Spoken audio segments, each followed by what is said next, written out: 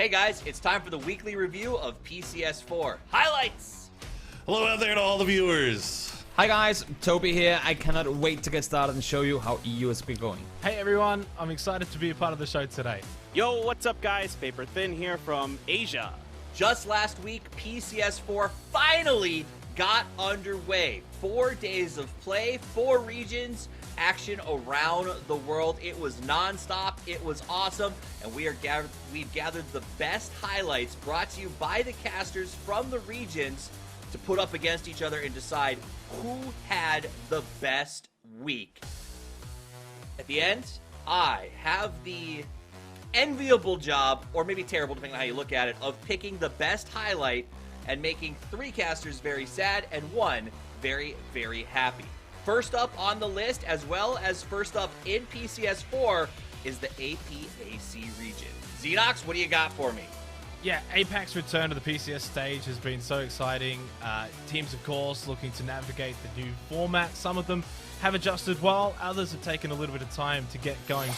If we go and have a look at the standings, of course, for these teams. Now, you will notice 2 familiar names at the very top of the standings, Fury and Buriram United, both taking 3 wins apiece over the first 2 days of action for PCS4 APAC. Now, 2 chicken dinners on day 1 apiece, and then they both picked up a win as well on day number 2, which made things a little bit harder to predict going into the final few games as to who was going to come away with first place.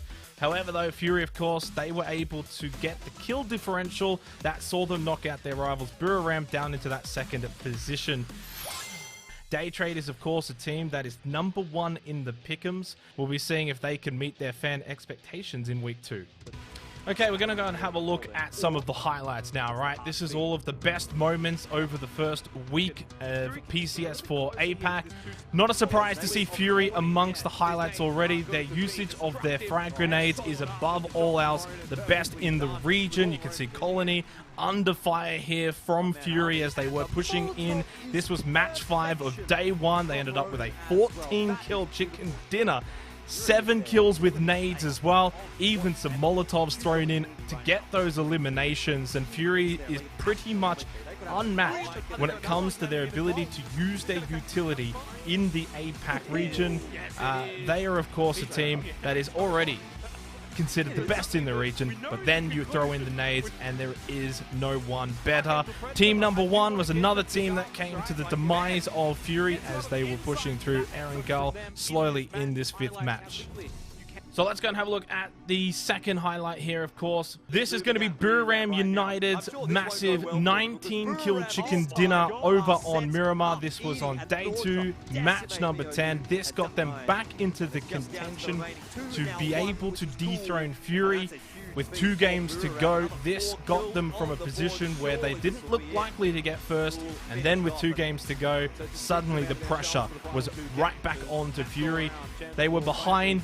Fury had the 3 chicken dinners, Buriram only had the 2. They were desperate, and you could see it in their play. Pushed into a nice compound that teams tried to crash. Of course, the APAC region, as ever, always, they like to push on to compound buildings, and Buriram punished them nicely towards the end. Nordra, pushing up this hill, was able to catch off guard Team Bliss. Rain and Textile were over towards the left-hand side, close to Nordra, but unfortunately did not see him coming. As he pushes up, he got information on both of the players. He was able to get the first knock onto Textile rather easily. Took a bit of time with Rain, but afterwards got the knock, and that basically opened up the game for Buriram. Remembering they only had the 3 players to the 4 players of Team Bliss. And a really solid ending here as well for Buriram as they pushed up the hill. It still wasn't easy. Team Bliss had a bit of a high ground. They still had 2 players up. Monty, of course, he was a player that was very, very solid for Team Bliss, and Bryn was still alive. And at the end here for Bryn, now this is a Buriram highlight reel, of course. They got a 19-kill win, but Bryn almost spoiled the party as he had a 1 versus 3 opportunity. All 3 members of Buriram ran past Bryn. He was able to get a nice, quick, clean knock on the first player. They didn't quite have full information. He gets back up, and now it's only a 1 versus 2. The immediate headshot, the spray onto Nordra as he's still throwing that grenade, and he's able to capitalize. Well, that's the APAC region, Toffees, and what it can show for in terms of the highlights. What were your thoughts for the APAC region?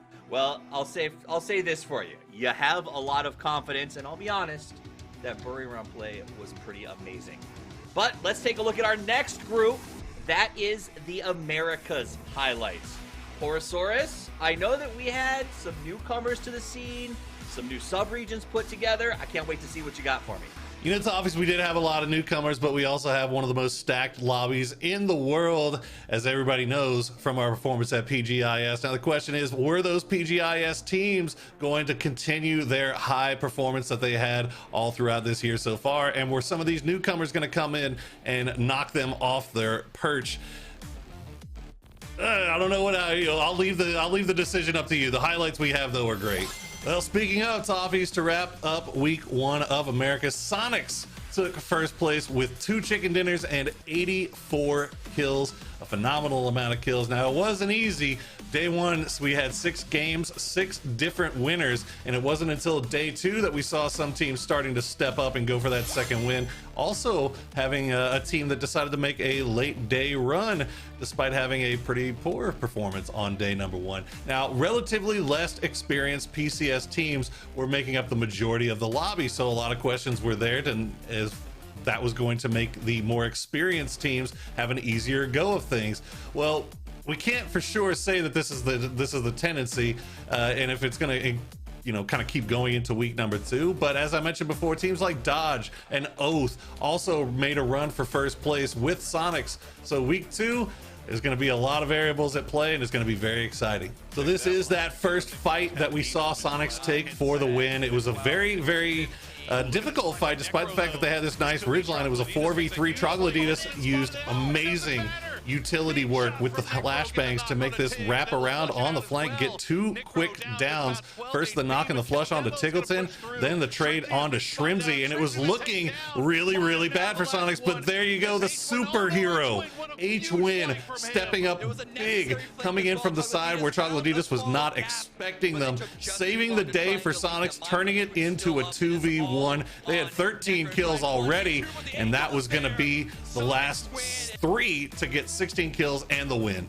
You know, we talked a lot about the individual brilliance of some of these players coming in huge. This time, is it going to be Relo or is it going to be Zraven? It was Oath, it was Wildcard. Oath had been having an amazing day, and this was the start of great things to come for them, as you had Wildcard pinning one player for Oath right against the wall. They knew exactly where he was. The smokes were down. You can see Relo throwing the Molotov to force Zray off of the rock and force him over to a little bit closer. And then the brilliantly timed peek, Relo gets the first kill, and then it turns into a phenomenal tactical 1v1 between 2 insanely talented players. Zray had the hard cover of the Dacia, Relo had the hard cover of the rock. You can see Relo will flush this guy out. No more information for Zray. Zray still holding his position, did take some damage, had to go for the heal, but had to pick the exact right moment to go for the heal. This is such a difficult thing for these players to figure out, because if you go for that heal, you leave yourself extremely exposed to getting pushed here. Relo decides not to go for the push. That means Zraven can get that, Zealot can get that heal off, and you can see Relo, he keeps peeking, making sure that Zealot doesn't push, and Zealot knows that. He would have loved to push, but he kept seeing Relo peek, so he couldn't make that push over the way. And then you go, again, a brilliant trade in damage. Relo comes again, peeks the left side after peeking the right. Amazing 1v1 tactical stuff to get Oath their first of 2 wins. That's obvious. You know you're not going to find highlights like these anywhere else in the world. This is America's only. I am sure our region will have the best highlight reel out of everybody. And don't you think so too, Toffees? That was amazing stuff. Yeah, please. Yeah. Because we spend most of our time together, I know that you want me to agree, but I gotta be fair, Poro, so I'm gonna put it on the side burner, and I'll get back to you, because right now, we gotta go to our next region. That is PCS4 Asia, and I know, paper thin, you've got to have some good, amazing, aggressive PUBG to show us. Oh, week 1 of Asia was fantastic. We had some great games, a lot of different teams winning chicken dinners, so top to bottom we're seeing some really high level PUBG. So once again, PCS4 Asia was dominated by the Chinese to start out with. They were doing great. Kaishin comes through with the win. A little bit surprising considering they had one of their star players, Cobra, not available for the event. Monguo comes in, steps up, is the MVP of the week even. They do great. Korean teams punch back. They had some really strong performances. And even the new rebuilt E36 came through with a win and some really close second place finishes. Yeah, so the previous regions, guys, were pretty good, but nothing compares to the best region, Asia. All right, so here, guys, we have an intense finish with Ghibli coming up over the hill. They smoke off 4 AM, and they start getting in to MCG really hard. 2 knocks there quickly. Some grenades being thrown both ways. 4 AM knows they have to do something about this. Some grenades splash into the back of Ghibli, doing some damage, and they almost get some knocks here, coming up just short. But then the follow-up from Lambu is huge. Takes 2 members of 4 AM down. All of a sudden, 4 AM is in a huge predicament. Ghibli recognizes that MCG is having a problem, and even though Ghibli is pinned behind this hill line, they're doing a great job with those initial smokes. Then they know that they have to finish off 4 AM, so all attention over there. Even suffering a couple knocks, they're able to get the finish. Renba and Lambu doing some excellent work. MCG, yes, they are able to get these reses, but they're still now in a horrible position underneath this hill. Ghibli fans out, starts throwing their utility over the side. Grenades, stuns, shots, all get it done, and Ghibli takes the win. So 4 AM has been a really aggressive team before this event and during, and you can see here why a big part of it is Forever. So here we have 4 AM, who has been fragging out like crazy. They're catching M-Tech kind of in a divot and taking them down. Forever on the backside, make sure that Hansi is clear here. Some smokes to try to allow M-Tech to get the reses. Not really going to come through. GFY tries to take advantage of this and comes up to try to third-party this fight, but it's Forever. The god himself is doing such a good job just getting knock after knock after knock in here. Gets the finish on Guya, and the mollies are in there as well, and you can see Forever so active with his feet, moving all over the place, and even though there's all these smokes, he has a pretty good idea where M-Tech is. Catches Heaven, peeking out a bit. More mollies doing it for Forever, and he is just storming through. That is an impressive performance. Forever is nuts. All right, so Toffee's my man. I mean, you've seen the Asia clips. I mean, you got to agree, they're the best, right? Bold, Paper Thin. Very, very bold. But in all fairness, you got to see everything. So we'll get back to you, because right now it's time to check in with Toby over in Europe. Toby, I know you've got that methodical PUBG. You've got those big brain players. Let's see how it translates into big brain plays. Oh, believe me, Toughies, week 1 was absolutely insane. Team went all in right from the start, and I cannot wait to show you all the amazing highlights, and I'm super ready to break it all down for you. So with the most chickens rule newly added, it was clear to see that teams had to spend a little time adapting to the format, but while they were doing that, a few other teams, including Virtus.pro, were going full on from the very start. And those teams that were playing it slow at the beginning, they quickly realized they had to start speeding things up. Virtus.pro up against Heroic. This time around, it's Heroic that we're focusing on. They know for a fact that they have the team that just won the other game in this exact position of Virtus.pro right over the hillside, and they cannot push into the circle before dealing with Virtus.pro first. So they throw all their utility, they push their way forward, Vasco comes up, finds the first, finds the second, and the molly from T-Bone gets down the last in the end. Now they have themselves a secured spot up towards the north side of the circle, allowing them for a push down towards the south into the fight going forward.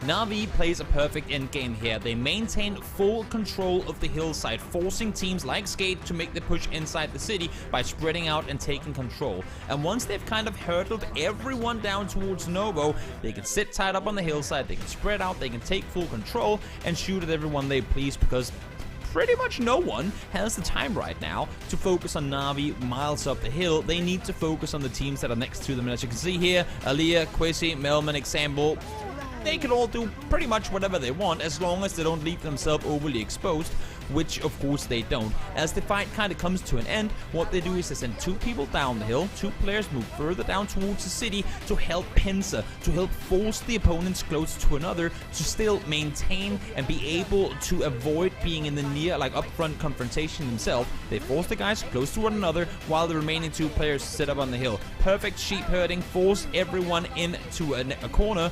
And, well, let the Nates and utility do the rest. Nate slopped on over, great shots coming in, and Na'Vi net themselves a 12 kill win. Well, it's obvious now you've seen all the big plays of Europe, or at least some of them, because there were a lot going on, and I don't know how this could not be the best clips that you've seen all week. It's undeniable that they have keen decision-making skills in Europe, but I'm going to look at everything. And with Europe as the final region, we've looked at everyone's Week 1 highlights. And it's true, we cherry-picked a few, but production has forced me to take the role of picking number 1. And I'm going to have to do so, so I'm going to do it now, boys. Get ready. The winner of the Week 1 highlights is none other than PCS4 Asia's Ghibli. Okay, I'll tell you why. Why? Because you have to... Ghibli wipes 4 AM and MCG, sandwiched between them. First, they get 4 AM with grenades, and then, instead of healing, at half health, you gotta respect its up and adder as they go over the top and completely bury MCG 6 feet under. That's how you win a chicken dinner with your back against the wall. I think teams could learn from it. I think I could learn from it. And I think everyone has to respect it. Week 2 is about to begin, and you guys can look forward to how the teams will adapt from their Week 1 play and take everything they learned and apply it to Week 2. In those intense matches, we can look forward to, you guessed it, new highlights. So please stay tuned and watch Week 2 of the PCS Weekly Review, because we're going to be back, we're going to have more highlight action, and we're going to be even more judgmental. But before we go, my name's Toffees, and I want you to join me in one last rewatch of the highlight of the week. It is the Asian region's Ghibli wiping MCG and 4 AM to win the chicken dinner. Good timing. Randall picks up 2 on MCG in batters. The Chinese team, Summer's there, trying to hide and trying to save. Here comes 4 AM. Boom. Big connect there on some of the Ghibli players. 4 AM net makes it work. He makes 2 more new grenades.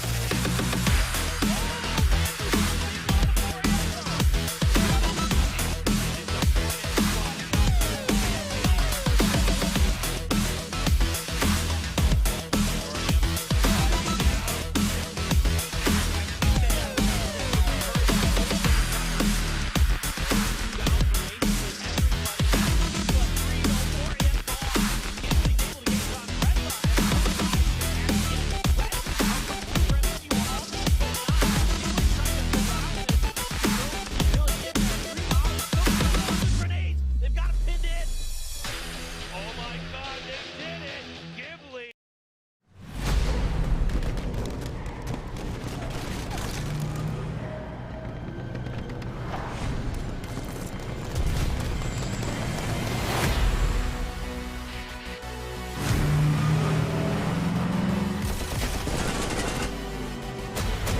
Hi, I'm Brian Corrigan, Publishing Director here at PUBG Studio. We've been blown away by the tremendous support and curiosity following the reveal of PUBG New State in February. We know you're hungry for more details. Rest assured, we're very excited to talk about all the new features and mechanics in New State. Over the coming weeks, we'll be releasing a series of videos, or what I like to call field trips, to better prepare you for Krafton's newest Battle Royale experience. While New State is a fresh take on the Battle Royale genre, we haven't lost sight of what makes the PUBG experience so unique. New State inherits and improves on the established PC console foundation with a fresh, near-future twist. And that near-future angle, it's given us tons of opportunity to innovate. You probably noticed some crazy new mechanics and features in the trailer. And yes, they're all real. You're gonna love the new options and tools we've developed to aid your survival experience on Troy. A brand new, massive, futuristic 8x8 map built from the ground up, utilizing groundbreaking lighting and rendering technology, developed in-house that raises the bar for graphics and performance across the mobile space. So without further ado, let's begin our field trip into Troy and gather some intel to give you the competitive edge of the locations you'll soon be fighting over. Our first stop is the exhibit hall, the heart of Troy. From the top, it kind of looks like a bullseye, right? You're probably noticing the wide, open-air center, and I'm sure your palms are getting sweaty thinking about the hot drops that'll take place there. But looks can be deceiving.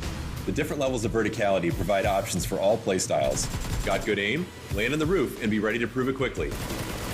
Prefer stealthy play? Drop below and use the bulletproof glass overhead to protect yourself as you plan your ascent.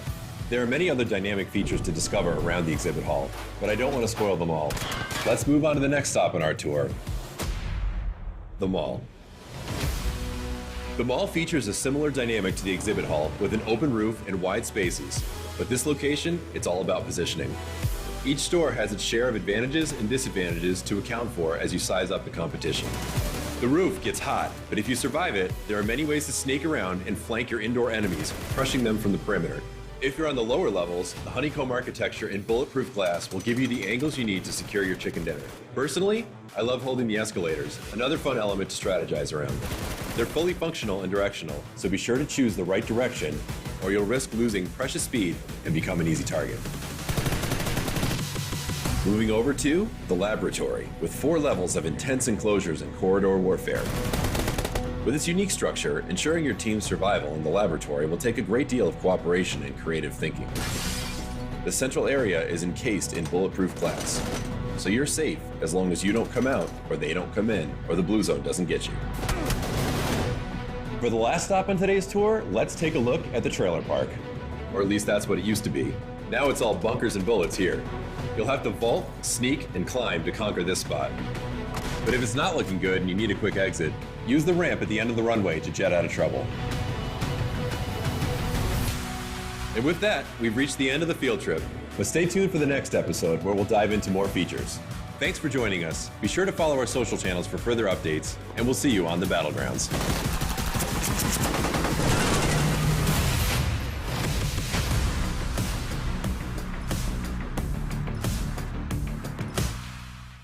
Hello, PUBG esports fans. An infinite survival battle between regions, PUBG Continental Series 4 begins this coming June. Like the past series, PCS4 includes APAC, Asia, Europe, and America. Joining North America will be South American teams who showed a spectacular performance at PGIS. So there will be 4 regions for PCS4.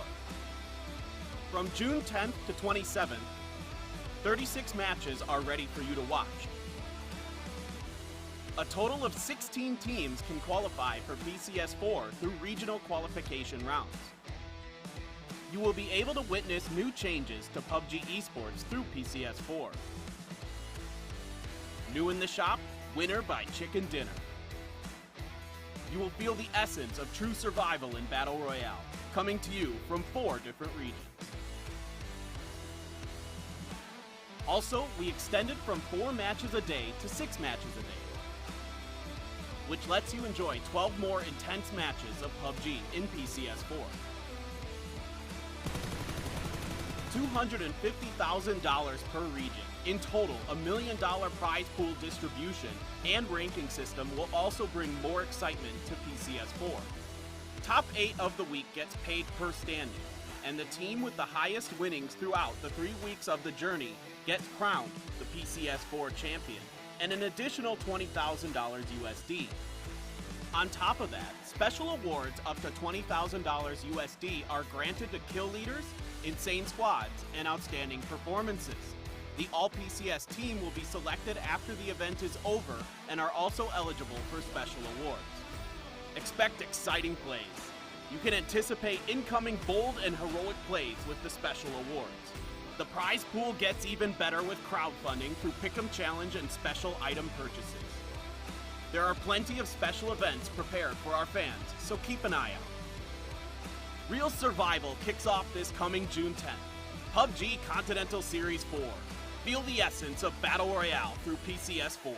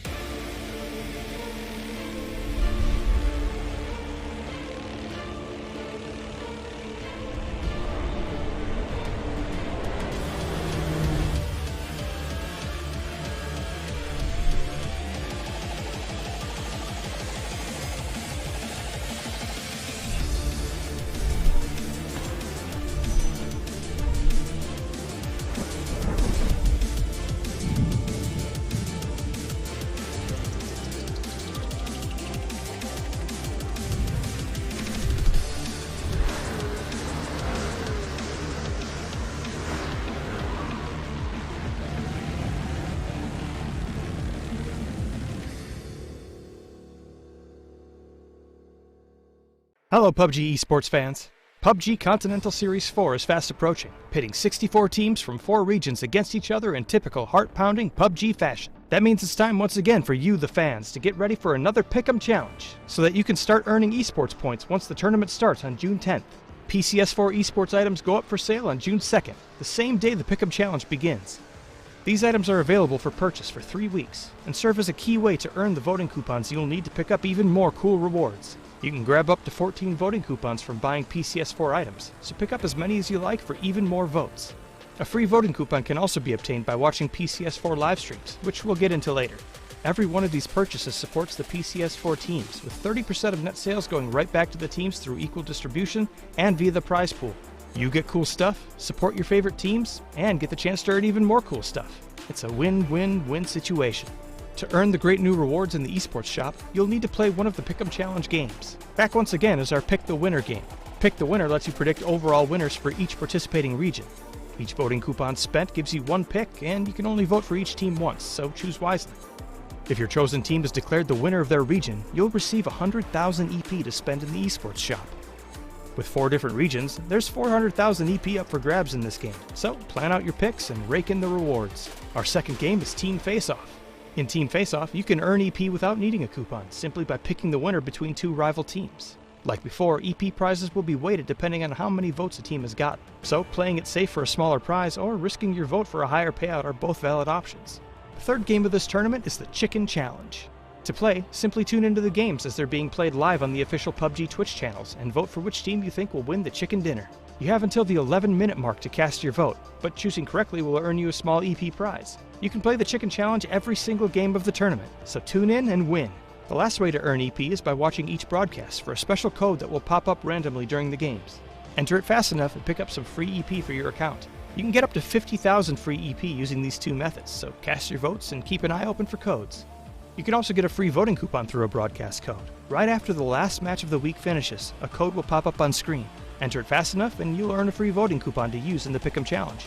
Remember, at any time during the tournament, you can check out real-time standings, information on participating teams, and player stats in the Esports tab in-game. So get acquainted with the teams and place your votes with confidence. Voting closes on June 24th, an hour before the final match begins, so don't forget to cast your vote in time. Now let's talk rewards for all that EP you just won. The Esports shop is open for business from June 29th until July 14th. You can view and plan out your purchases beforehand, but be sure to spend your EP during this window, as any excess EP will be lost after the store closes on the 14th. PCS4 is back, and our roster of PUBG pros are ready to put on one hell of a show. So log in, study up, place your votes, and strap in for the exciting PUBG Esports mayhem. PUBG Esports, PCS4, and the Pick'em Challenge. Get in on the action today.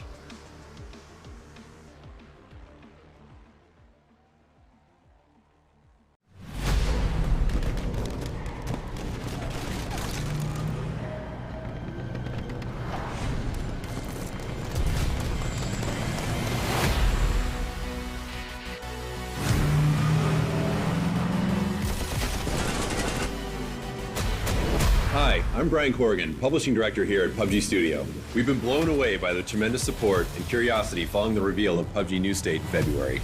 We know you're hungry for more details. Rest assured, we're very excited to talk about all the new features and mechanics in New State. Over the coming weeks, we'll be releasing a series of videos, or what I like to call field trips, to better prepare you for Krafton's newest Battle Royale experience. While New State is a fresh take on the Battle Royale genre, we haven't lost sight of what makes the PUBG experience so unique. New State inherits and improves on the established PC console foundation with a fresh, near-future twist. And that near-future angle, it's given us tons of opportunity to innovate. You've probably noticed some crazy new mechanics and features in the trailer. And yes, they're all real. You're gonna love the new options and tools we've developed to aid your survival experience on Troy. A brand new, massive, futuristic 8x8 map built from the ground up, utilizing groundbreaking lighting and rendering technology, developed in-house that raises the bar for graphics and performance across the mobile space. So without further ado, let's begin our field trip into Troy and gather some intel to give you the competitive edge of the locations you'll soon be fighting over. Our first stop is the exhibit hall, the heart of Troy.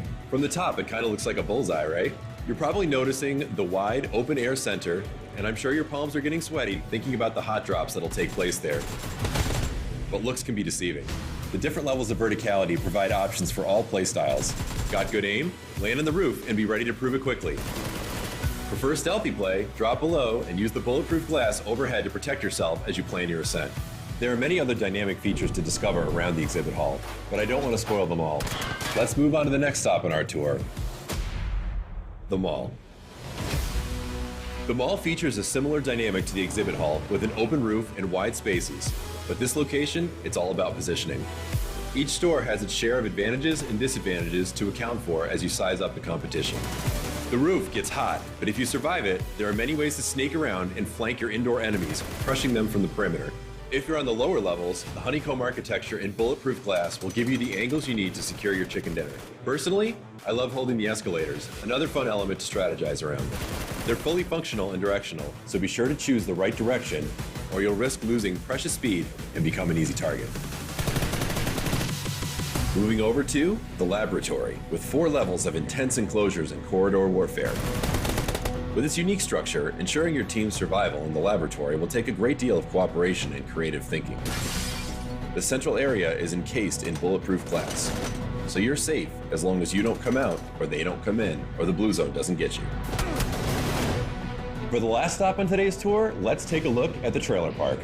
Or at least that's what it used to be. Now it's all bunkers and bullets here. You'll have to vault, sneak, and climb to conquer this spot. But if it's not looking good and you need a quick exit, use the ramp at the end of the runway to jet out of trouble. And with that, we've reached the end of the field trip, but stay tuned for the next episode where we'll dive into more features. Thanks for joining us. Be sure to follow our social channels for further updates, and we'll see you on the battlegrounds.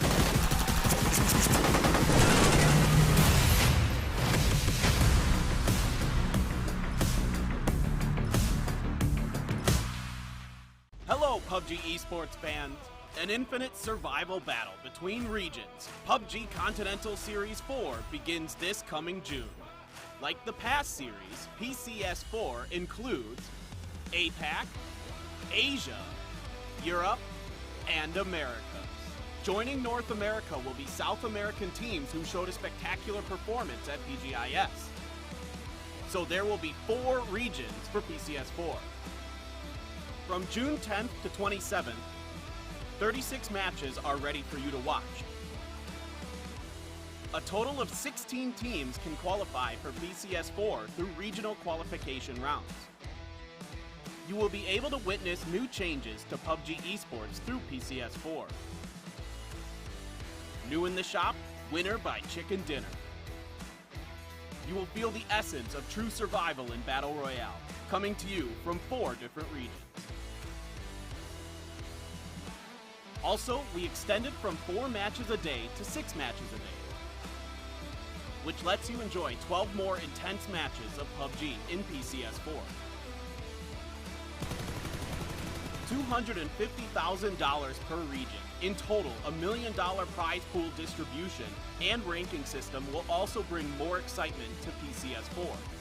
Top 8 of the week gets paid per standing, and the team with the highest winnings throughout the 3 weeks of the journey gets crowned the PCS4 champion, and an additional $20,000 USD. On top of that, special awards up to $20,000 USD are granted to kill leaders, insane squads, and outstanding performances. The all-PCS team will be selected after the event is over and are also eligible for special awards. Expect exciting plays. You can anticipate incoming bold and heroic plays with the special awards. The prize pool gets even better with crowdfunding through Pick'em Challenge and special item purchases. There are plenty of special events prepared for our fans, so keep an eye out. Real Survival kicks off this coming June 10th. PUBG Continental Series 4. Feel the essence of Battle Royale through PCS4.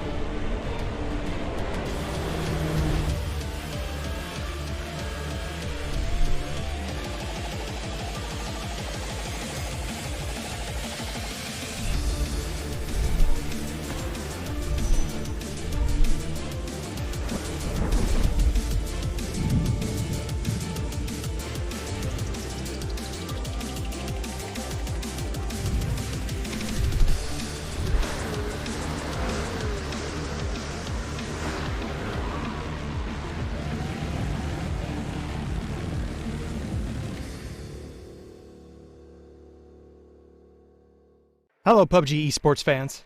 PUBG Continental Series 4 is fast approaching, pitting 64 teams from 4 regions against each other in typical heart-pounding PUBG fashion. That means it's time once again for you, the fans, to get ready for another Pick'em challenge, so that you can start earning esports points once the tournament starts on June 10th. PCS4 esports items go up for sale on June 2nd, the same day the Pick'em challenge begins. These items are available for purchase for 3 weeks, and serve as a key way to earn the voting coupons you'll need to pick up even more cool rewards. You can grab up to 14 voting coupons from buying PCS4 items, so pick up as many as you like for even more votes. A free voting coupon can also be obtained by watching PCS4 live streams, which we'll get into later. Every one of these purchases supports the PCS4 teams, with 30% of net sales going right back to the teams through equal distribution and via the prize pool. You get cool stuff, support your favorite teams, and get the chance to earn even more cool stuff. It's a win-win-win situation. To earn the great new rewards in the esports shop, you'll need to play one of the Pick'em Challenge games. Back once again is our Pick the Winner game. Pick the Winner lets you predict overall winners for each participating region. Each voting coupon spent gives you one pick, and you can only vote for each team once, so choose wisely. If your chosen team is declared the winner of their region, you'll receive 100,000 EP to spend in the esports shop. With 4 different regions, there's 400,000 EP up for grabs in this game, so plan out your picks and rake in the rewards. Our second game is Team Face-Off. In Team Face-Off, you can earn EP without needing a coupon, simply by picking the winner between 2 rival teams. Like before, EP prizes will be weighted depending on how many votes a team has gotten, so playing it safe for a smaller prize or risking your vote for a higher payout are both valid options. The third game of this tournament is the Chicken Challenge. To play, simply tune into the games as they're being played live on the official PUBG Twitch channels and vote for which team you think will win the chicken dinner. You have until the 11-minute mark to cast your vote, but choosing correctly will earn you a small EP prize. You can play the Chicken Challenge every single game of the tournament, so tune in and win. The last way to earn EP is by watching each broadcast for a special code that will pop up randomly during the games. Enter it fast enough and pick up some free EP for your account. You can get up to 50,000 free EP using these 2 methods, so cast your votes and keep an eye open for codes. You can also get a free voting coupon through a broadcast code. Right after the last match of the week finishes, a code will pop up on screen. Enter it fast enough and you'll earn a free voting coupon to use in the Pick'em Challenge. Remember, at any time during the tournament, you can check out real-time standings, information on participating teams, and player stats in the Esports tab in-game. So get acquainted with the teams and place your votes with confidence. Voting closes on June 24th, an hour before the final match begins, so don't forget to cast your vote in time. Now let's talk rewards for all that EP you just won. The Esports shop is open for business from June 29th until July 14th. You can view and plan out your purchases beforehand, but be sure to spend your EP during this window, as any excess EP will be lost after the store closes on the 14th. PCS4 is back, and our roster of PUBG pros are ready to put on one hell of a show. So log in, study up, place your votes, and strap in for the exciting PUBG Esports mayhem. PUBG Esports, PCS4, and the Pick'em Challenge. Get in on the action today.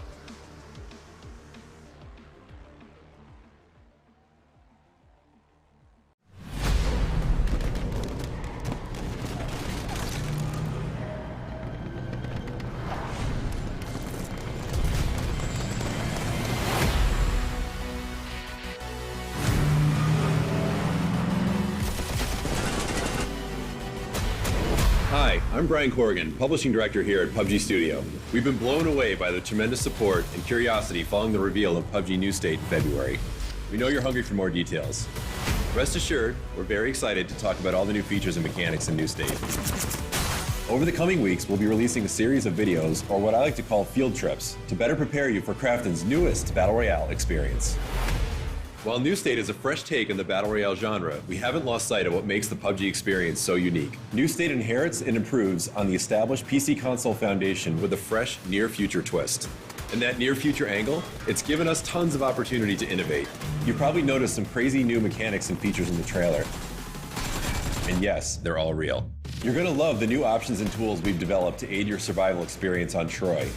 A brand new, massive, futuristic 8x8 map built from the ground up, utilizing groundbreaking lighting and rendering technology, developed in-house that raises the bar for graphics and performance across the mobile space. So without further ado, let's begin our field trip into Troy and gather some intel to give you the competitive edge on the locations you'll soon be fighting over. Our first stop is the exhibit hall, the heart of Troy. From the top, it kind of looks like a bullseye, right? You're probably noticing the wide, open-air center, and I'm sure your palms are getting sweaty thinking about the hot drops that'll take place there. But looks can be deceiving. The different levels of verticality provide options for all playstyles. Got good aim? Land on the roof and be ready to prove it quickly. Prefer stealthy play? Drop below and use the bulletproof glass overhead to protect yourself as you plan your ascent. There are many other dynamic features to discover around the exhibit hall, but I don't want to spoil them all. Let's move on to the next stop on our tour, the mall. The mall features a similar dynamic to the exhibit hall with an open roof and wide spaces, but this location, it's all about positioning. Each store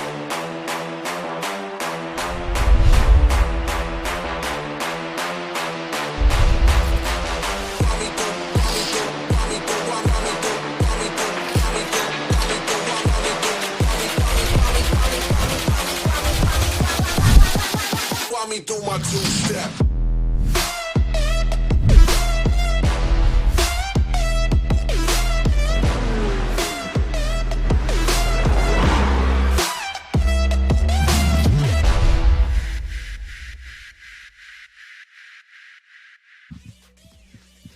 What is up, survivors? This is the PUBG Continental Series 4 for APAC, and this week day number 2, the final day of the week, to see who will be crowned the leader and walk away with that juicy $20,000. My name is Husky, and of course, I'm graced by the always charming and always glowing Leonard Lee. Well, of course, thank you so much, Husky. It's great to be back. It's also amazing to be finally going down to this final day of week number 2 of the PUBG Continental Series for APAC here. Because like yesterday, if we go by the head count, this event has been sort of like a 3 weeks long. We're sort of already halfway through, almost reaching to the conclusion of that last week. The thing is this, right? From most of the teams from last week, everyone's sort of like figuring in their head, like, hey, it's first 2 days, we're pretty fine. We can still catch up. We can still try to make a play. Today, they can still think like that, but today is a little bit more different. Yeah, absolutely. But before that, let's look at the schedule quickly. As we have Thursday and Fridays, it will be the PCS4 for APAC and America. But if you guys fancy the matches from Asia and Europe, it will be happening throughout the weekend on Saturday and Sunday, and this will continue for the rest of this week and also next week. 4 regions happening at the same time, so you guys can not only will be able to just watch APAC, but you will be also able to watch the other 3 regions in action, and trust me, there's too much action to catch up with, but all of them will be worth the watch.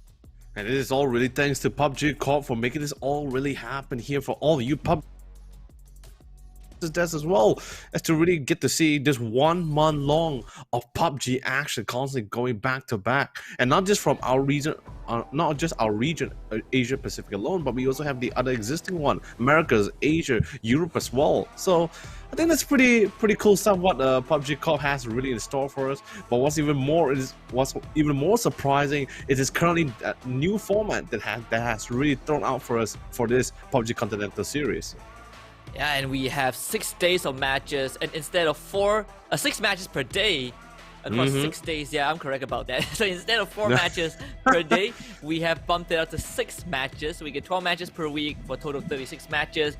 The rule is now the most chicken rule. So every end of the week, we'll crown a winner, and that winner is decided by the amount of chicken dinner that the team has, and that winner will walk away with $20,000. And to find the league winner, the regional winner for PCS of every respective regions, it is up to the teams to garner as much cash prize as they can, and the team with the most gold in the bank will become the champions and also earn a spot to the PUBG Global Championship PGC. And this will be this prize pool breakdown for the teams. A lot of numbers to go through, but all you have to know is that money makes you the winner. Now let's check out the head-to-head between Day Trade Gaming and Archangel Predator, 2 teams who have an amazing day yesterday, with Day Trade ending the day with the best and most climactic resolution.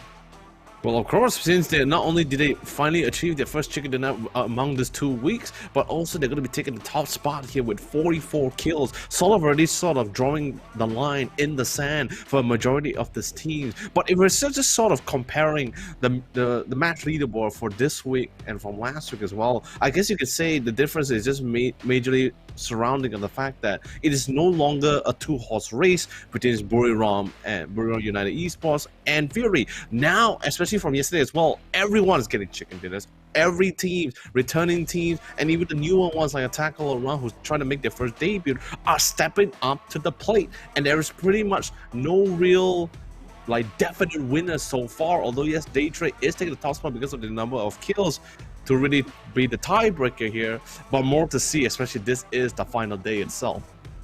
Yeah, and then we're seeing the individual superstars from every single team stepping up to the plate. From Attack All Around, we have Gems and Jayus. From the side of Daytrade, first it was just Venatica, but yesterday Flash came out huge with that 1v4 towards the very end. Archangel Predator, it has always been Aljin Bot, and CJ with Mad Dog kind of showing up every once in a while. We can go on with the list, but the main point is more and more players are starting to show their capabilities and carrying their team on their back towards that chicken dinner. And we have 6 individual teams getting chicken dinners yesterday, which means that the race for first place is still very much alive for all of our contenders. Definitely, for sure. Everyone still want to take that start spot, because also with the new addition of the information that we gain, as well as whoever does win this PCS4 APAC will already get a beautiful seating for the PUBG Global Championship that's going to be happening at the end of this year. And I really think that's really absolutely amazing, because of the for a fact that, like, seriously, they started to step it up ever since from last year. I think everything has already been coming to plan, because of the fact that when last year ended with PCS3, they just started thinking like, hey, you know, that doesn't really sound cool. We want to make it a more bigger of a bang, a more glorious end for all of these teams in their respective regions here. So really thank you guys so much from PUBG Corp for making a grand finale for all this team in their respective regions. But these are your team inside here, and that's going to be Fury so far.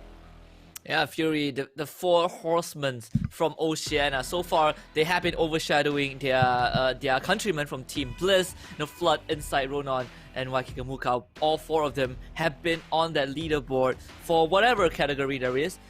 We have their top fragger in the form of Ronan. They have Waikikamuka as the guy who lands the most headshots, or like the most headshot damage accumulated. So all these guys have given us a really spectacular performance in the past 18 matches that we witnessed, from insane shots to Kobe half-court 3-pointers of those grenades, and just how aggressive they are in terms of the execution.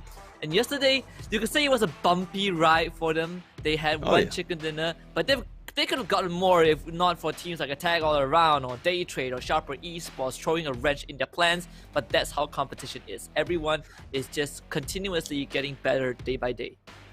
I mean, well, besides the team stepping out against Furious, pitting against Fury as well, I think it just really came down to the luck of the zone in certain those situations, because there are just times when, you know, they had to make a call, and that call just didn't really favor with the current zone. But either way, you know, this is the APAC point table here. So this is going to be, I'm going to be explaining once again about the PUBG Global Championship. So currently in PSS4 here for the APAC side, whoever will win this one championship form will get a direct invitation. But what's even better is not just for PCS4, but even for PCS5 as well. So in other words, even if you as the team who couldn't manage to secure your spot in this PUBG Continental series, there's always another one for the PCS5, and all the other regions are definitely going to be fighting for that spot for sure. But hey, you know, why wait for the 5th one when you can try to get it right here and right now? Yeah, let's take a look at the PGC point table. This is the rankings of the individual teams depending on how many PGC points they already have. And for APAC, we have Daytrade leading the charge, followed by Archangel Predator, Fury, Attack All Around, Sharper Esports, and Team Number 1. Of course, this is definitely not the final standings, as we are also looking at the performance throughout PGC4. So this could very well just be a reflection of what happened yesterday, but it also does set the premise of what to expect. I think APAC itself, so far the frontrunners hasn't really changed too much. We have our top 8, and I think the top 8 has remained top 8. But for other regions, we might see a bit of shift, and we're not going to really go into that, at least for this broadcast, as APAC is all what we're about. Well, but also you must also take into account as well, like this is currently we're only seeing this current point table for only this week 2 alone. And if we have to do an accumulative calculation, right? So far we can just literally say I believe Fury will be still taking the top spot here. Meaning for a fact, because since they're the one that won last week with $20,000 already in the bank for them here. So as long as I guess if Fury can still maintain, I guess in this case, the placing for themselves for week number 2, if they get top spot, it does give them an additional 20k and sort of just like solidify their position even further. But if they still can get the second or third place, $16,000 to $14,000, that's still a hefty price too, and the accumulation will still, I strongly believe, will still maintain their lead here. Yeah, and let's take a look at Day Trade Gaming for the Pick'em Challenge that is happening right now. And just to quickly point out, Day Trade Gaming, this is currently ranked number 1 in the Pick'em Challenge. And if you guys don't know what that is, it is part of the PCS4. All you gotta do is to go into the in-game tab and start dropping your votes. Just vote for the teams you think is gonna win PCS4, and you walk away with a lot of rewards. We're gonna go through that later on because a lot of updates will be coming in from PUBG Corp itself. This is Archangel Predator on your screen, currently ranked number 2 after day 1. But overall in the Pick'em Challenge, our fans think that they are most likely gonna be in 6th place. However, based on week number 1, they already cashed in a total prize pool of 10,000 thanks to them being in that number 4 position by the end of the week. Yeah, it's really great to see them really coming back online, because this is, of course, the second week of the PCS4 APAC. So in other words, the majority of these teams has already gotten used or adjusted to the current new in-game format that was actually provided by PUBG Corp. But most importantly, we all must sort of like take into account as well. That's 12 games from last week. 12 games, meaning 12 literally 2 days worth of VODs to research upon and how to see which team has the most favorable playstyle. Let's just take Fury for example, right? So sadly they weren't able to enter PGI during the early stage of the year here, but however, since they couldn't, that just gave them a lot more time to prepare for this PCS4 APAC and just try to, I guess you could say, they are pretty much the earliest team to be adjusted to the system and sort of more prepared. Hence why we saw such an explosive performance coming in from Fury from last week. Yeah, absolutely. You know, they are the first place. They were the leaders by the end of week 1, as we saw just now. 20,000 already secured by Fury. For the Pick'em Challenge, they are ranked number 2, so just behind Day Trade Gaming. Their current position right now in week number 2 after yesterday is, I believe, 3rd place. So not too far away from catching up to Day Trade. I believe it's 15-16 kills. That's pretty much it. It can be quickly, caught up within a game or 2, or even better, if they get a chicken dinner, then those kills would not matter as much. But it does show that the teams that we have been looking at during week 1, they are starting to put out the performance. Other than Archangel Predator, Day Trade was the one that I mentioned a lot, and they have so far been able to bring that performance. It's really great because I guess we could sort of see it as well from the past plays. Their past playstyle has pretty much still been the same since PCS3 APAC here, where they just like to look for kills. They just like to look for fights here, because that has been sort of their strategy from the past few formats. Now in this format, it's just a little bit more different, but it still benefits them in a way because they're still getting a lot of kills. The number of chicken dinners that's being gained by teams since week number 2 has not been significant either. It has been evenly being given out here. So in other words, the minute Day Trade, who not only got the huge amount of kills, same like the other teams like Game Home Madong as well, the minute they got the chicken dinner, they instantly skyrocketed to top spot, and instantly now all the other teams are sort of telling themselves, we have to make a choice on try to increase our lead, we're getting more chicken dinners, or at least try to get that huge number of kills. And with that being said, we're just in time for match number 1 for day 2, or overall match 7 of week number 2, as we head down into Miramar. And I feel like the flight path so far for this week has been pretty generous to all of our contenders, just cutting through the middle once more. Now the question is, will we get Ascent Martin Circle like how we did yesterday, which I honestly feel like maybe it's time for a change. We haven't really seen the circle dip down to Chimacera or Los Leones. Maybe today's the day. or if we get a more cheeky one, you know, around Los Higos, that would be interesting. I think we got it once during week 1. That's pretty much it. We'll find out. If we're talking about cheeky circles, yeah, sure, we have been seeing not as many. I guess you could say it's rare in particular, but if we're talking about like central circles towards the very end, right? Then yes, we have been seeing them quite often, and I think most of the team are pretty much really happy about it. Some may not be so happy, mainly because of the luck of the circle, but right now, like the flight path, it's pretty much average, pretty much similar. All the teams are able to line exactly where they want to be. Some of the teammates, as you can see from the map itself, are prioritizing the vehicles, and you know, while the rest are just going out for the resupplies. Look at the circle. I caught it. No, I should be. This is deja vu, honestly. No, that is deja vu from literally from day 2 from last week. Actually, that's exactly the same one actually on the map of Marama. So I'm not really surprised. If I honestly seeing that again, it's just pretty much like a flashback to me, and I'm just like, hey, that'd be pretty cool. But if it goes all the way to the island, that's will be even more special here. Yep, and we try to resolve some minor issues, but we did see the initial drop. We did see the initial circle as it's down towards the southern side. Last time when it happened during week 1, the circle kind of panned towards the mainland. So today we'll see if that's gonna be the case.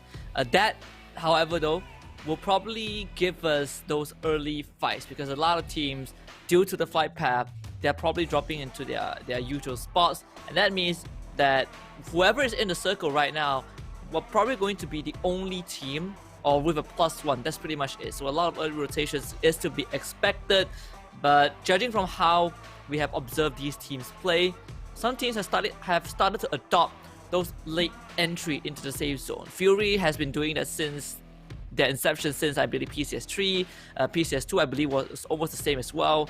But a lot of other teams are catching up. The thing is this, right? It's not really too much of whether it is their strategy or their play style to really go into the circle late or not. It's just more of the idea where they just sort of are reacting to situation. They just sort of know already for a fact that, okay, there are already teams in the circle. I'm hearing gunfire all across the map. Let's be honest, you hear a gunshot in the map of Marama, you definitely know that. You can definitely hear it from quite a mile away.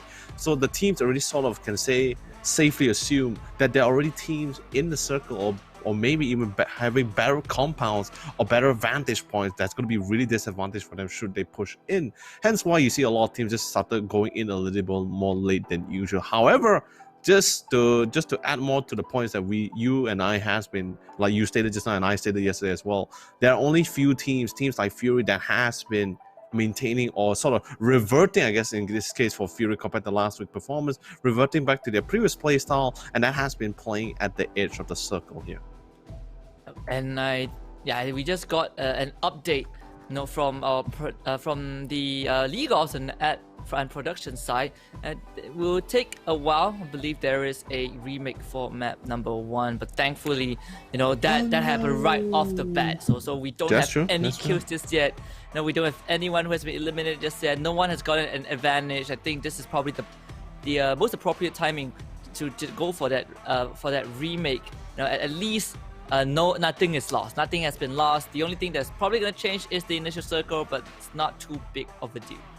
Hey, I mean, you know, if we get the same circle, I still wouldn't mind for this as well, because let's be honest, I was really hoping to see a circle where, like, if from that initial circle that we see, right, if we see the circle slowly proceed to the southwest side of the map, right, I'm talking about like towards like Valdemar or maybe Los Higos here, teams are definitely gonna rethink their rotation timing, because they just know that location entirely it's an absolute mayhem. So if that really happens, you know, hey, I'll be excited to it would have been a match that I would love to watch, but you know, unfortunately we won't get that. But you know, who knows, second remake here, maybe we might get the exact same circle. Maybe I'll get something that I hope to see too, or maybe we both get to see maybe a fight in the waters. You know, I haven't seen that in a while for sure.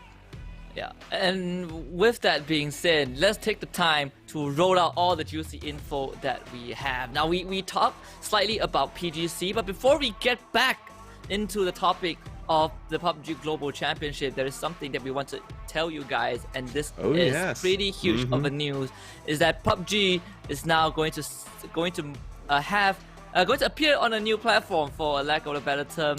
under the name PUBG New State. And the best part is it is available for pre-registration on Google Play. So just log on to your smartphone, log on to your tablets, and head over to Google Play. Type in PUBG New State and pre-register. So when it comes out, we're about to create our own dynasty on the mobile platform. Honestly, I think it's really absolutely amazing. Seriously, coming from Krafton. Like, can you think of it this way, right? So we have during this time of the pandemic, right? None of us is able to leave too much or even travel so much. So what a better way to travel to the new state here for this PUBG new state that's going to be coming out very soon. And have you checked out the trailer? Have you got no seriously? You guys gotta check out the trailer. See the new maps. It is not all the maps are similar. There are really new maps like the laboratory, even the malls as well. Very defined design and setup. I can't wait to see what kind of tactics the teams will be using indoors, because compared to like our traditional PUBG PC, if someone's in a house or in a compound, the fight in the house is rarely seen. You would see a couple of jiggle pics, but most of the time is utility usage or names being lobbed in, right? But when I see the maps in PUBG New State, like Laboratory, those indoors fights, you're not going to be seeing too much names lobbing. You're going to be seeing a lot more indoors dueling here. So that's going to be pretty much interesting to see. It's going to be reminding me of when I first started PUBG PC, when we were playing at the school on the Wrangler. Yeah, absolutely. And all of this accumulates in an amazing journey. And we do have a journey towards PGC, because when it comes to PUBG esports, quite the right. We have made it clear that it's all about the three important keywords: fan, player, and global. And we are here to tell you the road of PUBG Esports 2021 towards PGC. We are now in June with PCS4, and in September we will have PCS5, where the winner will also gain a slot into PGC 2021, the PUBG Global Championship happening in November. So there's a lot of things for us to look forward to, and not just that, not just about the dates, but also about the pick-ups, because it's part of the crowdfunding, and all you have to do to participate is to log into your game and go to those pick'em tabs and chime in. Which team you think is gonna take the cake for those PCS regional rounds? And if you're correct, you're gonna walk away with some very juicy rewards. Woo, it's a really big gamble as well. Maybe it would have been a little bit more easier for people if we're just comparing the stats from last week alone.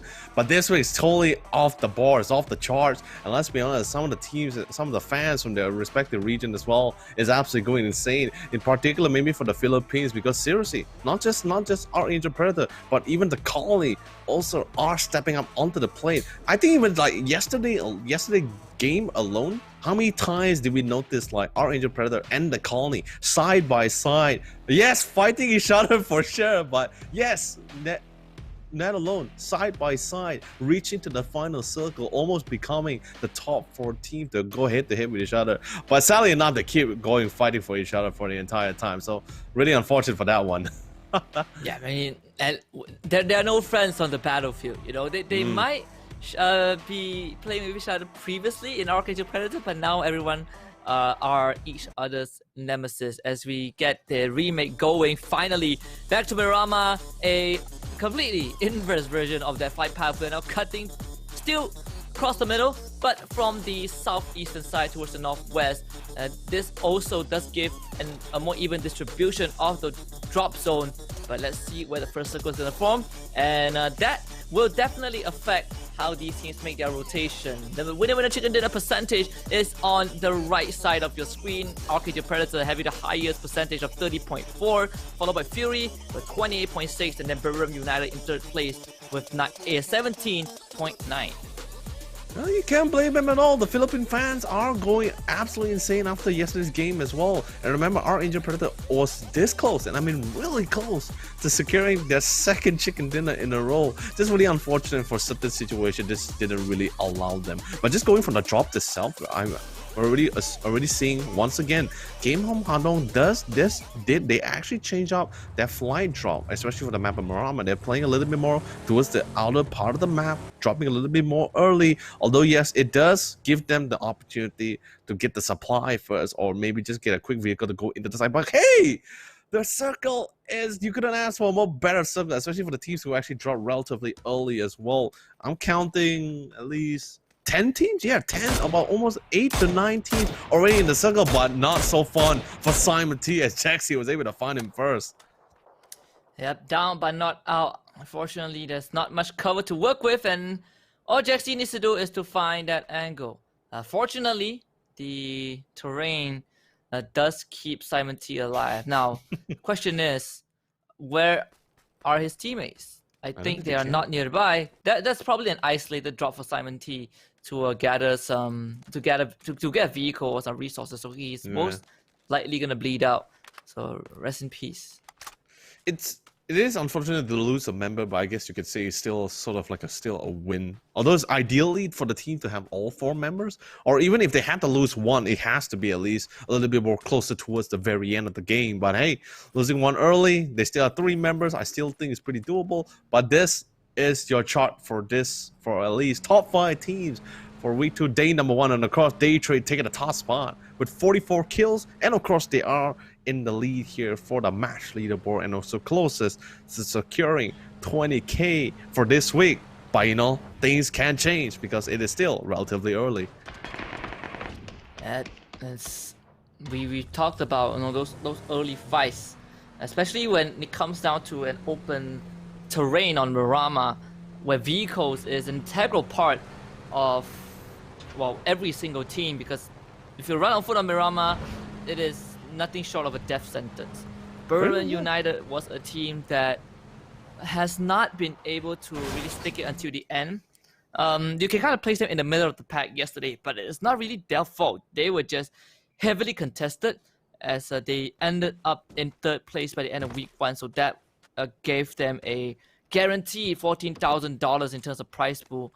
This week has not been their week just yet. I don't think they have gotten a chicken dinner as well from yesterday. Today is going to be pretty important for them.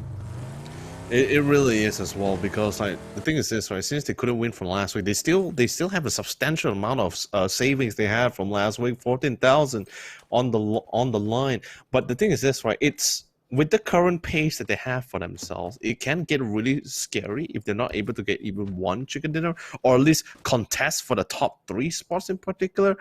That's just how much the things is on the line. But remember, I guess the only good thing right now is because, like I said earlier during the pre-show, is that it is no longer a 2-horse race here. A 2-horse race is pretty much like a all 6-man right now. All this chicken dinner scoreline is evenly being spread out. The only difference is just the tiebreaker kill score. Other than that, as long as maybe Brewery Rom or any of the other teams right now, they get 2 chicken dinners or maybe 3 to secure themselves for this final day, I think that's already a good, big, and a huge difference to really secure themselves for this week number 2 grand prize. Oh yeah, Eagle 365. So far, week 2 has not been their week. They are actually ranked bottom 8 as compared to week 1, where they still were squeezed in that into top 8, $5,000 in terms of prize pool. But that's pretty much it. It feels like Eagle 365 so far have not been able to find their stride.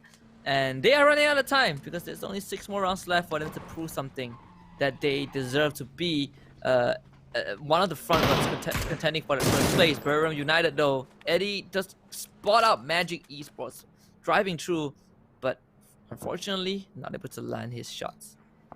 Worst part as well, Brewery Rom, there's no vehicle in sight as well, and there's a majority, quite the amount of teams and really open plains in the central areas here for them to cross, and hopefully they do not get picked off while they're doing their mid-rotation. But the circle is still pretty fine for them since they are in the circle, so they don't have to worry about too much rotation and hope just pray that a team might crash into them and they just take that full advantage. But Nordra in particular, spot out the vehicle, try to be a huge nuisance as possible, but for Magic Esports, they don't care because they want to get control of this compound. And I believe they also spot out one of the members, or at least seen somebody currently in the side, and that's going to be Team Bliss. Yeah, Noadra. This Mini 14 trying to tag onto Neotica, finally finds a couple in. But Neotica has this can of energy drink, and that is keeping him alive. And almost makes it out. Oh! Down and under. A dirty shot from Noadra takes out Neotica. And that is going to put Neotica in a very bad position. Magic Esports wants to help. Tonke is the closest, but unfortunately this is going to be a tough order. You can see the smoke grenade has been equipped. Tonke really wants to get to his buddy right there, but Noadra, he has his scope and his sights are set on eliminating the members of Magic Esports. Oh, it's so unfortunate for Neostra as well, because like the thing, it's so difficult to actually sort of like guess where exactly the vantage point of the person who is actually you're being shot from as well. So the minute he prones down, that's pretty much him just praying for the fact that he doesn't get tagged, and he's still getting tagged despite being res. But thankfully enough, his teammate Tonke was able to reach him in time. But not only is Eddie going to be the only one that's actually pouring in that heat, we even see another team from the other side. That's going to be team number 1 also joining in the fray. Spotted the smoke cloud, and that pretty much just tells the team like, hey, free fruit and blood is already in the water. Let's see which team is going to be able to take a nice shot at it. But it looks like NBK is going to be relaxing about it because since he doesn't really have the nice line of sight compared to Nordra here. And you have to remember, early on, most teams won't have that much utilities to work with. So Magic Esports has been spending a couple of them just to get Neotika back up. Now they're under the suppressing fire of not just Berlin United, but also team number 1, just making things very complicated. And Magic Esports, they just need a bit of breather, a bit of room to breathe. And they will find it temporary. However, no, the move that comes next is really going to be a pretty tough decision. There's not much resources in this compound, so they'll just have to make do.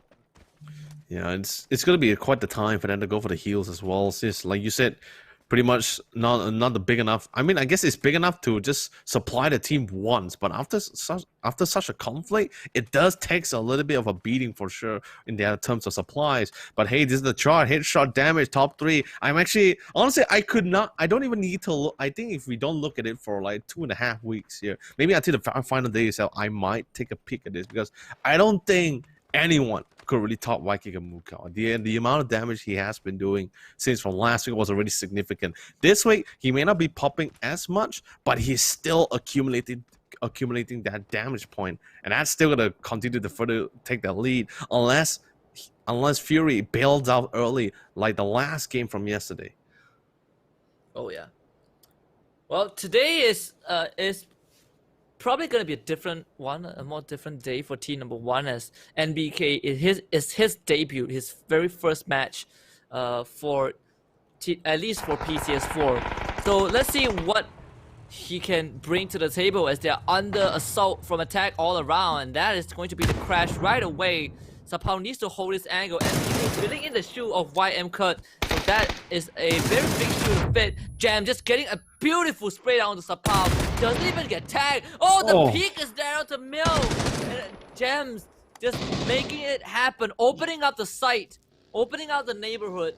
Team number 1 have already lost 2, NBK and Go 12. They got a bill.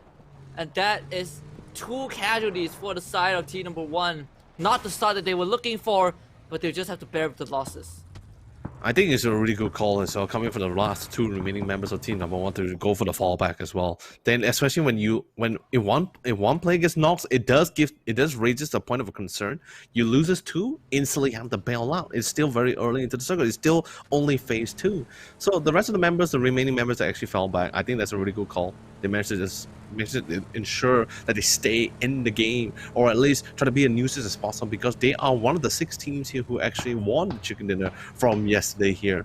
So they still want to see if they can try to extend their lead. They are not in the top 3 because of the number of kills that they managed to gain.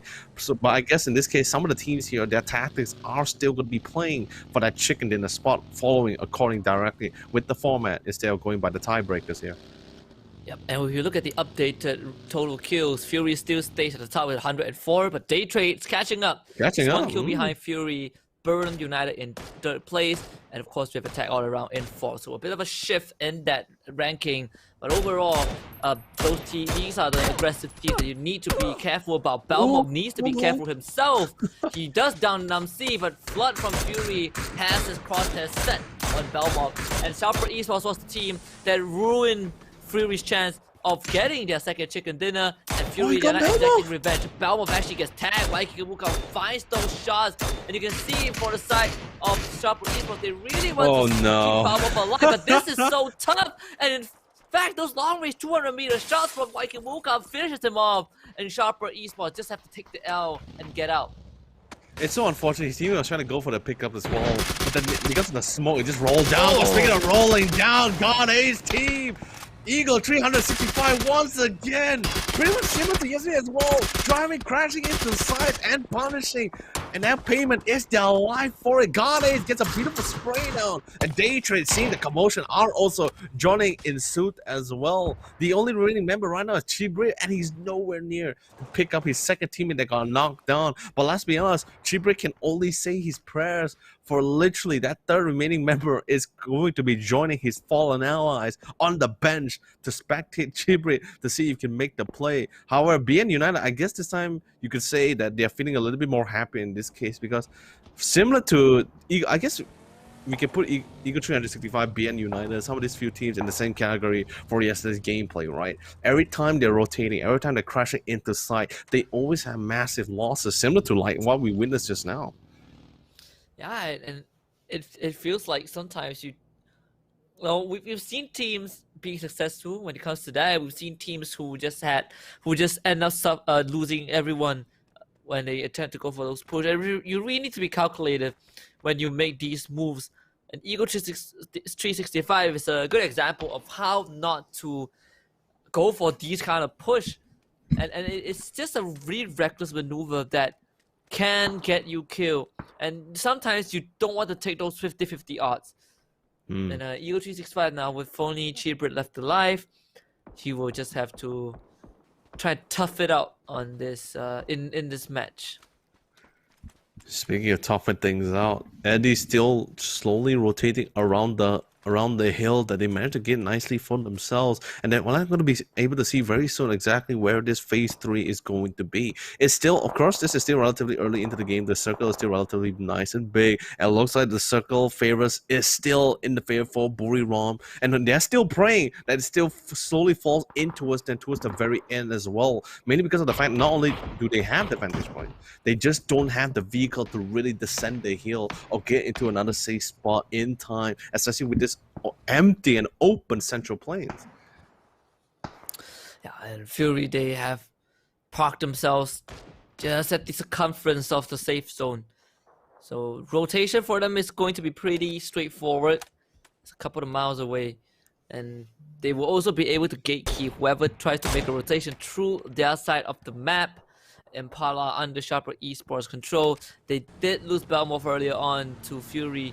So they have to be careful. And speaking about that, Daytrade, they are already making those rotations, but we also saw this now Pushus is on that mountain top, just playing the sniper.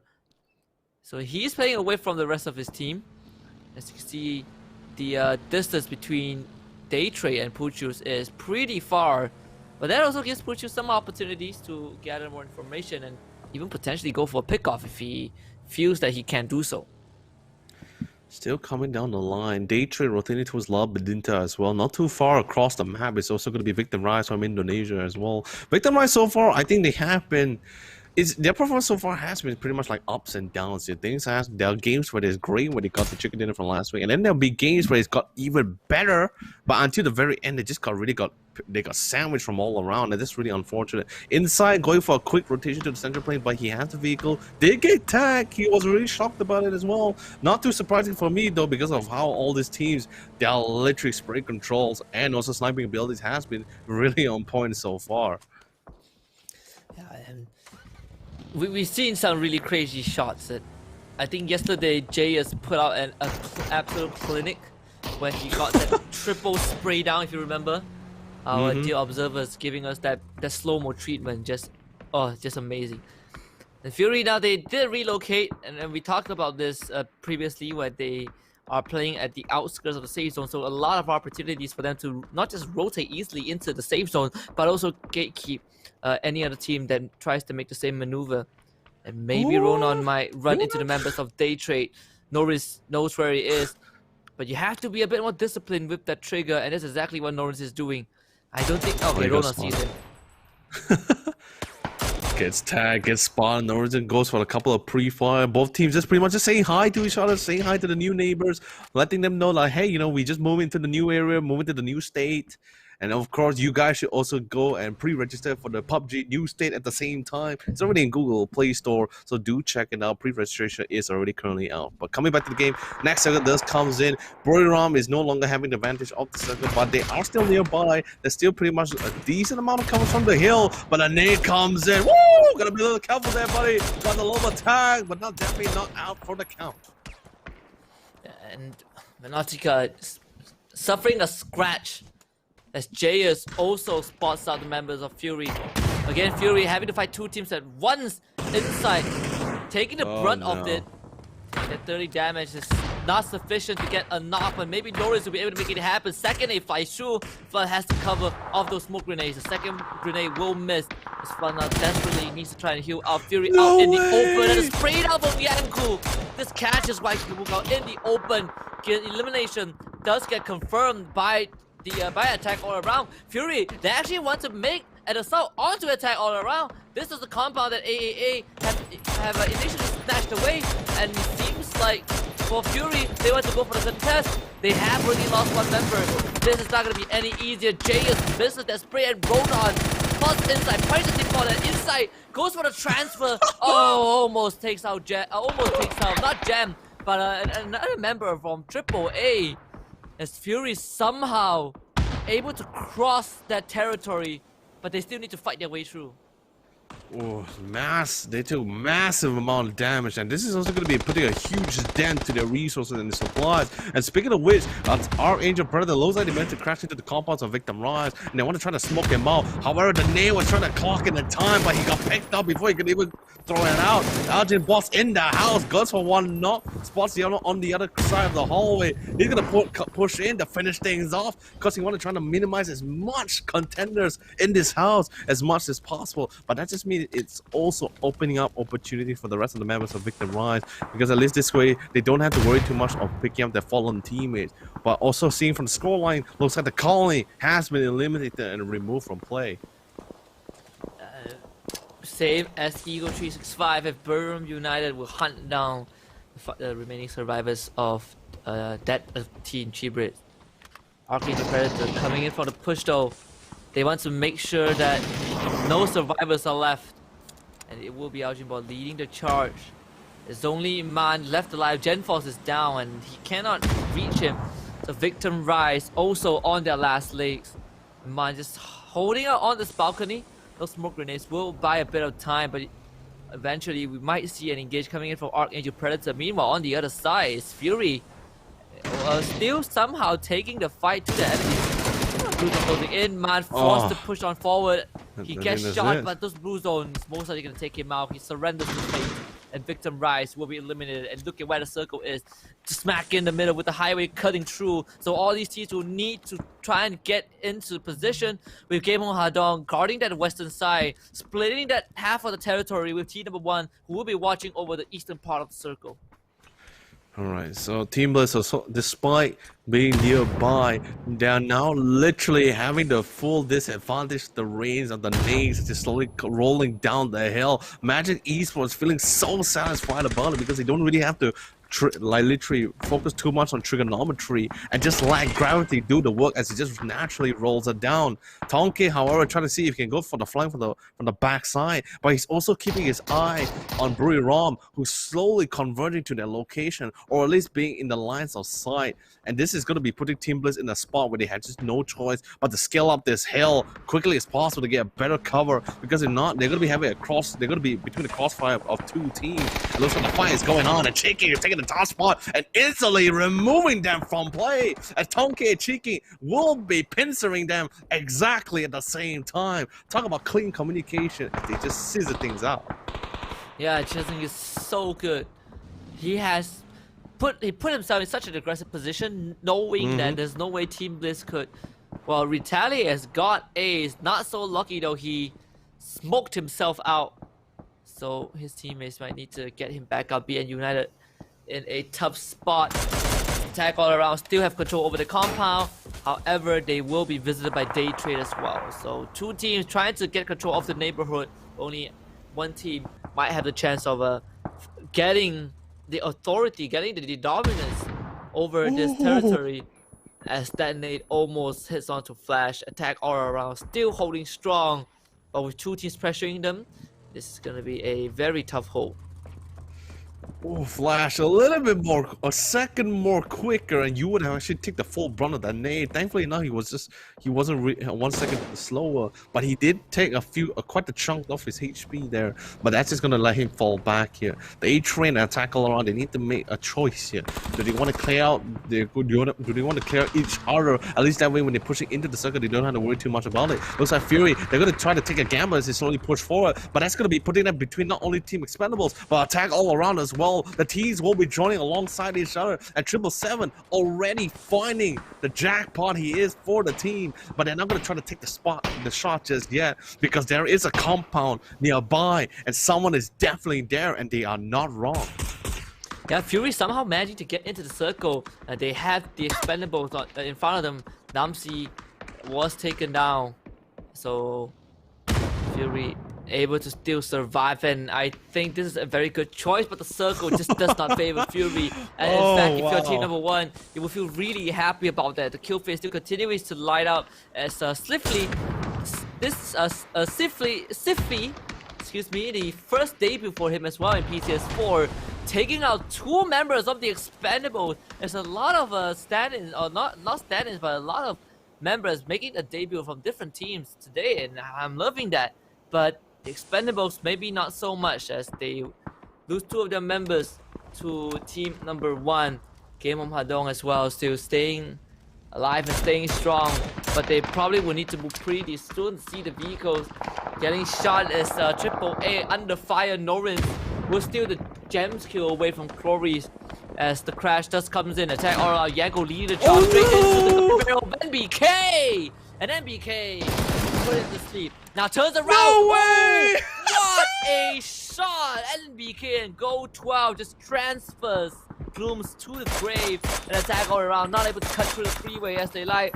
Stiffy also able to get the attack in. Mad Dog and Nan, they both get one. NBK under fire, but NBK goes for the spray. NBK finds Splash, and NBK still holds on. But fortunately for Daytrade, they are still able to get their members back up. Fury on the other side, also getting challenged inside, gets taken down, but Rona immediately traced back, and Rona will finish off 777 as well. The Expendables will be knocked out, Flawed under fire, Flawed on the ground, and it's down to the lone member of Fury, which is Ronan, to try and keep his team alive. Looks like the fight still isn't over on the other side as well. Nade comes in. Looks like Sylvie's also gone. But that just gives a little bit more of a free thinking space for Cloris. At least this way he doesn't have to worry a bit too much about the revives and focus more on the fight. He did get a beautiful knock on Flawed, but the team will be able to go for the pick out. Sorry, Flawed is gone instantly. Sorry, I sort of missed out the kill cam for that one. But then again, Fury still have 2 members in the side. They still have Game Home Hadong to deal with as towards the shack of a cover here. But I'm more curious of the fight between Daytrade and team number 1 towards that compound, because that fight is still going on. Oh, they're trying to splash up Cloris with the Molly, and Ronan's coming in from the flank as well. The frag grenade, this one goes wide. Cloris trying to stay alive, but Ronan sees where he is. Daytrade though, they're not gonna let things go unnoticed. Ronan gets down, but Cloris also dies. Those third-party voucher is making life pretty tough. Aljinbot ends up stealing the kill away, as Ronan will finally be put to rest. His insight is the last man alive from Fury. Things so far pretty chaotic in the central point. Burm United, the only team with 4 men left alive. Let's look at the radar right now. X Stadium making a move into the crosshairs of Archangel Predator. They do have Garcon at first, being the sniper, but they need to try and push through. And in fact, we get a first knock. J Ken with the nade onto Nan. Circle moves away. Aljinbot traces J Ken back, but X Stadium 2-0, they do have the man advantage. It's Aljinbot being the lone man alive, or at least the lone man in the front line. They throw those smokes out, trying to keep their buddy alive. J-Can, can they reach him? Inside definitely finds Aljinbot. Oh, Archangel Predator getting that backstab. CJ with 10 health left, and J-Can finds him. Alongside Garcon, they both take out Archangel Predator. Beautiful finding coming in from inside as well. Definitely not trying to be out of the fight just yet. He also understands his positioning as well. So the fact that it's going to be really difficult for him to get into the circle with just his life itself. So I guess what he can right now inside's real plan right now is just to be as much of a nuisance, do as much damage as possible, be the annoying bugger that he can be in this round before he falls. But looks like Fur was able to find inside as he was trying to go for the rotation back to the vehicles and resupply with the fallen members of Game Home Hadong and even some of the members of Fury. Day Trade looks like they're being happy neighbors with team number 1, not trying to take that fight just yet. Magic Esport looks like Buriram will be able to find Magic Esport in the ditch, and Valentico on the other side was able to put J Ken to rest for a couple of while. Buriram United still pretty much strong. They're running straight at Magic Esports and they did not hesitate at all. They know where Magic Esports is and they want to put the magicians to bed. That's already 2 down for Magic Esports as Buriram United continues their onslaught. Those nades be locked down, but look at where Tonke is. They have no idea where Tonke is hiding. Team number 1 though, not so lucky as they have been found and eliminated. Buriram United, they did not get a chicken dinner yesterday, but maybe they can start off today with one of their own. The only team with the whole squad left alive, in fact, is a 4-3-2-1 arrangement for our top 4 team. Tonke might be able to make a difference as he is prone down in among these vegetations. Although it's just really unfortunate for some of the teams as they were slowly rotating in the circle. Buriram so far has been, including alongside with team number 1, has been favored by the circle for the longest of time, ever since from the very beginning itself. Tonke, being the last member of Magic Esport, has to be as hidden as much as possible here to spring his final play, to play his final trick here. However, he just needs to pray and hope that the other team will be diverting their attention, their gaze away from him as he is very, and I mean literally very close by. Just by a single breath or a single move that Tonke makes will instantly reveal his location, and he will be swarmed in by the lions of Buriram United. Yeah, no one is in the circle just yet. No one in the safe zone at least. So it's a free-for-all at this point. No one can really make a move because that puts them in danger. We will have a slight stalemate between our top 4 teams. X-Station to taking cover behind us boulder. With the safe zone right in front of them, Buriram United still needing to go uphill. They have yet to see Tonke, which is good news for Magic Esports as Tonke can be the difference maker.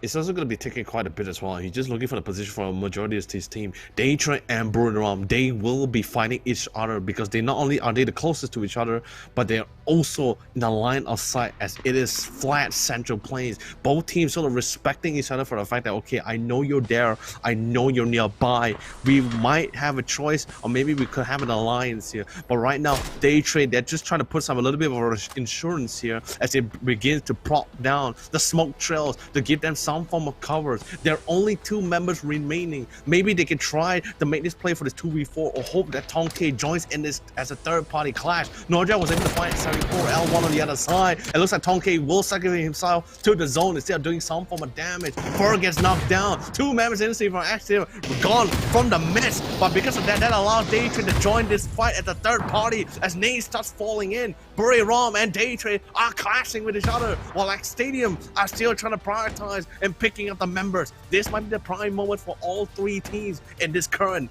desperate situation.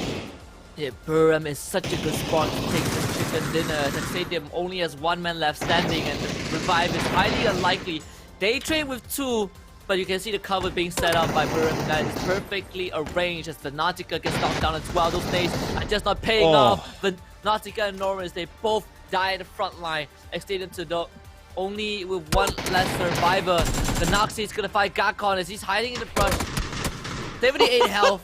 They just take him out. And Buriram United takes a sweeping and convincing game 1.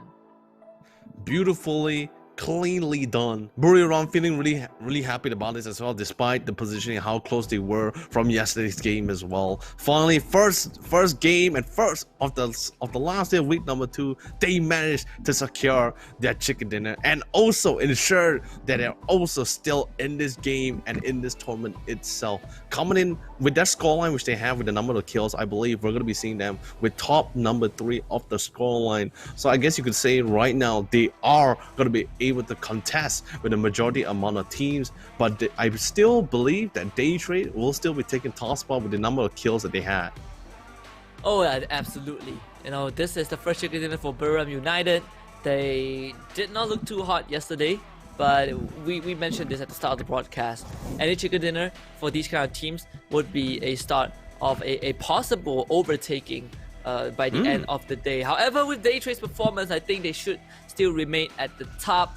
They have amassed themselves a decent number of kills. But let's take a look at a player of the match from Buriram United Esports. That is none other than Nordra. Ooh, Nordra coming in as usual. He has been the one that times the teams in terms of engagement. Trust me, if you notice from all of his games, he's always not only the frontliner, but he's always the one that's instigating the fights, the most aggressive one among his teams.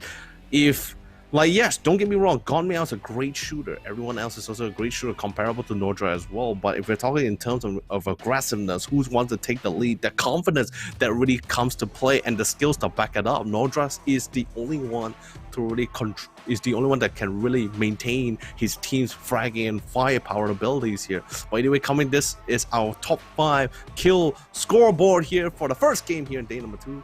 Here is going to be Nordra taking top spot with 6 kills with 589 damage. Although yes, it's not as impressive compared to Norris as he was landing the headshots. 4 kills will be his scoreline, and that's going to put him in 2nd place. Ronan in 3rd. From the side of Fury, Chloris from Game Home on Dong as he picks up players from the sidelines or from the side itself with 3 kills, and Sylphie to equalize the scoreline. Same goes with him, and also from the same team. Yeah, and this is pretty common. I think it's the first time we see Chloris on that top 5 kill feed. So there's always a first for that Hall of Fame. Game Home Hadong, I feel like there's something about this team. I think how they were not really winning a lot of those big fights. When it comes to Game Home Hadong being the 3rd party, they found massive success. But the problem with them is that head-on fight is somehow not their forte, at least from what we've seen so far.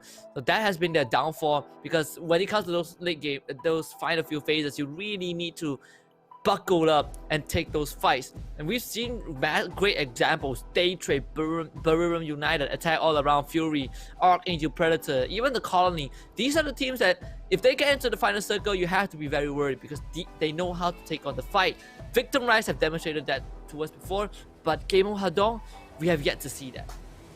It's really difficult for teams like even for Game of Hadong and Magic Esports, right? All these teams, it's more of whether they have the location advantage for themselves most of the time. Sure, if we pitting them against each other, like a 1v1 flat planes, pretty much all sizes pretty much have the equal conditioning, right? Yes, they will still lose out to some of the teams in terms of firepower, but majority of the time comparing to last week here, they weren't able to really go for what they usually go for, which is just be getting into a nice position in the zone, go for pickoffs, be as aggressive as possible. Hence why we saw the scoreline for like even teams like Game of Hadong always pretty comparable to even the top teams here, like from Buriram and even Fury as well.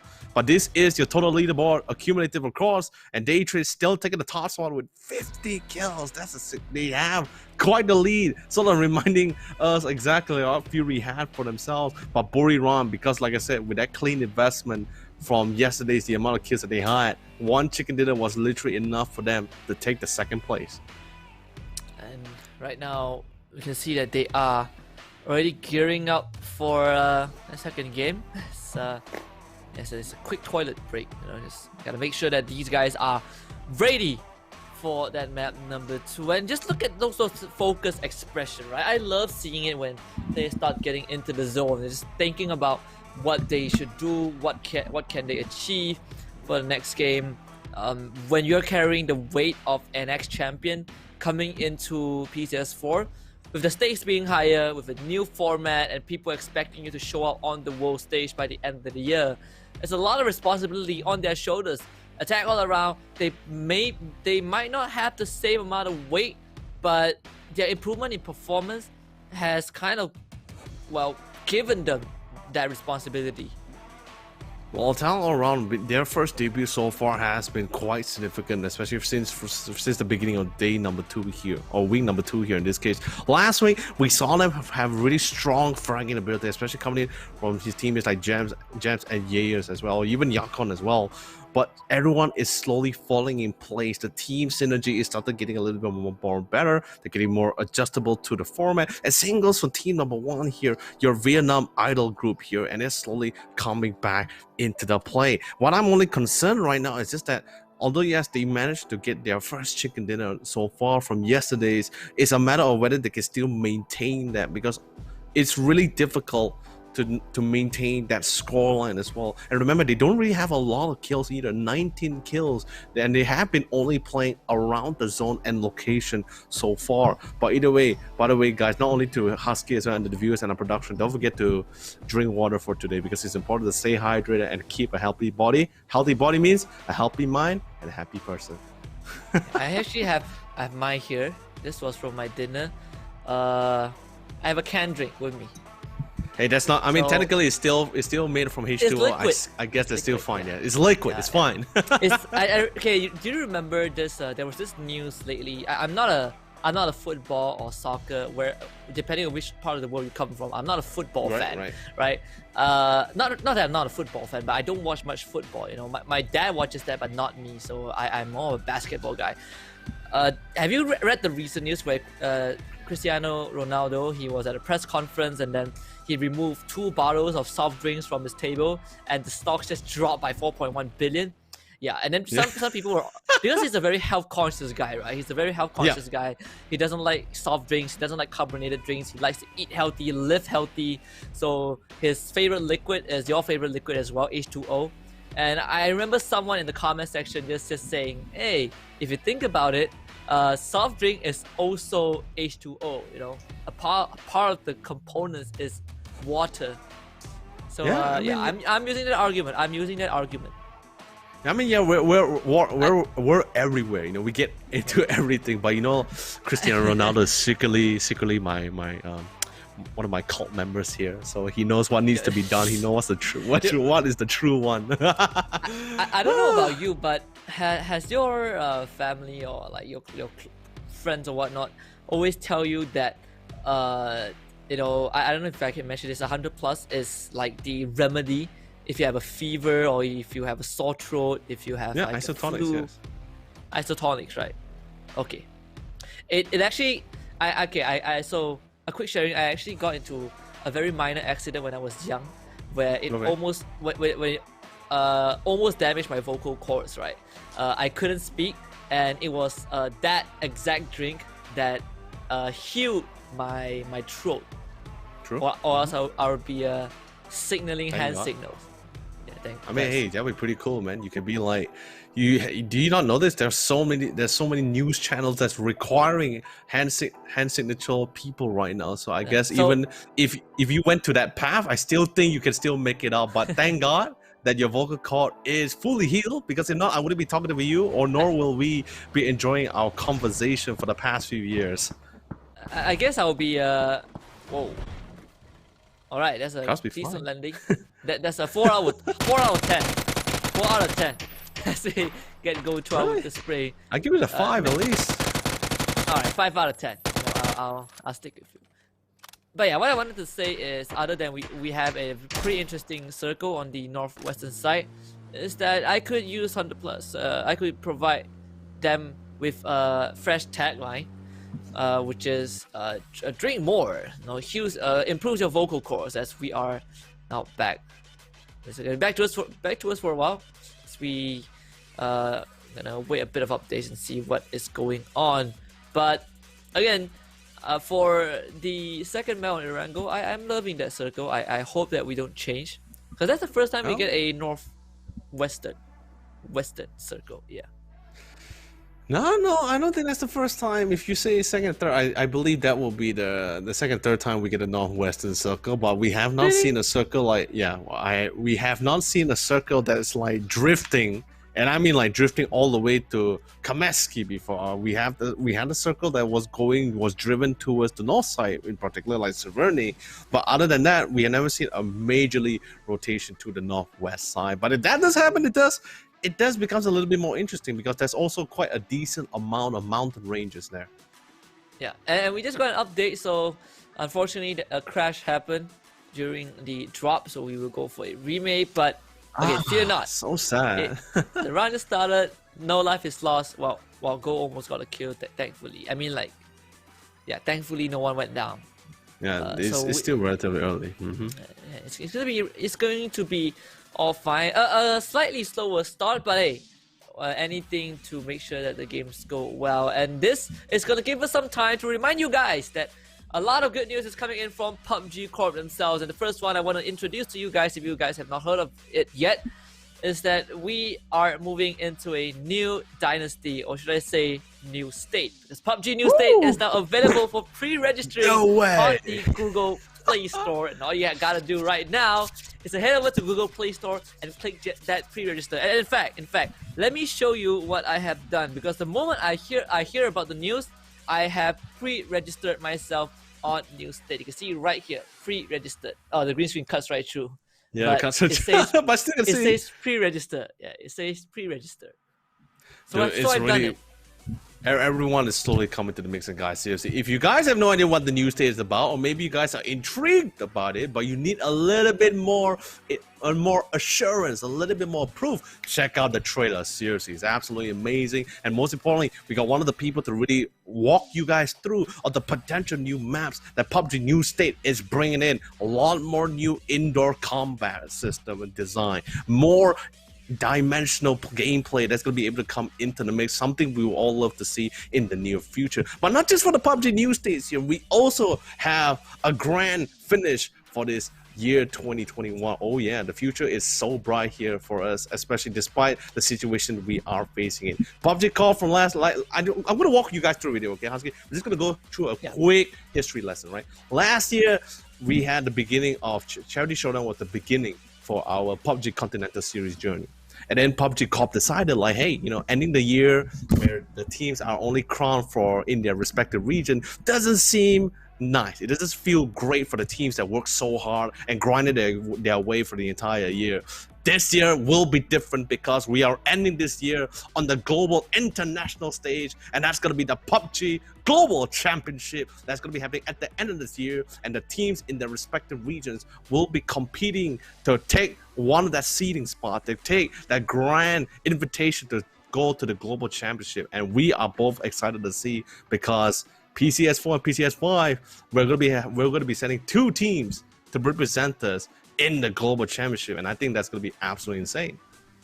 Yeah, absolutely. And the roadmap is pretty clear. And if you guys want to read up more, you can always head over to PUBG.com, and all the information that you're looking for is there. We also have the Pick'em challenge that has already started for PCS4, and all you gotta do is to log into your game client and go to the Pick'em tabs and pick the teams that you think is going to win it all, the entire PCS4 for all 4 regions: APAC, America, Europe, and also Asia. And if you get those guesses right, they will walk away with a pretty dope reward.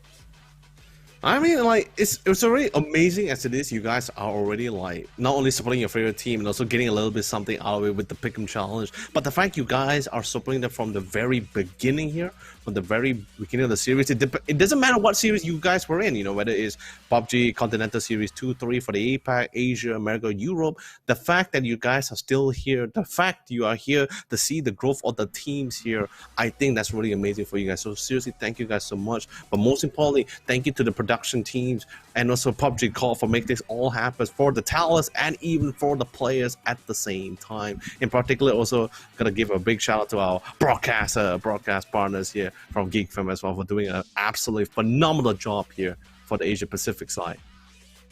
Oh yeah, absolutely. And I think I think that despite the situation that we're in, I don't know about you, but I think I've gotten used to working from home.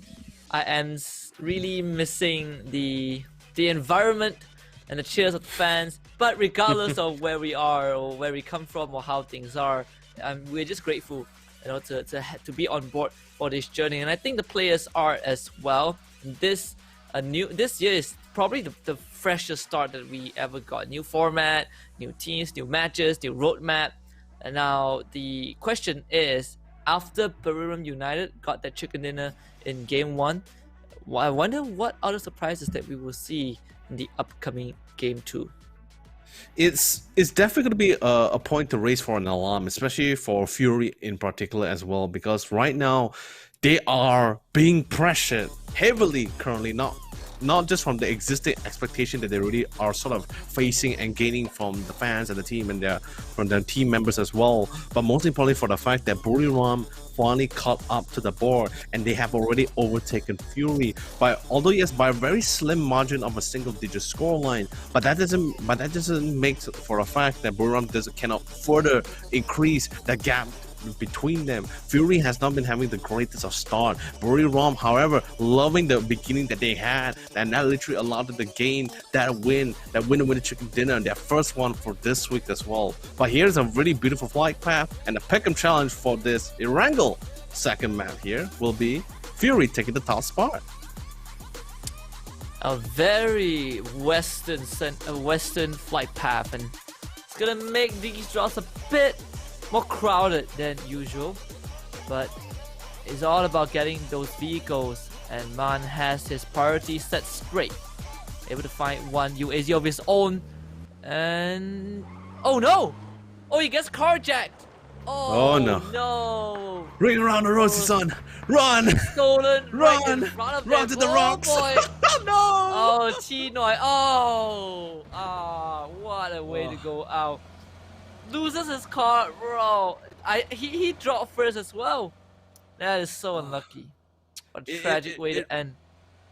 It really is. Just so unfortunate as well. And the minute, like we all sort of already knew the minute he couldn't get into the vehicle. It's pretty much like, I guess, seeing him dying to Belmont and the rest of the team just now was a grand documentary of how a piranha actually really finished off its prey. That's just pretty much how quick it goes in and how swift the team actually is able to retaliate. But here is a quick replay of the previous match here during the 4 teams in the last remaining circle, and Buriram ever so focused and of course confident with the foothold they have, despite not being in the circle just yet. They have the line of sight. It's the central plains. Most importantly, because it's all flat out and all out in the open, it really just came down to the individual firepower, and the team just totally dominated the field. Oh, absolutely. I think Buriram United, when they're at their best, they are unstoppable. And I think Game 1 really showed that when you give them an edge, they take it a mile. There was no contention for Game 1. Like you even saw from the last remaining part, right? Nodra is the one that's always spearheading into the situation. Like I said, he's the only one that has an insane amount of fragging abilities and also confidence to really back him up to go to the front line. But speaking of front lining here, we also have Day Trade, who came relatively quite close to securing the chicken dinner despite the lacking in manpower here. These are your 4 members: Norins, Velotica, Puchuis, and Flash. Just unfortunately, some of the members did drop relatively early before reaching the final circle. Yeah, Day Trade. No, look at it. If we just take a look at the prize pool from last week, they just barely squeezed into 8th place. But their average kill have been pretty darn high, because they are, well, after all, second in terms of total kills, just 1 behind Fury by the start of the day. So that and they're currently in first place as well. 1 chicken dinner with 50 kills after day 1, which is a pretty high amount for a team like Day Trade. Still, Daytree has been doing quite great so far in week number 2, but it's not too far behind is X Stadium as well, who is one of the few teams that has more of a quieter approach compared to last week. This one, they're still going with a nice slow approach into the zone itself, but also do not count out this team just yet from the side here of Vietnam. 74L1, J-Ken, let's be honest, J-Ken has been the only consistent player here from X Stadium, and this is not their first time in the PUBG Continental Series. They've been playing for quite a bit, and their members as well, but from previous teams, PCS4 in particular. And you can see Game Home Hadong able to see Team Bliss drive by, but none of those shots result in any knockdown. So good news for Team But Bliss. decent attacks, no? Decent attacks, that's for sure. Attack around also getting shot and being under fire as they had to cross that bridge, or at least drive past the bridge. Magic Esports, they're starting to gain some high ground advantage. At least having someone to watch from that vantage point, as Chizink would be playing on that low ground. And it's a team that had their moments throughout the entire PCS4, but it's also one of the teams that felt like a roll of the die. You know, sometimes they have a breakout performance, and sometimes they are just average at best. Still coming to the mix as well, Magic Esports. I'm just really surprised to the position they're actually in, because like compared to last week, I think it's like they had a little bit of a 180 change in their personality or their playstyle, because compared to last week, there's more contention, there was more competitive pushes coming in from the teams. But so far, they sort of just died. That fire that they had just died down. And speaking of dying down, Team Expendable is gonna be a little bit careful, and not or some of the members will actually fall down here in this bridge. But there is no anchor point to the side. They did get tagged. Thankfully, no knocks just yet. But I'm not gonna jinx the team. But either way, Team Expendable looks like they will be able to get across the bridge without having any losses. We'll have some casualties, but no knockouts. Yeah, and because of the nature of this circle, you can see a lot of bridge campers, I would say, trying to get their hands on some knocks. Gardner will be one of the few guys Hadong is trying to do with that Mini 14. Just look at these initial DC. Disgusting also chips in. The drive back comes through. Oh, Sharp Police, are they really going to get out of this without any casualties? It seems like that's the case. They actually just all make it out. Oh, I got a little bit concerned for one of the players there, but hey, with all the swerving that the players are trying to do here, I thought it was pretty cool, because they're not trying to be easy target. Hence why the vehicles are coming big. But hey, the buggy, I think that's the only beauty about the buggy, really, because if the car really tilts, it's so easy because of the vehicle design. You're easily just not even flip. You won't even rarely flip over unless you have that kind of force to really, or at least that sort of push that really gets you all 360 here. But at least this case, cars back on the ground, they're pretty much safe. But let's see whether BN United and Magic Esports will be able to get into the site with full safety this time. BN United, I feel like BN United is one of the teams that personally have been showing gradual improvement throughout PCS4. But the issue that sometimes that they run in is the dependency on star players like Dr. Logi. I think Dr. Logi so far is still the man for the team, and most of the times they really rely on him to start things off and make the call. So that could be their strength and also their weakness at the same time, which is why we don't really see BN United at the forefront, despite them having a chicken dinner. Having chicken dinners overall, it still doesn't make them that strong contender. Well, the thing is this, right? I'm not too sure. I mean, sure, depending on the team playing a little bit on dependency, I guess you could see some in some of the gameplay for this week. But like, I think just mostly in particular, like, it's just so far they've just been crashing or just having really bad calls. I mean, like, can you imagine that time and time again they're crashing into various compounds, especially towards almost to the end of the circle, and they pay a really heavy price for it. And the Eagle 365 is sort of like also following in suit, seeing for the first game itself. I thought I thought both these two teams actually sort of broke the curse. And speaking of breaking things, this might break the plans for team number 1 if JK is able to get that drop. Almost did it as well, just one bullet away, and one of the members will be instantly removed from play, or the team has to make a really defensive perimeter here to go for the pickup here. NBK, thankfully he's still in the game, and he's also praying that he will not be chased down. Oh, that is definitely. You definitely have to be thankful that you get out of situations like that. You know, just count your blessings. So Paldo does see members of Eagle 365, and I think Eagle 365 here's the view as well, as we have this very southern circle. It's all on that military base. No. Fitting place to end the round. Fitting place for all these fights. Go 12 with his first nade. It does miss, and Chibri just punishes him with that forward, with that very frontal push over the circle, ducks towards the eastern side. He's gonna really force a lot of team to rotate. NBK makes it into the circle, but needs to go for his team as well. Eagle 365, they want to let team number 1 get away with it. Dexty and Chibri both get 1. Mel and Gold, they're both dead. NBK comes in as the 3rd casualty. Hansi has his sights on the last guy, but he's able to get away. Oh, and I say it too early. 74 L1 takes us up power, and team number 1 will be the number 1 team to get knocked out. I guess XTD were actually closing in on team number 1 as well, since we saw 71 L1 was able to find Sapao, the last remaining member for team number 1. So unfortunate. I guess it's like one of the worst things the team could ever experience, just being the first team to bail out this early into the round. Something Fury actually experienced on the last round from yesterday here. But I guess because of that sort of set them back a little bit, allowed a lot of these teams to really catch up.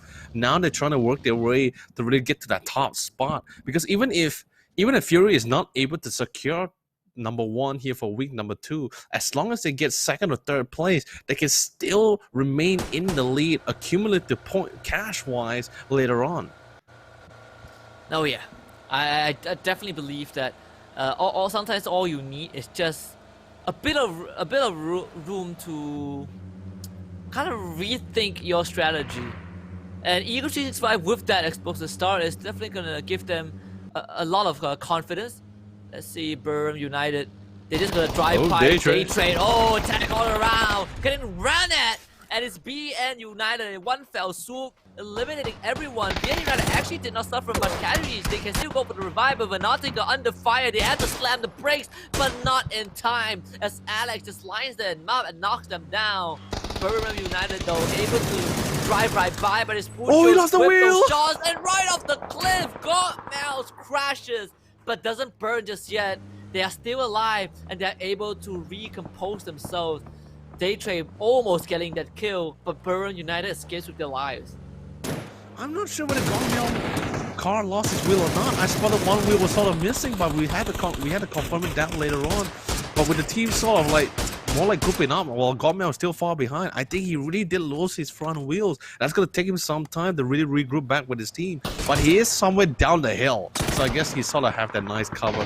Ronan, however, was able to find Cheeky and go for the spray down. No connection, however. But here comes a crash, and that's an easy pick. Not just one, but 2 members of Magic East were gone for a play. And Simon T, he's also in the action, but not too far behind. And he says, I find Fury, guys. Let's put them down for good. But with the thoughts in mind, they also need to take consideration for the fact that one of the members are still not with them. But as long as Nodra is alongside with the rest of the team, at least on one of this 3-man squad, the confidence is enough for them to push in. And looks like Nodra, being the team player, went to pick up Godmail because his vehicle did lose that wheel. And you just gotta, well, rely on your team to bring it back up. But Fury, we do give them some room to start those engines. They're really going to lay down the damage, and they are playing by the, well, the cliffside, you know, the coastline. Still within the circle, having Burn United to deal with. Look at the radar right now. Burn United actually under fire, and look at this. Oh, the travel by boat. It's the first time I actually see something like that, honestly. Well, it's rarely seen, you know. It's that kind of situation where whoa! Speaking of which, what a snipe all the way, and that's gonna be Nordran for the play. And Waikikamuko feeling great, although yes, it was not his initial knock though, but Eddie also had to pay the price for it. This could have been really horrible for Buriram if they were to lose 2 members at the same time. Thankfully enough, Eddie actually got tagged and got drawn relatively closer. Nodra, however, gone from the mix as well. They lost the frontliner, but they still have decent amount of firepower as long as they play around the quirks. The colony is hammering them from the backside here. Now Buriram is feeling the full brunt of this as Ronan finds Eddie casually, punishing him hard since the UAV does take us quite a while to kickstart the engine. It looks like Ronan's engine is going absolutely wild as he literally knocked all 3 members of Buriram here. But Carl, looks like Carl is going to steal the kill away, remove the remaining member, but Ronan will still be able to take the kill for the team. Buriram is removed, and now Fury feeling really happy about this one. Wow, when you eliminate one of the front runners or one of your closest contenders, that definitely must feel good. As on to the frag amount as well, putting them closer towards their second chicken dinner of the week. Fury just with a very decisive push, taking out BRU. But Eagle 365, oh, Hansi driving past. And down the cliff, we do have Archangel Predator.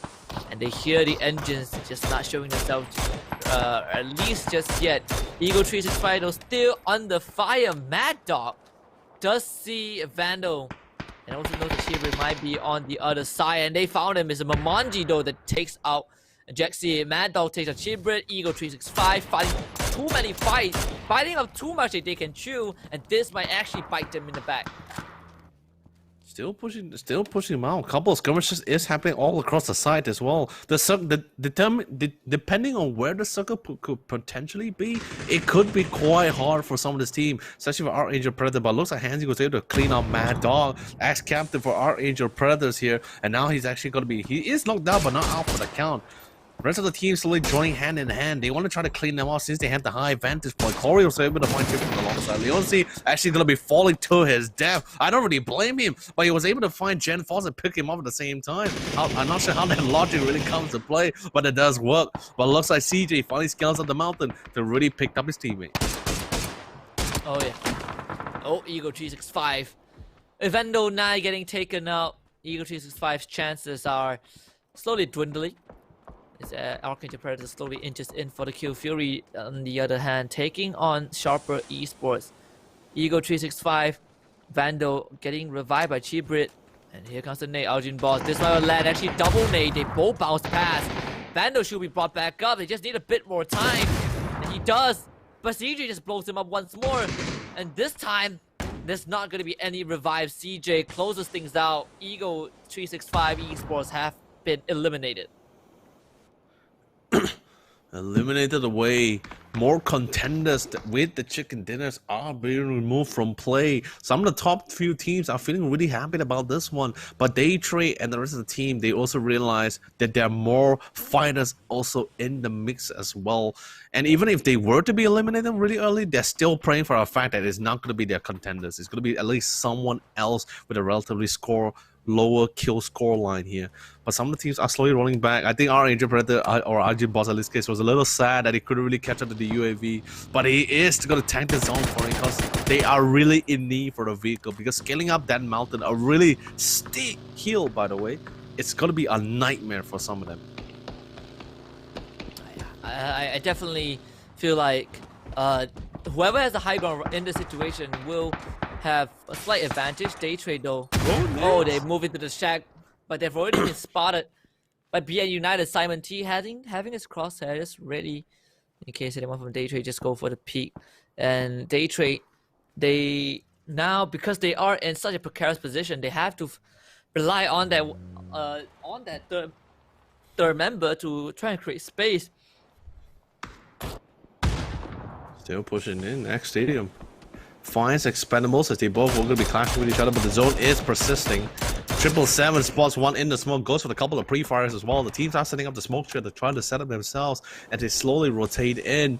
They're all entire, not only one, but all 4 members of Expendables. They're to prepare, but woo! The tank Turn comes in with an explosive entry as he finds Fur in the smokes with a couple of nades. Wallace is also thrown in. They hear the fire, but they don't see it, but they can definitely feel it for sure. As some of the members did get scorched a little bit as well. Now they're just trying to find a way with all the smoke they can't really see properly, and the flashbang is just making things a lot more harder. It looks like Levis is going to be going for fishing here as he finds Gakon casually from the sideline. And X Stadium just losing members as the Expendables will quickly dispatch them, putting them out of this game. With now entering phase number 5, the Expendables. Oh no, under fire, Team Bliss. They've been waiting for this opportunity. Levi's getting knocked as Textile takes out Hong Tanker as well. That's 2 downs for the Expendables. 777 and now CC pretty much alive. Smoke grenades going out. Thinking about going for those revives, but it is not easy as Team Bliss have that vantage point. They're just looking over the Expendables. Team Bliss not letting a beat go. This is going to be pretty tough for the Expendables to get uphill. Oh, still playing with the time. Thankfully enough, Team Bliss is a little bit too far to lob the nades in. I mean, they can try, but they're definitely no Waikika as well. So such a play, maybe they just don't want to take that kind of risk or just waste the nades. But looks like BN United coming in to force them out. Molly comes in beautifully as well, but they gotta be careful because they're trying to run away. BN United are crashing into the side, and instantly 2 members are removed. And only 1 player is only left for the team of Day Trade. And BN United finally a crash into a side after experiencing failures after failures for their clash of their crashing. It has finally bear fruit, and they're feeling absolutely happy about this.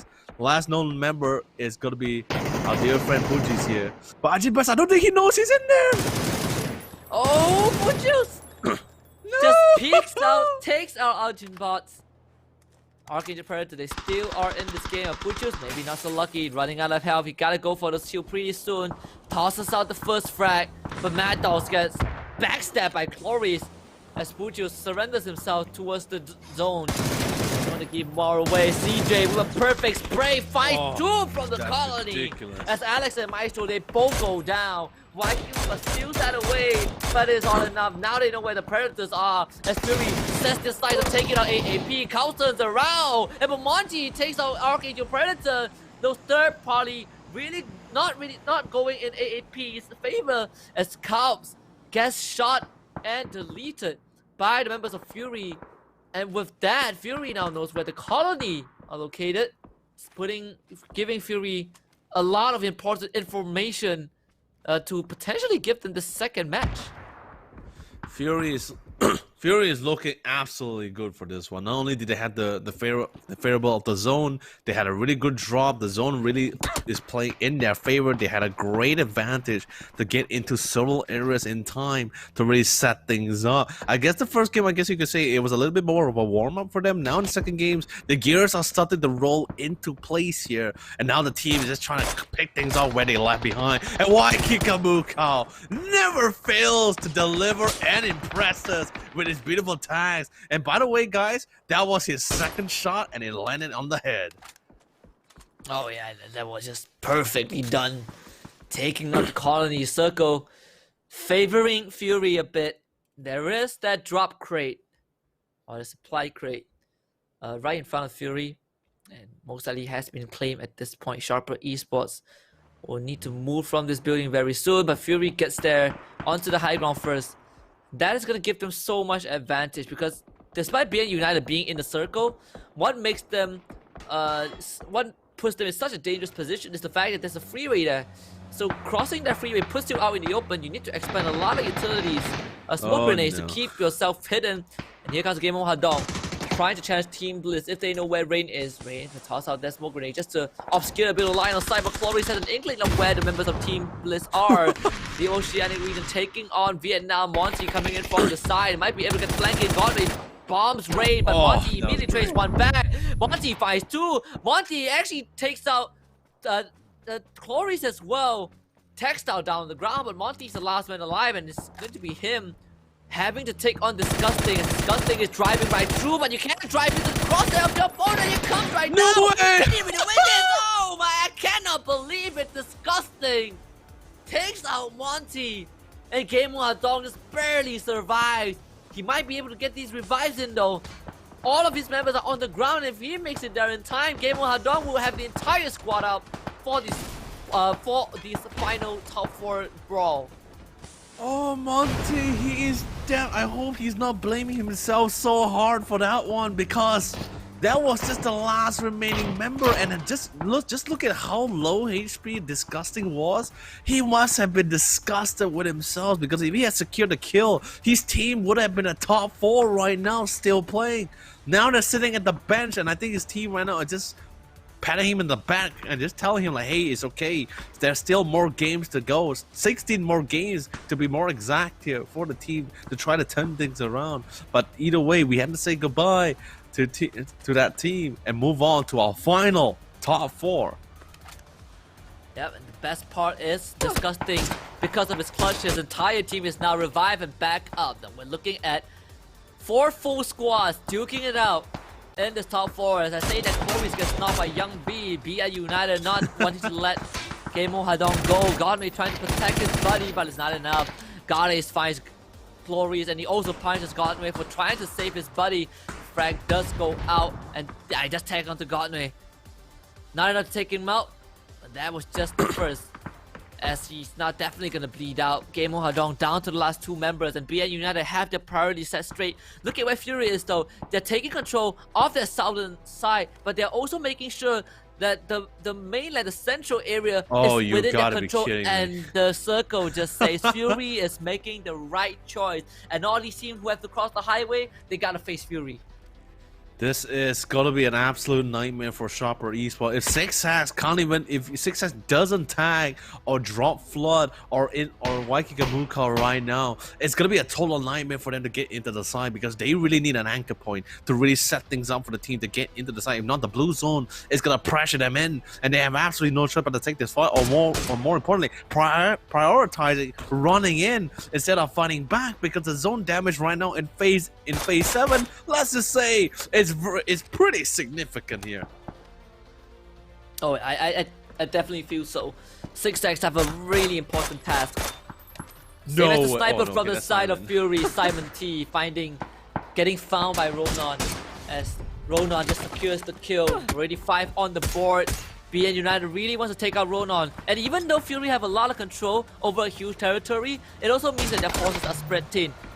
If you can take out those individual members, then you will have a great chance against Fury, as the car from BA United, they're driving by, and Ronan knows it's time to relocate himself. Waikikamuka also finding a couple of shots on the shot for Eastbound. Gades finds Disgusting, but this one is more important. Waikikamuka actually gets the tag onto Belmo, but barely, no, not able to take him out. The nade, oh, flies by Siffy. Oh, the first one tags on, but Gades is not done yet. BN United really wants to flush him out. Molly plus Frag Siffy needs to navigate around all these utilities, and it's not easy, but it's still alive, at least for now. Ronan bombs Dr. Logi, and Game Hadong, they're on their last legs. Ronan with the second nade for the secure. It does tag, but he has the molly to try and barbecue the members from the side of BM United as well. Ooh. Gonna prioritize the revives as well, but it's gonna be difficult as well. But thankfully not, some of them are already, especially the team in Dr. Load that got knocked out, is currently in the zone. Gane is gonna finish things up with Sylphie on the other side, and now we're down to our top 3. Shopper Esports was able to get into circles casually as well. Flood trying to go for the flank on the other side, and Ronan is trying to do his best to literally 1v4 the other teams on the other side here to hold them back. But with the death of Dr. Load, the Fury will achieve 10 kills in this game alone. That's gonna be slowly expanding their lead, but what they're looking for is not really too much about the kills, but more for that chicken dinner scoreline. And Finsai is gonna start things off by taking up Belmo. The forces of Sharper Esports are slowly spread thin as they're suffering all these knocks. Flood making sure that those suppressing fires continues to come in. 6sax, he needs to take out Flood or Insight, but the problem is that smoke is working against his favor. Oh! He busts into the bullets of Insight. That stray one hits onto it, and now suddenly McSauners gets taken out as well. Oh, Sharper Esports falling apart. He might be able to get 6sax back up, but Fury Esports, you know that when they get one kill, they'll go for the push, and they see Chino as well. Insight not able to win out that fight, but it's fine. The rest of Fury, they're closing in. They're going for the rush. Grenades are being thrown out. God is on the side. They taking out Rona. Balmor takes out Waikiki Mukau. Maybe this push is not really going in Oh, Fury's the favor. flanks! They already lost 2. God is on the flank. Oh, finally gets spotted out. And Fury, they're down to their last legs. This might be a turnaround. BN United having the high ground. And Balmor is up to him to win this. And Young B kicks Fury out of the game. And BN United now have the upper hand. Oh, BN United! They stayed strong, they stayed united all the way, making full use of the high ground advantage as well. Ronan thought maybe BN United might play a little bit more backline, play a little bit more passively, but that's not gonna happen today because looks like BN United turned things around despite the odds. The Vietnam teams are going absolutely well. And of course, this is their first debut here. And once again, just like last week, they will achieve their second chicken dinner for the team. Yeah, and this second overall chicken dinner, is this their first chicken dinner for this week? I think it is. Yes, for this week, but, yes. For this week, yes. Yeah, it does put them on the board. Oh, you have to feel it if you are Fury. You have to feel it if you are Sharper Esports. Both these teams, that was their chance to get a second chicken dinner. BN United, it felt like they were on the back foot. Fury, they were going in for the jugular. But BN United says no. They want to join the front runners and they make their point heard. Now, they are the 7th team to be in the running for first place. Actually, no, they're the 8th team to be in the running for first place, as we do have a unique team in the previous game getting the chicken dinner as well, in the form of Buriram United Esports. So that top 8 race is going to be pretty intense for the rest of the day. You know, it was so unfortunate as well because we see Fury having a really great strategy for the last circle, right? Ronan was telling this team like, hey, you know what? We'll split our forces. Someone keep an eye on Sharper Esports while the rest spot out for BN United. In that very last moment as well, I guess they just decided like, hey, you know what? Since BN United has the high ground advantage, let's quickly clear things out here with Sharper Esports. That way we can focus more of our attention to BN United. But the fight took a little bit more longer than usual. Sharper Esports turtled down long enough to buy enough time for BN United to come for the flank. But I guess what Sharper Esports couldn't take into account was the fact that they still couldn't turn things around, because you had players like Young B who was able to take advantage of that opportunity to pick them on 1-by-1 with a beautiful flank. Yeah, and this is not the first time Fury got stopped dead in their tracks when they were so close to victory. I believe if you factor in yesterday, this is the 4th time in a row where Fury were going in for the kill and some other team just says no.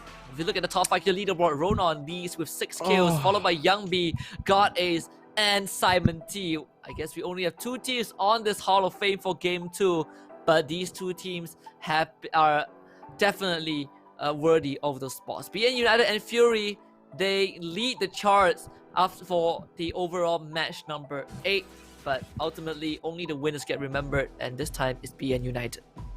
It was, and the best part about it is as well, it wasn't like BN United wasn't really playing for placing points either. As well, with that kind of play style, they literally fought and grinded their way all the way to the top. And if I'm not mistaken, they got a total of 12 kills in that game itself, almost comparable with Fury as well. But either way, ladies and gentlemen, that's gonna be it for our first 2 maps of the day. We still have more maps happening later on, 4 more games in total as well. But we're gonna be taking a quick one.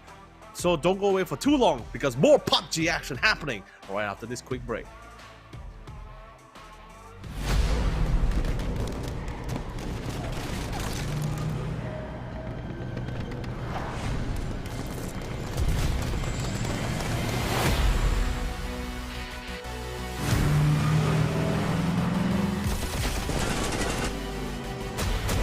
Hi, I'm Brian Corrigan, Publishing Director here at PUBG Studio. We've been blown away by the tremendous support and curiosity following the reveal of PUBG New State in February. We know you're hungry for more details. Rest assured, we're very excited to talk about all the new features and mechanics in New State. Over the coming weeks, we'll be releasing a series of videos, or what I like to call field trips, to better prepare you for Krafton's newest Battle Royale experience. While New State is a fresh take on the Battle Royale genre, we haven't lost sight of what makes the PUBG experience so unique. New State inherits and improves on the established PC console foundation with a fresh, near-future twist. And that near-future angle, it's given us tons of opportunity to innovate. You probably noticed some crazy new mechanics and features in the trailer. And yes, they're all real. You're gonna love the new options and tools we've developed to aid your survival experience on Troy. A brand new, massive, futuristic 8x8 map built from the ground up, utilizing groundbreaking lighting and rendering technology, developed in-house that raises the bar for graphics and performance across the mobile space. So without further ado, let's begin our field trip into Troy and gather some intel to give you the competitive edge on the locations you'll soon be fighting over. Our first stop is the exhibit hall, the heart of Troy. From the top, it kind of looks like a bullseye, right? You're probably noticing the wide, open-air center, and I'm sure your palms are getting sweaty thinking about the hot drops that'll take place there. But looks can be deceiving. The different levels of verticality provide options for all playstyles. Got good aim? Land on the roof and be ready to prove it quickly. Prefer stealthy play? Drop below and use the bulletproof glass overhead to protect yourself as you plan your ascent. There are many other dynamic features to discover around the exhibit hall, but I don't want to spoil them all. Let's move on to the next stop on our tour, the mall. The mall features a similar dynamic to the exhibit hall with an open roof and wide spaces. But this location, it's all about positioning. Each store has its share of advantages and disadvantages to account for as you size up the competition. The roof gets hot, but if you survive it, there are many ways to snake around and flank your indoor enemies, crushing them from the perimeter. If you're on the lower levels, the honeycomb architecture and bulletproof glass will give you the angles you need to secure your chicken dinner. Personally, I love holding the escalators, another fun element to strategize around. They're fully functional and directional, so be sure to choose the right direction or you'll risk losing precious speed and become an easy target. Moving over to the laboratory, with 4 levels of intense enclosures and corridor warfare. With its unique structure, ensuring your team's survival in the laboratory will take a great deal of cooperation and creative thinking. The central area is encased in bulletproof glass, so you're safe as long as you don't come out, or they don't come in, or the blue zone doesn't get you. For the last stop on today's tour, let's take a look at the trailer park. Or at least that's what it used to be. Now it's all bunkers and bullets here. You'll have to vault, sneak, and climb to conquer this spot. But if it's not looking good and you need a quick exit, use the ramp at the end of the runway to jet out of trouble. And with that, we've reached the end of the field trip. But stay tuned for the next episode where we'll dive into more features. Thanks for joining us. Be sure to follow our social channels for further updates, and we'll see you on the battlegrounds.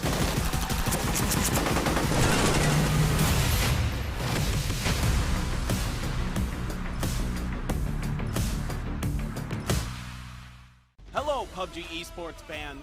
An infinite survival battle between regions, PUBG Continental Series 4 begins this coming June. Like the past series, PCS4 includes APAC, Asia, Europe, and America. Joining North America will be South American teams who showed a spectacular performance at PGIS. So there will be 4 regions for PCS4. From June 10th to 27th, 36 matches are ready for you to watch. A total of 16 teams can qualify for PCS4 through regional qualification rounds. You will be able to witness new changes to PUBG esports through PCS4. New in the shop, winner by chicken dinner. You will feel the essence of true survival in Battle Royale, coming to you from 4 different regions. Also, we extended from 4 matches a day to 6 matches a day, which lets you enjoy 12 more intense matches of PUBG in PCS4. $250,000 per region. In total, $1 million prize pool distribution and ranking system will also bring more excitement to PCS4. Top 8 of the week gets paid per standing, and the team with the highest winnings throughout the 3 weeks of the journey gets crowned the PCS4 champion, and an additional $20,000 USD. On top of that, special awards up to $20,000 USD are granted to kill leaders, insane squads, and outstanding performances. The all-PCS team will be selected after the event is over and are also eligible for special awards. Expect exciting plays. You can anticipate incoming bold and heroic plays with the special awards. The prize pool gets even better with crowdfunding through Pick'em Challenge and special item purchases. There are plenty of special events prepared for our fans, so keep an eye out. Real Survival kicks off this coming June 10th. PUBG Continental Series 4. Feel the essence of Battle Royale through PCS4.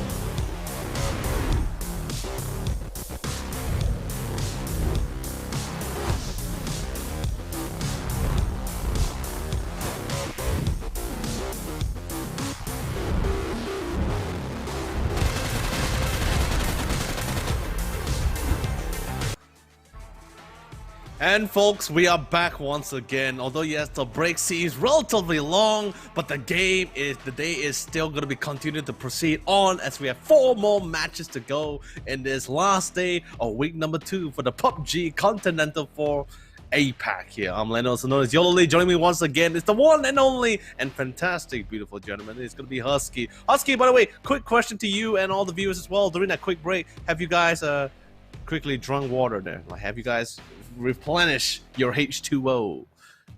Yeah, I have fully replenished my bodily supply of H2O, so don't worry about that. You know, hydration is better not be Coke though. No. Plain water. I have significantly cut down on carbohydrate, carbonated drinks. Carbonated drinks, because I want to stay healthy, you know. But yeah, let's quickly look at the total leaderboard so far, with Day Trade Gaming still maintaining the lead in first place, but maybe not for long because Fury, they're catching up, only with two kills behind Day Trade, followed by Archangel Predator, Birmingham United, BN United, Sharper Esports, Attack All Around, and Team Number 1. These are your top 8 teams that have gotten their respective chicken dinners. So the race is getting more and more intense as we lay our eyes on Eagle 365 Esports. We're able to squeeze into top 8 for week number 1, but so far week 2 has not been treating them the best. Yeah, they really had a really tough time, especially when they were trying to plan the crash to do a certain amount of areas. Same goes to the same idea with BN United. Both have not had much success. Well, except for BN United from the last game as well. They managed to crash into Day Trade and had 0 losses, by the way, and only wins all across the boards. And it's great to have the comeback as well, since they were last seen during the PCS1. A couple of roster change, but it feels great when they brought in Chibre and Hanzi. By the way, this is BN United, and I'm going to let you take that one away. I mean, BN United, we saw their cheers after winning. You can see, you know, how much it means for these people. Even though some might say that, okay, these guys are never gonna make it to PGC, they're never gonna be in first place. But sometimes you just have to look at the little moments, the individual details, the minute minutes that these teams have during their celebration. You know, when they get that win, it means more than just trying to go for the first place. They take it one step at a time. As we look at the colony, just part ex-Archangel Predator and part, a new squad. Definitely, there's a lot of history for this team, but so far they have not been putting up any chicken dinners up to this point. But we can both definitely sort of agree for the fact that the colony, the performance is definitely more notable and more horrifying as well for this week 2 in particular as well, compared to week number 1 here. Although yes, they previously hailed from Archangel Predators themselves here, but it's just that kind of civil war history that they have with the current Archangel Predator, who was previously from Archangel Alliance and PCS3 here. So between the two Philippines team, I'm just happy in particular that at least this time there's 2 of them instead of 1, comparing to the last or previous histories of the PCS. Oh, that definitely that definitely is a great point, right? Because they came from the Challenger Rumble. You know, we had 4 teams that came in from with that through that manner, and I think even though they kind of lost a fraction of their power, they're not 100% without that original squad that most people might be familiar with if they haven't been catching up and they've only watched PCS3. I still do feel that the Colony have the same level of potential as Archangel Predator. They have the veterancy, they have the experience. It's just a matter of closing out those games because they always get stumped somewhere and you just can't figure out why sometimes. Well, it's just sometimes maybe it's just kind of like when you have like a brain fart or a brain fart in one of those certain situations that just really throws you off. Especially when the heat is really on and you're in that kind of situation, when a brain fart comes in, it just throws you off game entirely, right? But anyway, this is the Pick'em Challenge here for our 3rd map of the final day for the map of Marama, and it looks like Archangel Predators, the Philippine team fans, are coming in strong. I guess we have a lot more. I guess it's not really too much about the fans, but more of our analysis from our fan or our viewers' point of view, as they sort of predicted that this is going to be Archangel Predators map. No, I think Archangel Predator has had a pretty decent percentage when it comes to Miramar. But you can say the same for Fury. You know, there are a couple of teams that have shown exceptional performance on this map. But however, because this flight path is a bit more towards the west, we'll see if we get any of those hot drops. And so far, everything seems pretty fine. Rodnuedo take his chances. Going for a couple of tags. Unfortunately, it was not even able to not only tag but even pop a single wheel for the car. But that's only fine, you know, that kind of thing. If he got in, honestly, for most of these teams, or even for Ganyu in particular, for that situation, if you get a tag, that's like a big bonus for you, right? That kind of thing. But if you pop the wheel of the tire, also pretty big. But oh no, X Stadium.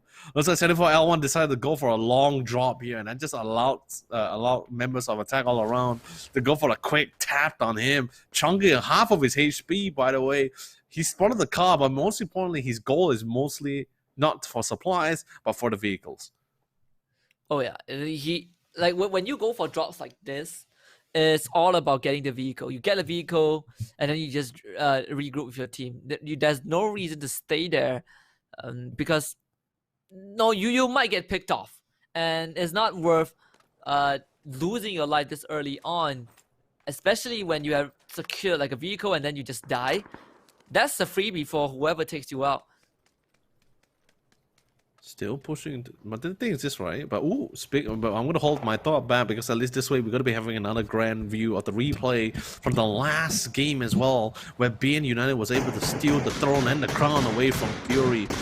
By the way, beautiful slow-mo, unbelievable. Honestly, it would have looked really cool if Attack All Around was able to land all their shots with that drive-by, because that scene itself looks straight out from. It literally looked like it came out straight from a movie scene there. But just unfortunate they got mowed down instead. Well, I mean, our observers really, working to give us the best camera shots ever. Sometimes you really feel like you're in an action movie, you see all these impossible shots and Young B just, tearing Fury apart. It's something that was not really supposed to happen, but because of all these small details, these couple of crucial shots, it changes the course of the match. And it's such a crucial moment as well during the final few minutes of the match number 8 that we see BN United pull on ahead. But let's set our sights on to Attack All Around, a team that is quickly rising to the top with their just immaculate gunfire, immaculate firepower, in the names of Gems and Jayus. Really, their first debut so far has been pretty significant as it is. Like, you rarely see an a new and upcoming team that coming into the PUBG Continental series, really making their mark into the leaderboard here. Not let alone being one of the few top 8 as well here. From week number 1 itself, people already like sort of started taking into account of Janku and Gems. Week number 2, we see JS popping things off, literally punishing a lot of members who choose to underestimate this player itself. But here comes Victim Rise here from the Indonesia side, and we cannot really take into it. We cannot forget about this team just yet. We definitely have been putting them kind of underneath the rugs because they haven't shown too much. Not a single win on Miramar so far, and the average kill is also not looking too hot. But it's really just about those mid games, and I think it's becoming more and more evident that Victim Rise have not figured out the solution to taking those mid game fights. And every time after a rotation, they either get taken out or they just make those calls that puts themselves in a very precarious spot. Precarious spot or not, the team currently, Team Expendables, gonna be having a nice drive-by down the freeway here, spotting new vehicles, hopefully go for the change as well. But the thing is this, right? So I'm a little bit more concerning because Expendables, they do have a good point. They do have good positioning from time to time, right? They always manage to get into the zone in time, manage to make it nice and clean. It's just that when a fight starts breaking out, they just can't really clean out the fight as quickly as possible. And even if they do, they always just end up being hit by another third party or a fourth one at the same time. So I'm not too sure whether luck really had a role to play, massively to play for Team Expendables in some of those rounds. But hopefully this one, I believe they still want to end this final day of week number 2 on a really nice, good note. Oh yeah. I mean, we are basically halfway through the day, or through the evening, I would say. And so far, the headshot damage top 3 overall, yeah, there's not much to say about that. We still have the same few names on the leaderboard. Sharper Esports making a big wraparound and able to dodge at least 2 squads and put themselves in a decent position. They most likely won't run into the Expendables, as the Expendables will park themselves past Valdemar. They actually are not taking that territory, so an even bigger wraparound as we get this southern circle. Sharper Esports, though, they have to be pretty careful because they are near Eagle 365, and I believe they trade might be on the high ground, so they can see Sharper Esports if SP is not careful. And the craziest part about it as well, if you notice from the southwest side of the map, that's pretty much where all of us players and coaches like to call it Death Valley, right? Because it's a horrifying place to be, since it's really steep. Like, it's impossible to scale for like quickly, or even with the timing of anyone really hammering you down hard. It's also high vantage points where people is able to pick you off. That's hence why you see a lot of teams even towards the southern part of, if I'm not mistaken, that was of Chumachera as well, or even literally on the right side of the east side of Valdemar. Everyone is just trying to get on top of those mountains, despite not knowing where the circle is going to be. But it's always safer to assume that as long as you're in the center of the circle, you should be fine for the next 2 phases. Oh yeah, you definitely. I feel like when you go into the center of a circle, it definitely does give you that advantage, right? Because you don't have to worry about rotating, but at the same time, if you are just bunkering down and turtling your way, there is a high chance that you are going to be the team that has the least resources during the final few circles during the final 1 or 2 circles of the game, and it does have its own setbacks. So if you want to bunker down in the center of a safe zone, you gotta make sure that you do not give your enemies any sort of advantage. It's really a 50-50 kind of situation, or whether there's pros and cons to this, but this one, if we're talking about just the ratio or percentage in particular, it's just 50-50 entirely, because it goes great, you get the hold down. If a team crashes into you, then they wouldn't, most of the time they wouldn't expect you, and even if they did, it really comes up to who was able to spot who first, and those who most of the time is already in the settlement and turtling down, they will be able to spot most of the drivers, and by the time they crash into it, they will have losses, and that's pretty much your free grab delivery of resources to re-equip yourself to find that final circle. But you know, pros and cons. It's just really pros and cons. There we go. You kind of have to just. It also depends, right? It also depends where the circle is. Yeah, so sometimes you don't want to just bunker down in the middle of a pit with nothing. Oh no! It goes for the spray. He has a couple of attacks, but it's not enough. Oh, Jaxi, you cannot miss those shots. Vandal Knight just take out Gen Force in return. But yeah, Gen Force is gonna go down and Chibrit will be able to revive Jaxi. Eagle 365, they're not really suffering too much. But unfortunately for Victim Rise, they have lost their first member.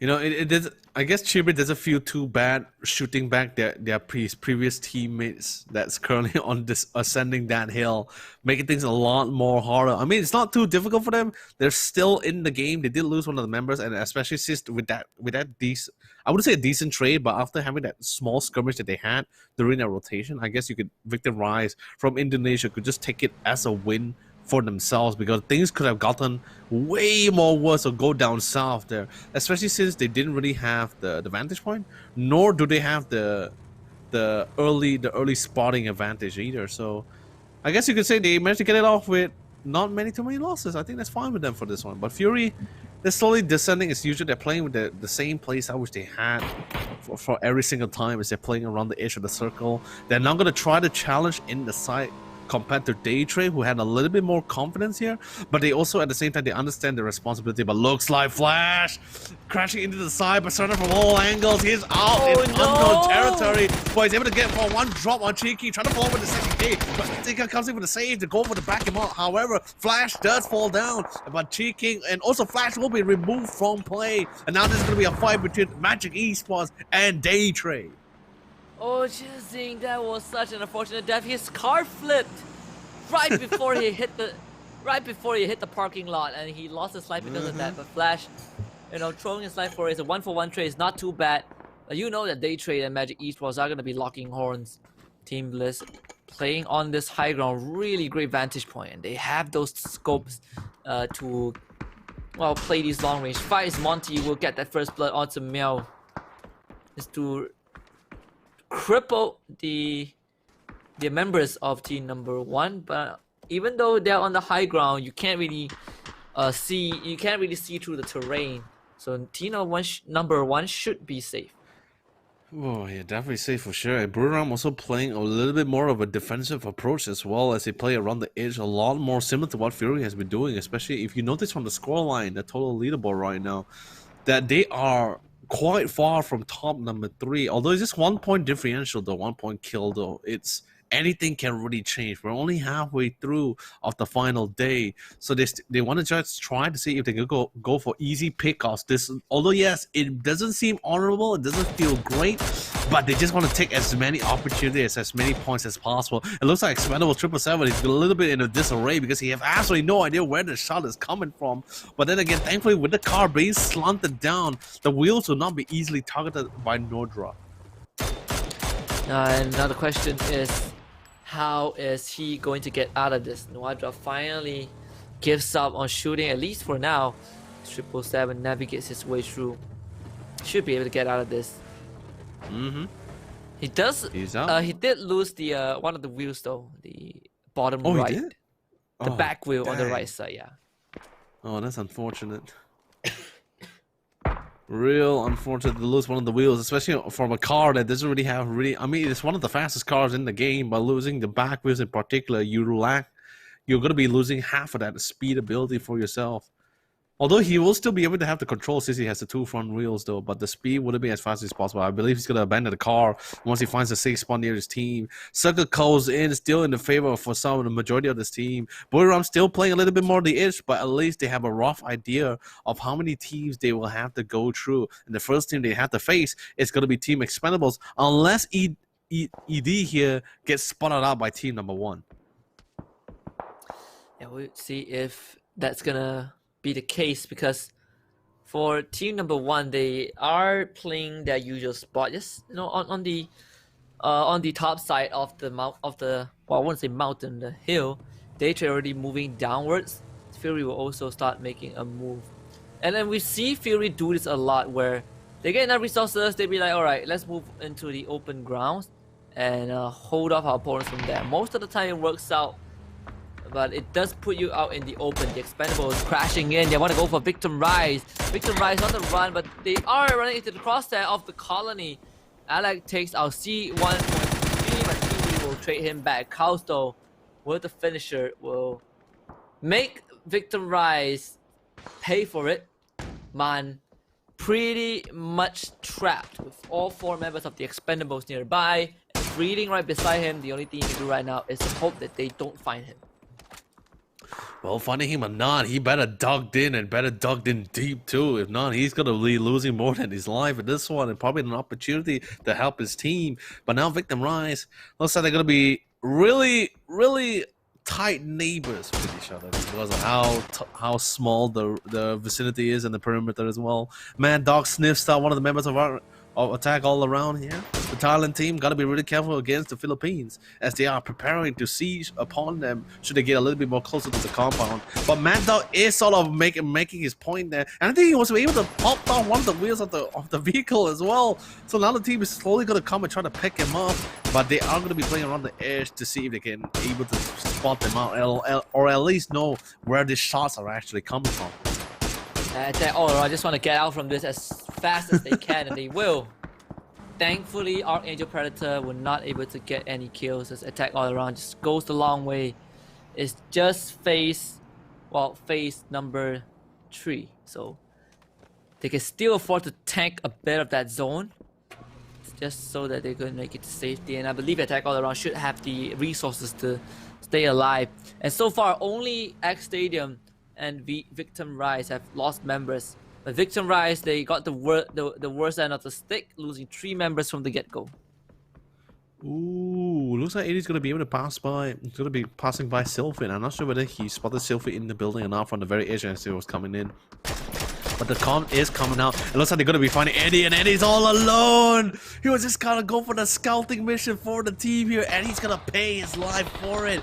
A beautiful pickup for the team, and Bore Rom is trying to fight for the sideline, but looks like someone's able to drop down God Meow. 2 members of Bore Rom is already in the pinch, and the remaining members is trying to fight for their lives. Inside pushes in, finds Archangel Predator, guns down none, and now even the Philippine team side is also having a little bit of a small skirmish that might cost their life. Ronan did get dropped, but he's going to be quickly saved. Suppose also able to find not just God Meow, but even Nodra at the same time. There's only one more member of Bore Rom, and that's going to be Currency once again. Pretty much similar to the last map as well. He has to pull in the win. If not, Sapa is going to annihilate all 3 members of Bore Rom, and that's not exactly how they want to see it in this game. They have the smoke. Well, he has the smoke to keep himself alive, but honestly, there's not much chance. The Sharper Esports brushes shoulders with one of their opponents, but they will be fine for now. Oh, the tank is going! No! That's cleaning up. Perfectly done. Buriram United, the first team to get knocked out. Not the run that they were looking for, but unfortunately, they'll just have to tap out. Oh no, this is not what they were trying to plan either, as they were trying to go for the flank. They went nice and slow, maybe a little bit too nice and too focused on checking things what's in front of them and instead of what's behind, and that's gonna punish them really hard for this one. Daytrade on the other hand, trying to do as much damage as possible, but gave home a dong. It's gonna hammer them from the distance, despite Norris was able to find one of the members of Fury, finishing him off too, but they are taking quite the losses as well. And Archangel Predator, despite losing 2 of their members, they're still joining the few skirmishes, and Game Home Hadong is slowly approaching the members of Fury from behind. Well, and this is gonna be interesting because Daytrade is also out. Oh, 2 on the front runners being knocked out from the get-go. We are getting the possible rise of an underdog. Tinoy, in the meantime, getting bomb as Gems will get the perfect headshot onto Ronan. Attack all around, also wants to chip in as well. Ronan might be blown up if he's not careful, but Flood is not going to leave any man behind. Attack all around knows that. Jams with perfect angle, wants to spray down Flood, not able to get the shots in. Is that Nate? Oh no, that's a small thing. It's just a smoke. You're giving me a heart attack. I'm having a hard time. Oh my hold God, on. don't They run were in there. Crashing in. They are ready. Oh no, Fury, they're not ready for this. Flood though gets Zippy. Glory's communicates right back. DJ's gonna steal the kill away. Godway with a pin battle. Oh my goodness, Godway and the tree. They both work in tandem, and just like a Bollywood movie, Game Home Hadong crashes in and gets 2 kills. Fury's on their last leg, and it's going to be glorious to come in and take that secure. How can Fury get out of this? It looks very improbable, and improbable it is. They are out. Fury no longer in match 3. Oh, it's so unfortunate as well, because if you think of it this way, if you think of it from Fury's, like, put yourself in Fury's shoe for a second, right? Like, the 2 top contenders are gone. They almost overtake the number of kills by day trade, but it's still gonna take the win. By the way, coming back to the fight, it looks like James was able to find Godney with a beautiful headshot, knocking him down, but gonna reset for a bit because he got tagged away by Archangel Predators members. Yeah, and well, now we definitely have a match on our hands as Archangel Predator. And the Archangel Predator is the only front runner left, and they intend to keep that. CJ finds Leon's Hugh to put some numbers on the board, but they only have 2 members left alive. Meanwhile, you look at BN United and Attack All Around. The only other 2 teams with that 1 chicken dinner, still full squad, alive and kicking. But Attack All Around, they had to start moving into the circle pretty soon. They're slowly pushing it in. Eagle 365 decides to forego the vehicles a little bit more since they have a beautiful vantage point. But smoke trails are trying to be set up. It's because they want to try to rotate towards the southern side of their position here. At least that way, then not only will they be in the circle, but also they have a nice line of sight towards Team Bliss. But Team Bliss already spotted them a little bit too early and then begins to go for the tags. Same goes for Carl's on the other side, but Attack All Around, 3 members in the same vehicle. They did spot one of the members. His Carl actually fired upon them first. Now they prepare for this clash, and Carl slowly rotates back to regroup back with the team, and hopefully the colony will be able to take over the fight against them. Yeah, this is Game Home Hadong. They were the one who took out Fury, and now Godway. What a bomb onto CJ. That is gonna make it hard for Archangel Predator, because now Archangel Predator, they're only down their last legs. Maestro, meanwhile, takes out Attack All Around. Seems like a conspiracy to take out people who have that chicken dinner, and maybe that's just it. Yanku desperately holding on to the high ground, but the colony has spotted him, and when a Valve sets the sights onto you, you better start running. Oh, the CJ runs out, but Godway puts this car into reverse. Oh, he drops out of the car, and that is gonna be his fatal mistake, but guess what? Ultimate is dead. Jaxi also chips in. Ultimate shot from behind. With the last laser, and Archangel Predator become the next on the chopping block. Eagle 365 chips in. Jams dies to the blue zone, and Attacks All Around are also out. How is this happening? The annihilation of Chicken Dinner winners, and only BN United is left standing in the running to take the lead.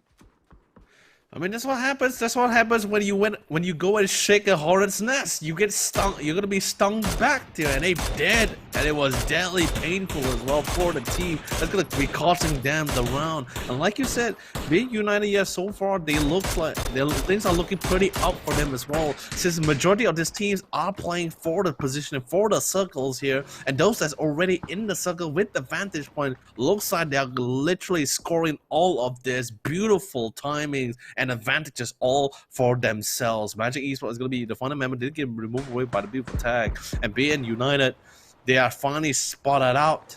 And Eagle 365, they're going to be trying their best to hold them back as long as possible. I think the same goes for the rest of the team that's actually bailed out. Daytrade, Fury, Buriram, they're praying that one of these teams, anyone could win, just except for BN United to still maintain their lead in the scoreboard. Oh, absolutely. And BN United, they kind of see that chance, but you can say the same for all the teams who are still remaining in this game. Especially if you are the colony. We've talked a lot about them. And we talk about the history of this team. And you know that they are hungry for their first chicken dinner. And with all the front runners, the main contenders getting knocked out, their Kryptonite getting eliminated, this feels like the best chance for the colony to put one on the board. Still pushing down to the side. Looks like BN United, they know the zone isn't really in their favor. They're going to be descending the hill. Thankfully, they have the vehicles. But Eagle 365, they have the vantage point. Despite the cover that they're trying to use for themselves, they're easily spotted out. And Hansi is saying, I'm going to literally enjoy, let you feel the full brunt of my SLR and my teammate's M14, Mini 14 as we rain bullets and nades upon you, letting gravity to do its work, the dirty work for us as it naturally rolls down the hill. And in the meantime, we see the colony now under heavy fire as that stadium lights them up. Mamanji and Alec, they both down. The Expendables also chips in. And the colony, Alec! Oh no, Alec! Oh, how can you kill yourself? Committing seppuku in this situation. As the colony now only with 2 men left alive. They'll have to continue this run. Actually, just down to 1, honestly. The colony, they need to go for the revive. But it's not gonna be that easy. So honestly, I don't really think it was a seppuku, man. Oh yeah, sorry. Yeah, it's not. I remember people call it Sudoku, which is obviously wrong. The Expendables still crashing in. Huang Tanker taking it straight towards Team Bliss. And Team Bliss, they are trapped by those nades. They can't work wonder. This is why utility usage is going to be important. Those mollies are flying now, and look at this. This is a barbecue pit. Everyone's walking on lava. Nades! Oh no, the Mika! So huge. That's 2 of Team Bliss on the ground as the Expendables cripple them. But Eagle 365, just like those hawks in the sky, they want to hunt for their prey, and they will steal some away. Rain gets stolen, Rin gets knocked down, Team Bliss in a horrible position, and only Monty is left alive, but he's shot from the front and behind, and it will be Jexy that takes out the remnants of Team Bliss. Team Bliss. A little bit remove. Expendables finally winning out the fight, but of course that's gonna be looks like Eagle 365 also had a hand in play as Hansi just started picking things off. But it looks like BN United was able to pick up the pieces despite the carnage that they had. But God Ace fights J Ken from X-Stadium from the other side. Nades are flying in. The colony are slowly pushing onto X-Stadium's position, and then the worst part, they're having their back against BN United. They are literally stuck between a rock and a hard place. And Gargon is pretty much the only one to left defend for the team to go for the revives, and Carl's he's pushing in. He wants to seal the deal for this compound for the team and make the biggest play in his entire career to ensure that his team will maintain their standings in this game. And look at the status of most of these teams right now. Only 3 teams with the full squad remaining: the Expendables, Eagle 365, and BN United. Other than that, everyone is pretty much in the red. Carl's is the only one left alive, and look at this bombardment onto Eagle 365. BN United taking it straight to them.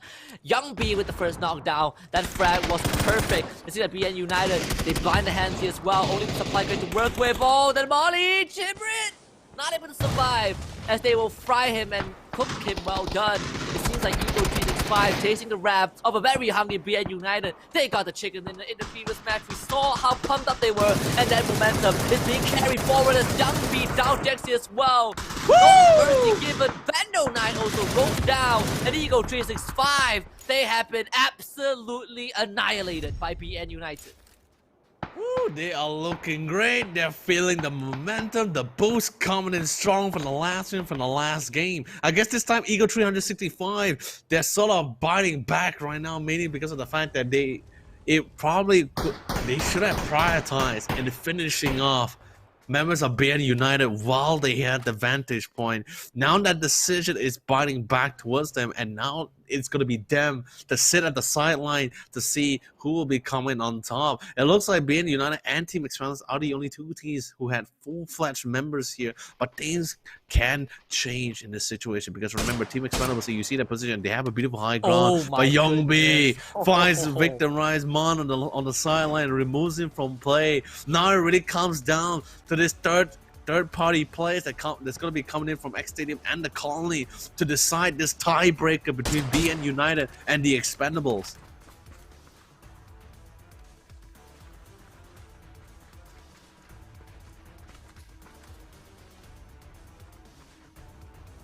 So, still pushing down the line. Shaz coming in. Looks like Ganka was able to find one of the members' calls from the colleagues. He slowly pushed into the side. They're trying to mow down the rest of the team, but sadly enough, things are going to be taking a little bit more of a tougher situation. But it looks like all members of X Stadium has been removed from play, and it only comes down to Team Expendables and BN United to seal the deal in this game. BN United, they feel the momentum, they feel the buzz. Oh no, looks like getting to the vehicle might be a little bit of a downfall, but sadly that was only a tag and not a knock. He's going to be able to get out of the situation to go for the re-heal, while the rest of the team are not only trying to get to the vantage point, but also trying to get a beautiful line of sight towards the remaining members of BN United.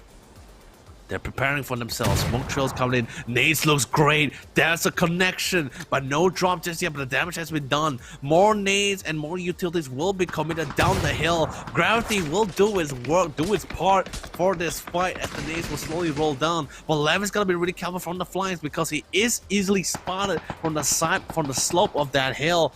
Gades got a nice position, but he's slowly scaling up because he wants to get some form of control. Dr. Logi spots one, including for Gades. Goes to the quick tab.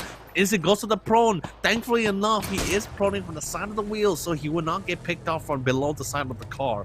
Numsy trying to see the rest of the member, trying to scout things out. More nades and Molly coming in. Some of the nades from BN United are not connecting, but the shots coming in from Young B is looking great as he lands jackpot in that slot machine for 777. Just in time for the final showdown, we have BN United looking for the second chicken dinner, and this is going to be important. Just waiting for the celebration. Levi still fights God Ace. God Ace! Even, and they will have a resurrection right there. The revive will come through. Hong Tanker taking it into his own hands. Spray comes to Simon T, not able to land those shots. 777 is back up. Levi's now is going to go for the relocation. Smoke's making it very hard for BN United to take those shots. And Levi! Oh no! No, not like this! He runs over his own buddy. Now they gotta get the revive out. BN United, is this the chance? Namsi fights the shot from Kogi, but Young B trees right back. Levi fights Young B. 1 versus 2. BN United on the ropes. And it's all down to the one remaining survivor from BN United. Can he cut this down? Simon T, perfect angle, but he does not land those shots. You cannot miss that. He sees the members. Young B gets it secured onto 777. Levi's now pushing forward. They know they have the man advantage, but Levi dropping low. Oh, Simon T actually downs Levi. This might be possible. Simon T has to work on the truck. He is now flashed, but Numpty is out of utilities. It's all down to raw gunfight. Go the zone! Not in favor of Simon T. And it is just not possible. The Expendables play the zone.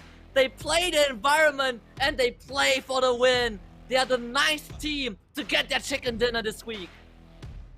Oh, the crowds be screaming, the fans be what, and the fans are going, wow. Well, the BN United side, they be wailing here because of the situation they were in. But most importantly, Husky, is the fact that the top 5 teams right now, they are cheering and possibly even sending tickets to the DMs for the Expendables message box right now, mainly because of the fact that they managed to deny BN United second chicken dinner and also increasing their lead.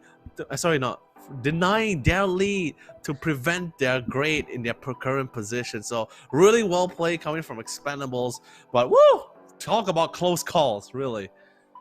Oh, the blue zone was the killer right there. Poor Simon T had to choose, and it was just not possible. The Expendables finally putting one on the board, and so far no one is the clear winner just yet. And of course, Levi's player of the match for sure.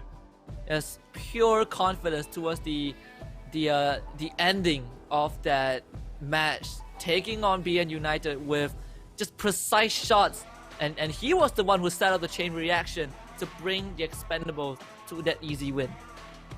Yeah, and it was also a little bit unfortunate for God Ace as well. He was the intentions was good. The intention was good. It was not bad. The decision he had was also not bad either. It was actually pretty decent if he was able to pull it off. he was positioning himself towards the slide of the slope of the hill in hopes of the fact that maybe the person on top of it was going to be able to go straight down and would not be able to prioritize on him. But sadly, he already ran down the hill, and since he was at the side, he was literally punished since he had no absolute cover.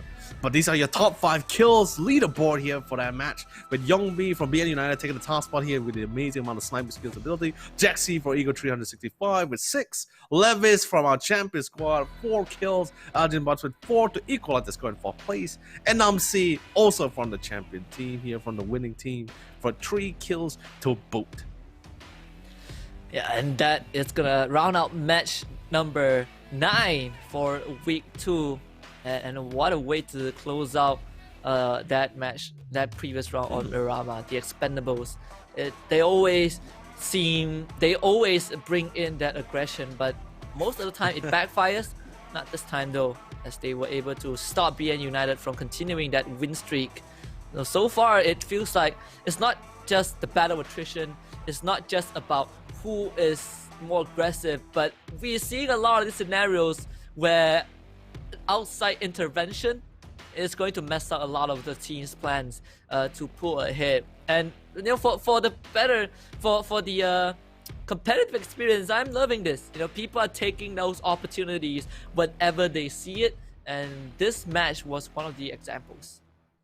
Well, I mean, it's more like that's the thing, like I was mentioning yesterday to answer your question, right? When you asked me yesterday on what are the ways the team can do to try to be better in this game or try to topple their opponents. This is just one of the few ways where people tend to forget, people tend to forget for the fact that you could flank, you could join as a third party, you can literally come in and be a nuisance about it and take advantage against the two teams that has several early losses already. But either way, this is your match leaderboard here, and of course the Expandable is going to be the winner chicken dinner for that one. To update our total leaderboard here, of course Day Trade will still be in the lead. Fury managed to catch up with the scoreline, although they were planning to take the overhead, but Game Home Hadong had different plans for that situation. And honestly, if you think about it as well, it was actually Game Home Hadong alone that actually was the downfall for Buriram and Fury in that game alone. Oh yeah, absolutely, and because of that, we still have the almost exact same leaderboard. Day Trade being in first place, just 1 kill ahead of Fury. As we now take a look at X Stadium, Tudor, team hailing from Vietnam, so far not really finding too much luck in terms of the chicken dinner department, and hopefully they will be able to pull through, because they were so close in that previous match, but just not close enough. And of course, Victim Rise, if you look at the Pick'em Challenge, they're definitely not the fan favorites, but we have seen them pull out some miraculous runs. But there's just something about this team that is preventing them from, crossing the finishing line.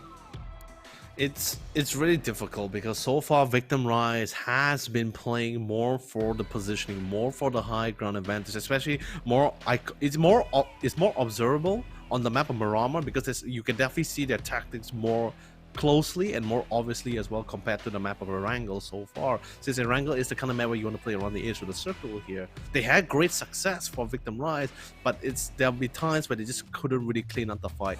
But Team Expendables, congratulations for being the chicken dinner for that amazing turnaround for the team, and also shutting down BN United. It was really, it was a really close call, let's be honest. I mean, like, what can I say, right? We're getting more and more teams coming in and putting in their work. This is exactly what we wanted to see, right? When yesterday started, when we talked about week 2, we were like, we want to see more teams stepping up to the plate. And this is exactly what we've been getting. Our wish has been granted. So far, across 9 matches this week, there has been no repeat. And this is where the tiebreaker mechanics is going to make it interesting. If towards the end we don't get a second chicken dinner winner, then we will look at the kill points and see who ends up in first place. I know there's still 3 more games to go. It's easy to get a repeat because we kind of know who the front runners are. But judging from how the matches have been so far, I am pretty hopeful that we will get another team that will step up to the occasion. You know, it's now it begins to get even more horrifying for the team, because like if we're just talking about yesterday's total accumulated match leaderboard alone, we can just proudly say, even for the teams as well in the game, they can say things like, oh, you know, we're totally fine. You know, it's still not many people getting the chicken dinner. Let's see in day number 4, see if we can make a play. But from 6 teams, we're looking at 9 teams right now. And this is, like I said, this is the last day for week number 2. Literally, the chances of you losing out that top spot, or maybe even the top 5 spot for the matter, is even higher now, since more teams are getting even out. The pressure is on. The chances are decreasing. The chances of you getting that chicken dinner or securing top spot is decreasing significantly as the round continues to go. It's getting more horrifying for everybody. Oh yeah, I mean that's exactly what we want, right? The more tight it is, tension in terms of competition, the better it is for the viewer experience. I know if you're a player, you might not really like it because you want to obviously win, but this is the proof that everyone else is growing. You know, there's not gonna be the one guy who monopolizes everything, as we can see right now. Oh no, BN United not like this. God Age is like, oh crap, gotta turn around, hightail out of there. Gotta book it, gotta run, son. He may be a god, but hey man, that's a little bit too much things to deal with for the first drop of the circle here. But looks like Fury, despite the flight path, and I think it's still pretty doable to drop to the military base, I guess they decided to drop towards Yosnaya here. And let me tell you something, it's been a while.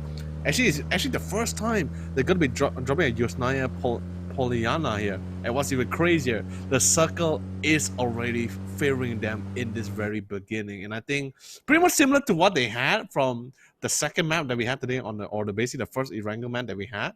But let's just see, hopefully they will be able to closing out on a clean note. Well, hopefully that is going to be the case. As we look at the play of the match, most picked players top 4, Nawada with 3 times, Wakikamuka with 2, Altium Boss with 2, Ronon with 2 as well. And we gotta remember these stats as we progress through the rest of PCS, because it does matter at the very end when we crown our winners. But right now, the more important part is the teams who have not really been the fan favorites for obvious reasons. Can they get at least one match in the bag?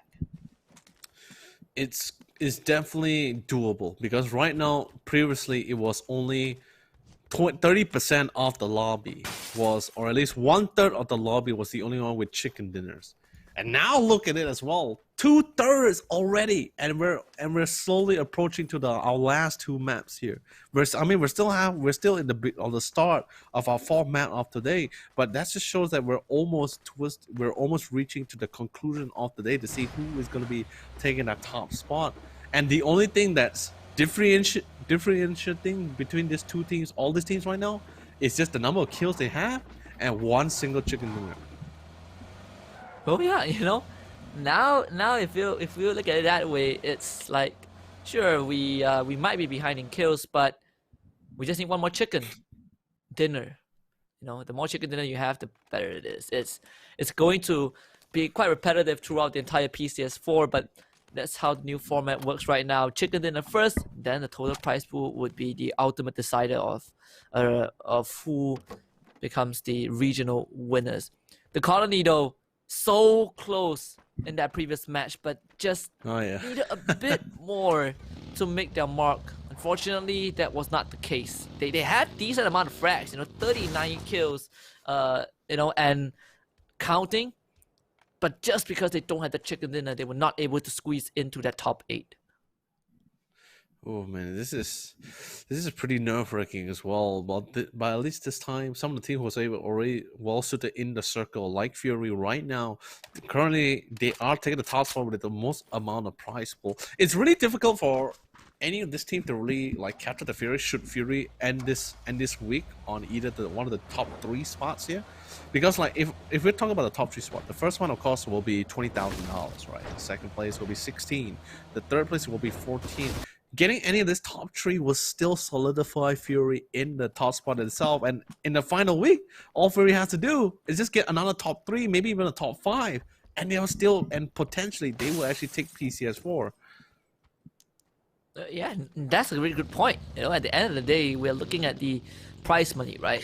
Even if they end up in second place, they are still in a pretty decent position. The 16,000 plus whatever they already have. That's $36,000. Yeah, so that's a lot. You know, that's gonna put them in a pretty decent spot because they trade. Even hypothetically, even if they get the 20,000, if you look at the week 1 performance, it is not enough to catch up. You know. Yeah. If I'm not mistaken, $2,700 only. So $27,000 only they have in total should they get championship spot here. So, but that's this crazy thing, right? Because of this format, even Team Expendables could be the one to take the chicken dinner right now because they may be literally at 9th place right now, but one chicken dinner, and if they just get it at any time, if the going by the pace of the game for this from yesterday and currently today our first 3 maps, if more teams keep equalizing the scoreline of chicken dinner and one of them gets one more additional, let's be honest, that team is pretty much just gonna be like slapping everyone at the back of the head saying like, hey, you guys work so hard and kills, but guess what, we just have to play. Yeah, exactly. It's just how it is, you know. It's bad, I guess when this format first got released, a lot of people have different opinions, which is pretty common. You know, people have different thoughts on how this format should be and how it makes them feel. Honestly, there are pros, there are cons, but it does make things interesting. And the spray down from Gold 12 just takes out Levi's. Was the player of the match, but it's gonna be the first one to have an obituary in match number 10. The Expendables will have to work with the remaining 3 members for the remainder of the round.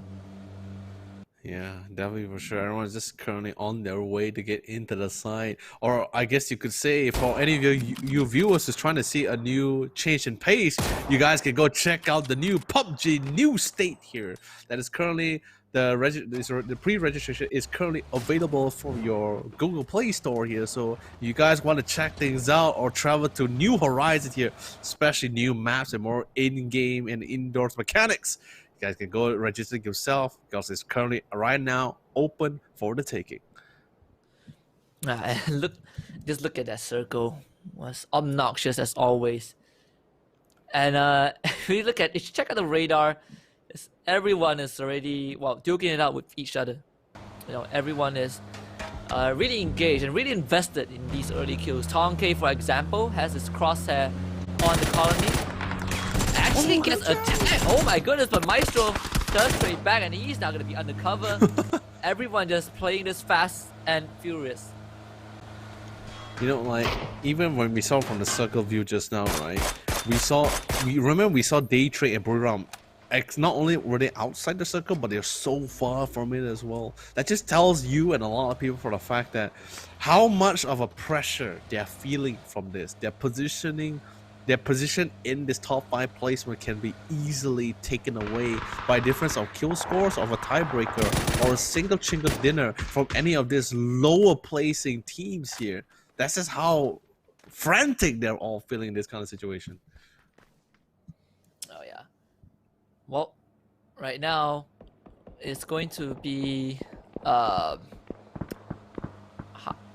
for lack of a better term, it's going to be a bit more complicated for these teams to navigate around, especially those who are coming in from the southern side. You know, because those late rotations sometimes it can be unavoidable, as those common drop spots might be far away from the circle. And I think Day Trade is one of those teams who just touched down. By the edge of Rozok, still within the circle. Or at least a part of it is within the circle. This is also going to give them a bit of a advantage though, because thankfully no one is guarding that bridge, so they can just drive right through. Oh yeah, because everyone is already sort of focused on the fact that although yes, you want to play around the edge of the circle for sure, but everyone is just sort of convinced for the fact that with the pace of the circus rotation and movement as well, it might go more towards the hills and the mountains, and that's something they do not want to contest for, especially should they be at the base of the hill. It would have been a total nightmare for some of them, especially when the team has a vantage point. We see team number 1 did a massive rotation, managed to get the top spot. Expendables had the same idea, but team number 1 already got to that place first. Yeah, you can see how important it is to maintain those positions, as this circle is still keeping a few teams, within a safe zone. But Archangel Predator, they are pretty comfortable controlling the entire northeastern side. They don't have to worry too much. There's enough resources to go around, and they can cut in to contest whenever they want to, or when the crowd has been thinned out. So far, only one guy has been taken out. So there's still a lot to go around, but this overpopulation will be dealt with pretty soon as these respective teams starts taking each other out. Sifly getting tagged with a long-range shot from Rain. Unfortunately, it is hard to fight these battles, especially when you're on the low ground, and Rain quickly learns that. Oh man, it was a little bit too close of a comfort. But remember what we were saying earlier during the pre-show, that we wanted to see a potential push towards the northeast side, but never mind. Mew gonna be gunned down quickly as Tonkin comes into the drive-by, finds the headshot. Chinky is gonna finish things off. Now they're trying to get full control of the hill. And team number 1, they have to make a choice here to descend the hill and abandon the post, which they so comfortably made for themselves, or just absolutely take this fight. But Team Expendables, they were able to siege from behind, not just on one of the members of Magic Esports, but also one of the members from Victim Rise and 777. Looks like the slot machine isn't really playing in his role, but he gets a good shot and it gets a bit of a cleanup on Seymour. And he's just tossing out all those nades, the utility usage. Being shuffled around by 777. He's using it to perfection, getting tagged by the nade. He just needs a bit more time, and he's able to heal out, but the rotation from TD just slightly faster as 777 gets eliminated. Suppressing fire from the rest of the Expendables not enough. TD now finds himself in a very tight corner. Huang Tanker wants to flush him out with the Molly, but as long as TD stays alive, Victim Rise will have the advantage, and that will be quickly extinguished as TD gets taken out. Namsi will be the one to secure that to bring this fight to a more manageable state. Victim Rise and the Expendables both have 2 members left alive, so this is an even fight as we look at the colony trying to push uphill into Magic Esports and Team number 1's territory. They're hearing the gunfights as well, so they're trying to see if they can take a grand opportunity to make use of this diversion to push up to get a nice anchor point for them to go for this fight. But MBK landing all of his beautiful shot with the M4. Things are looking pretty bright for team number 1 for the defense. Sapao fights on the other side, but the colony, they finally reached the high ground. They got the anchor point, then they go for the spray now, and they're going to be finishing off the remaining members of Magic Esports. They will be removed from play, and now it's going to be by potentially see a clash between the colony and even team number 1. But coming back to the fight below the hill, it's gonna be Victim Rise and Team Expendables to see who's gonna be the winner between this fight. It's a 1v2. It's a small house as well. He's praying so hard for the fact that he doesn't get gunned down, but Gen Force playing with the corner of the building. Such a gamble that Team Expendables had to play, but they were so prioritized at the toilet doorway that they never saw him from the other side of the main way, and that's gonna be punishing them hard as Gen Force will make a beautiful 1v2 kill spray to keep them in the game. But for how long, we shall have to see. That was so unlucky. The place that Gen Force was parked at, when you come into the main door, it blocks your line of sight, and Gen Force knew that. Oh man, what a way for Victim Rise to stay alive. Day Trade though, they gotta start moving. Circle pretty far away, and they have Fury shooting at them. Fury feeling really comfortable and at home on this high ground. Plenty of time to work with. They do have the necessary means to rotate into the circle if they want to. Oh, honestly, if they want to, they can actually just let Day Trade through, and then Day Trade will actually run into a Buriram or Sharper Esports. Either way, it's something that Fury will want to see this clash happen and let them literally waste resources or maybe potentially remove each other from the play, or weaken themselves at least in this case. But more teams are coming in, and things are going to be getting a little bit more difficult. Thank God it's still the phase 3 circle, so Day Trade will be tanking out the zone a little bit, but a couple of crashes will be happening alongside. Sharper Esports are going for the wraparound once more. You see X Stadium have already decided where they want to set up shop. But Sharper Esports, we've seen this a lot of times where they just make these long rotation that puts them in a decent spot. As Day Trade will also be doing the same. They were the last team to make it into the safe zone, and it will remain like that for at least the remainder of this circle. Still pushing in. It looks like tanking the circle does really play off for them. It just really depends on which area they can really crash into. They get spotted by a lot of people. Tackle around is going to stop the pre-firing shot. Literally, evasive maneuvers are beginning to start here, and Team Blaze also joining them in suits, but 2 vehicles will be flipping around, but thank God for the buggy as well. Making full use of the wheel, they'll be totally fine. One of the members had no choice but to get out of the vehicle, but nothing else, and even Norris will be removed from that play, and the rotation ends up being a horrible push for the side here for Day Trade. Potentially they might have to kiss goodbye for this round, but maybe not. But remember, they're not out of the game just yet. It's a 2v4, still pretty doable as long as they play around the corners and the angles, and also in praying that the team actually pushes them one by one. Oh man, that was just unfortunate.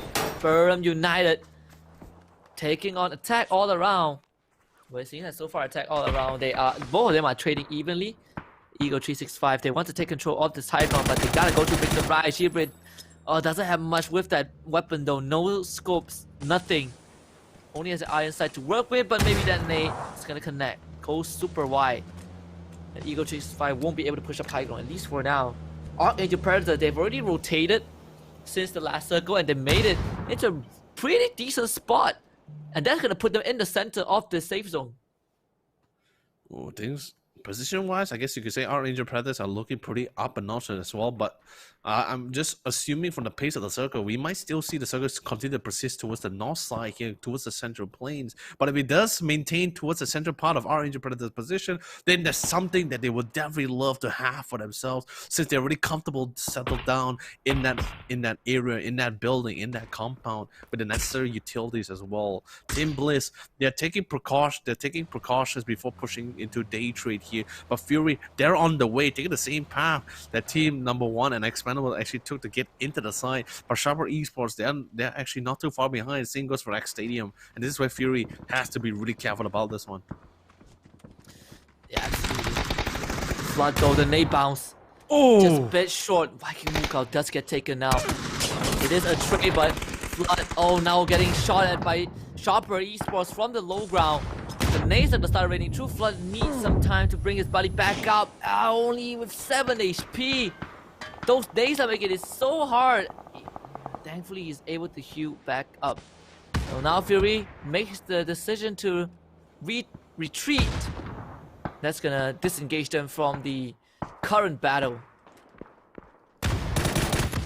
Which is going to be removed from play. Only one more member remaining for Day Trade. Fury got to be careful as they spotted that they're actually in the line of sight. So not just 2 teams, but 4 at the same time. They have to make a choice to run away, because if they continue to persist in this spot itself, they are going to be having a really tough time. They're being besieged from below. They're being sieged from above. They're literally stuck between a rock and a hard place. And Ronan NBK is going to be able to fight Ronan. And he only has 1 more smoke remaining, but it hasn't popped out just yet.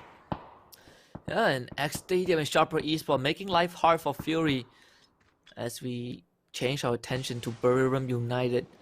Finally making it onto high ground to siege this compound. Controlled by attack all around. And this is going to be a very close one. Hotmail with the initial frag as they're trying to flush out as much angle as they can. And look at this, like a SWAT team entrance into the house. Molly will come in from the 2nd floor. Kanoxi has to dodge it, but Yanko with a perfect nade into the room. No space for Kanoxi to dodge. That's gonna knock him out, and a lot of it is gonna be cleared out. Eddie wanting to hold the outside the compound, but it's getting pretty tough as AAA starts to take control of the house once more. Blue takes a gone out. Eddie trades Yanku back, but Buriram United are losing way too much members. Jen comes in with a flank, and he finds Eddie. Suddenly it's the Wadra against the whole world, and attack all around. they've already left the site, they've already left the house, and in fact, this whole house is now within their control, and there's no way Burn United can survive this. They have been outmaneuvered, attack all around, survive, and Kikamukao just blows out 74L1, and even gets the rest of that stadium. That is revenge served with an explosive taste. Oh, and all it took was two beautiful nades by Kikamukao to turn things around. Despite the clashes, despite the knocks that Fury suffered, at least now they are lessening their burdens here and the responsibility and the danger that surrounds them. But they're not out the fight just yet. There are still 3 more teams to fight against here. And Eagle 365, they're going to be having even a tougher time as the nades are being rained down the hill. And Simon's having the best time of his life as he casually dictates who lives and who falls. But a quick rotation comes around. Now that's the 360 turnaround coming in from Eagle 365 as 2 of the members was able to get to the high ground. Yes, NBK surrenders himself to the blue zone. It's gonna bring the members of team number 1 down to, I believe, just 2 if they don't get the revive through. Furito surviving, taking out X Stadium early on is gonna give them such a good advantage because now they take control of that high ground. Flash is being really patient with his trigger. Simon T trapped in the middle of the hill and Flash lining up the shot. Sees the victim of Young B, but he still decides to not take the shot because he is the only one left alive, and now he goes for it. Takes out Chibrit, and they still have no idea where Flash is, at least for now. Daytrade needs to stay alive, and Flash has a lot of work to do. Now goes for the second one, misses the Simon T shot. And misses the second one again. And Flash needs to move soon because he's not in the circle. This starts to get really hard. Banana Game Home is also joining in the party. Attack all around. It's literally surrounded from all around them itself. Eagle 365 will be removed by BN United. But Attack all around is also just eliminated away as the team will become not strong, and that's going to be Game Home Hadong. The name looks good from Fury as they take rid of team number 1. Actually, no, it was actually going to be Colony to wipe them out. And at the same time, Simon T finally takes out Flash.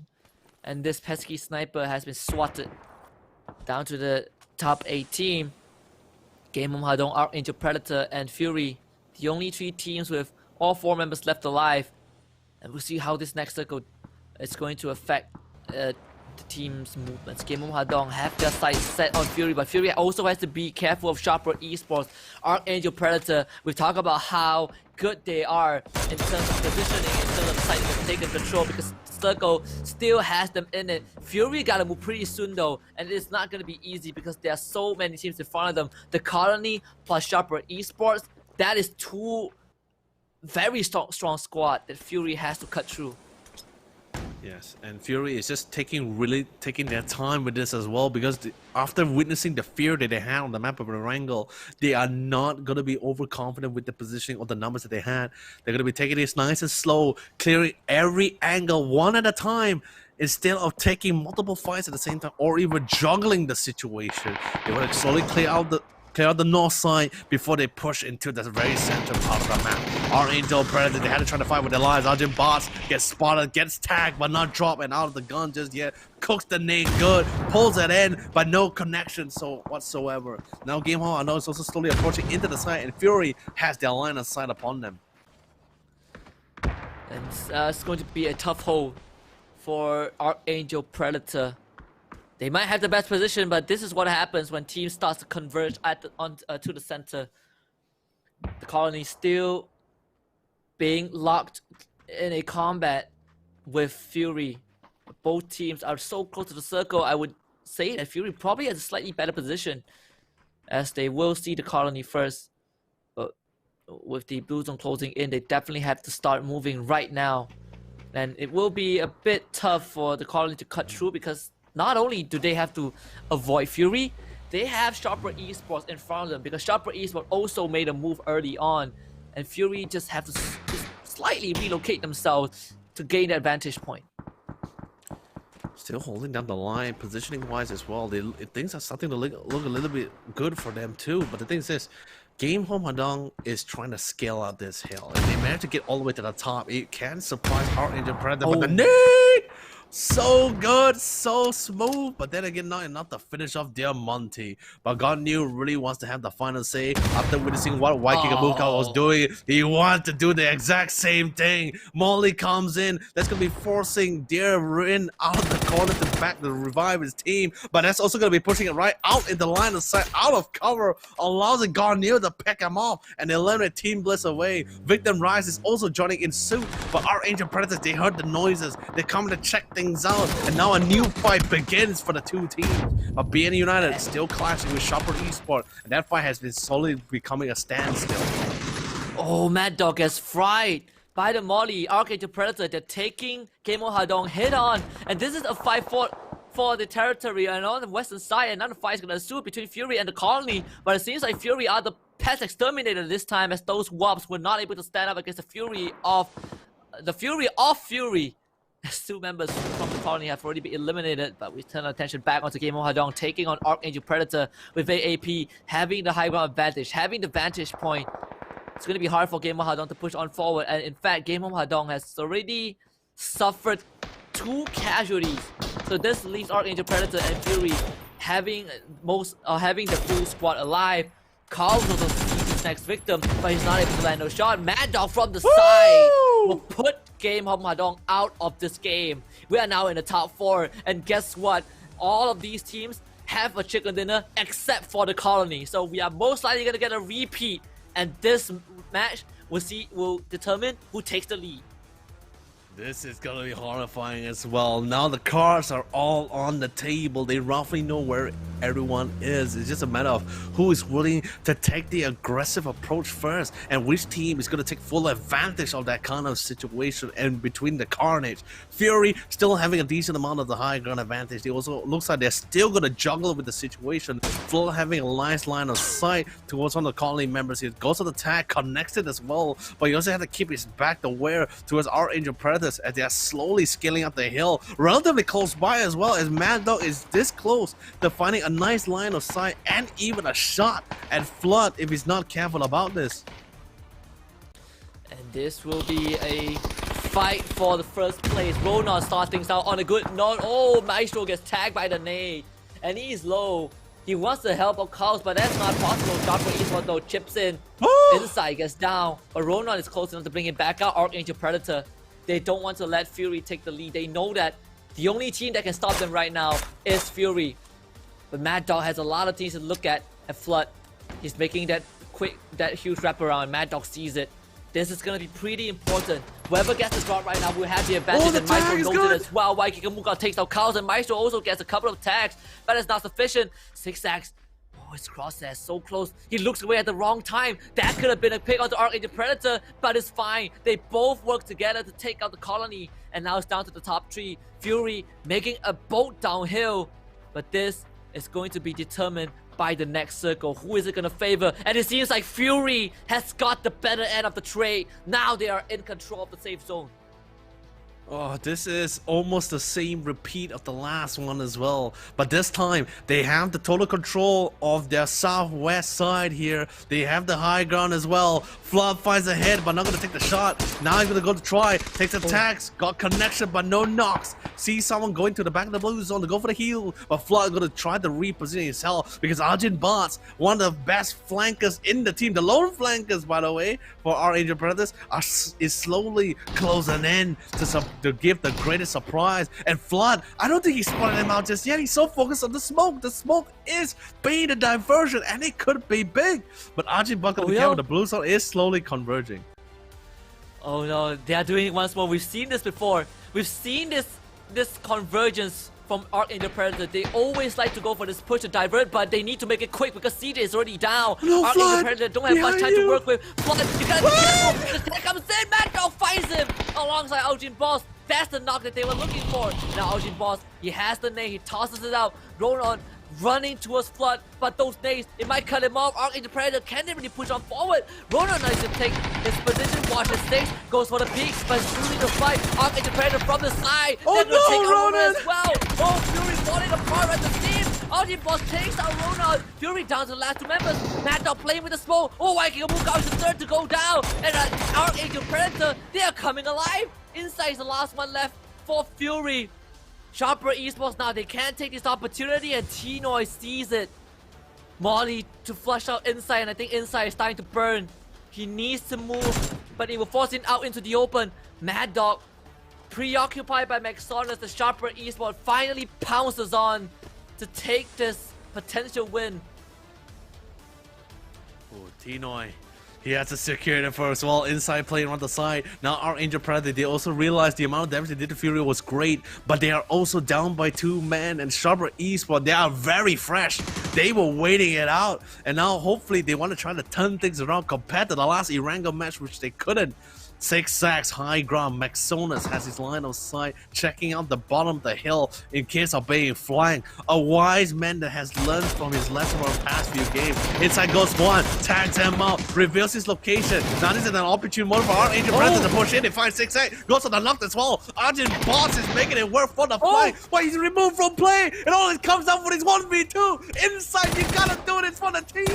Wants a hit, goes a spray down, gets a hit, got to get for a knock, but the flank comes in from the right side, and Sharper Esports were secure their second chicken dinner in this game. And you know what that means, folks? We currently have a total upset in our total accumulated leaderboard, and Sharper Esports is gonna take it all.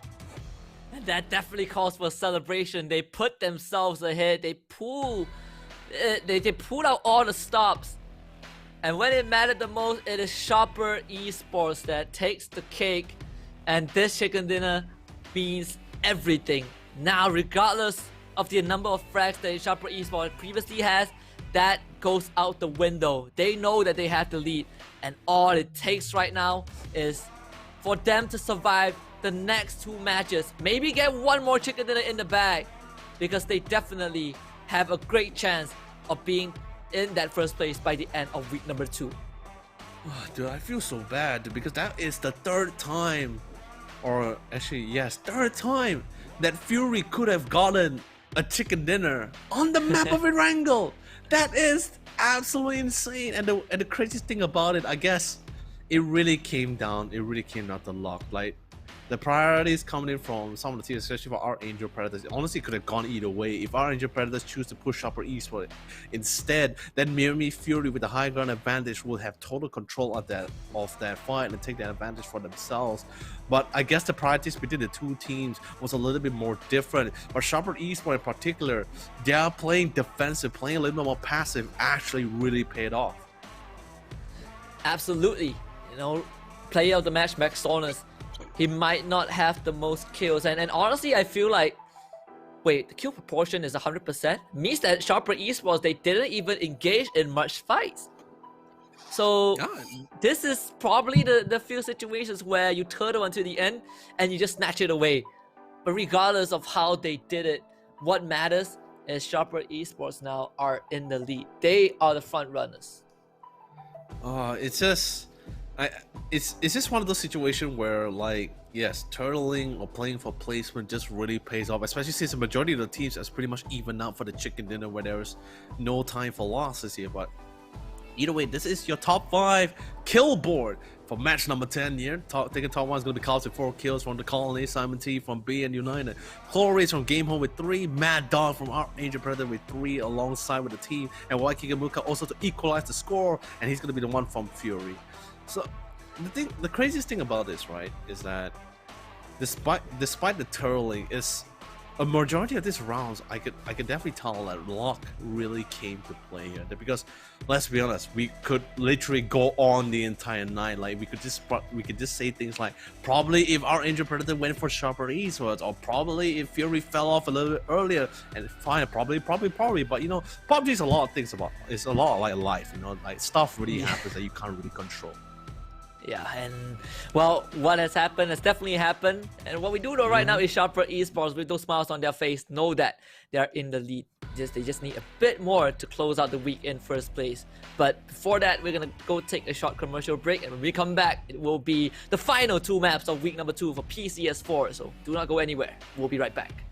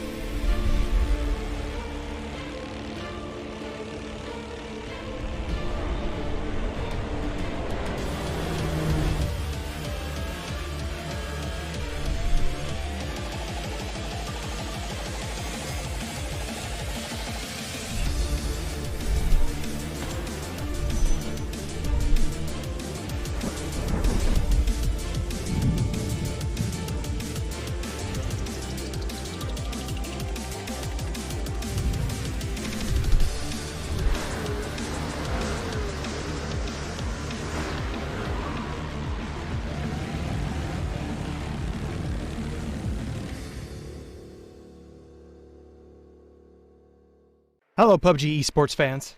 PUBG Continental Series 4 is fast approaching, pitting 64 teams from 4 regions against each other in typical heart-pounding PUBG fashion. That means it's time once again for you, the fans, to get ready for another Pick'em challenge, so that you can start earning esports points once the tournament starts on June 10th.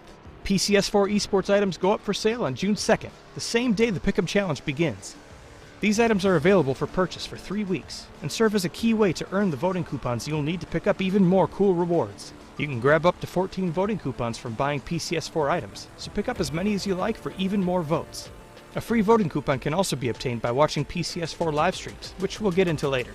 Every one of these purchases supports the PCS4 teams, with 30% of net sales going right back to the teams through equal distribution and via the prize pool. You get cool stuff, support your favorite teams, and get the chance to earn even more cool stuff. It's a win-win-win situation. To earn the great new rewards in the esports shop, you'll need to play one of the Pick'em Challenge games. Back once again is our Pick the Winner game.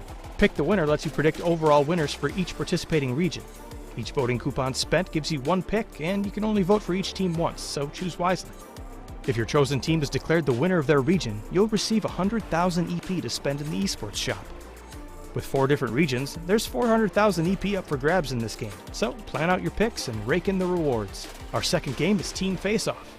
In Team Face-Off, you can earn EP without needing a coupon, simply by picking the winner between 2 rival teams. Like before, EP prizes will be weighted depending on how many votes a team has gotten, so playing it safe for a smaller prize or risking your vote for a higher payout are both valid options. The third game of this tournament is the Chicken Challenge. To play, simply tune into the games as they're being played live on the official PUBG Twitch channels and vote for which team you think will win the chicken dinner. You have until the 11-minute mark to cast your vote, but choosing correctly will earn you a small EP prize. You can play the Chicken Challenge every single game of the tournament, so tune in and win. The last way to earn EP is by watching each broadcast for a special code that will pop up randomly during the games. Enter it fast enough and pick up some free EP for your account. You can get up to 50,000 free EP using these 2 methods, so cast your votes and keep an eye open for codes. You can also get a free voting coupon through a broadcast code. Right after the last match of the week finishes, a code will pop up on screen. Enter it fast enough and you'll earn a free voting coupon to use in the Pick'em Challenge. Remember, at any time during the tournament, you can check out real-time standings, information on participating teams, and player stats in the Esports tab in-game. So get acquainted with the teams and place your votes with confidence. Voting closes on June 24th, an hour before the final match begins, so don't forget to cast your vote in time. Now let's talk rewards for all that EP you just won. The Esports Shop is open for business from June 29th until July 14th. You can view and plan out your purchases beforehand, but be sure to spend your EP during this window, as any excess EP will be lost after the store closes on the 14th. PCS4 is back, and our roster of PUBG pros are ready to put on one hell of a show. So log in, study up, place your votes, and strap in for the exciting PUBG Esports mayhem. PUBG Esports, PCS4, and the Pick'em Challenge. Get in on the action today.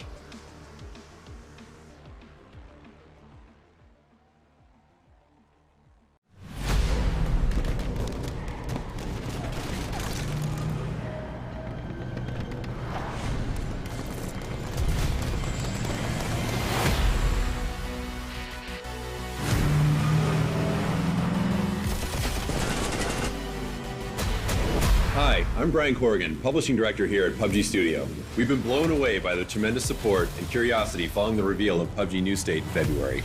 We know you're hungry for more details. Rest assured, we're very excited to talk about all the new features and mechanics in New State. Over the coming weeks, we'll be releasing a series of videos, or what I like to call field trips, to better prepare you for Krafton's newest Battle Royale experience.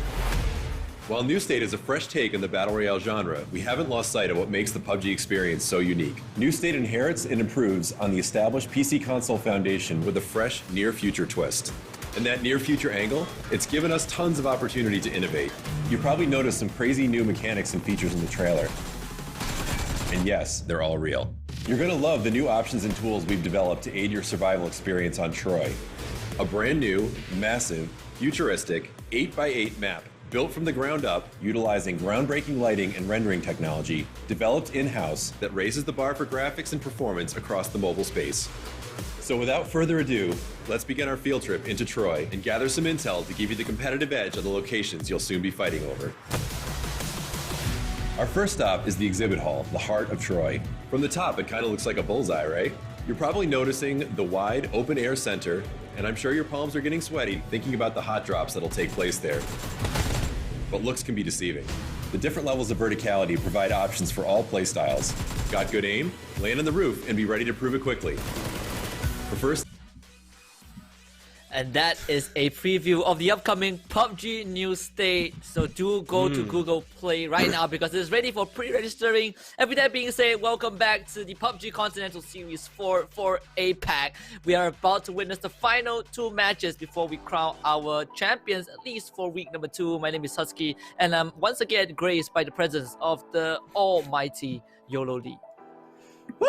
But not, of course, not as mighty as all these teams as they're giving it. They're all in this final day of week number 2. Sharper Esports, of course, finally breaking in this massive tiebreaker. This time officially, not by the number of kills, but from an exact game format with their second chicken dinner on match number 10 on the map of Erangel.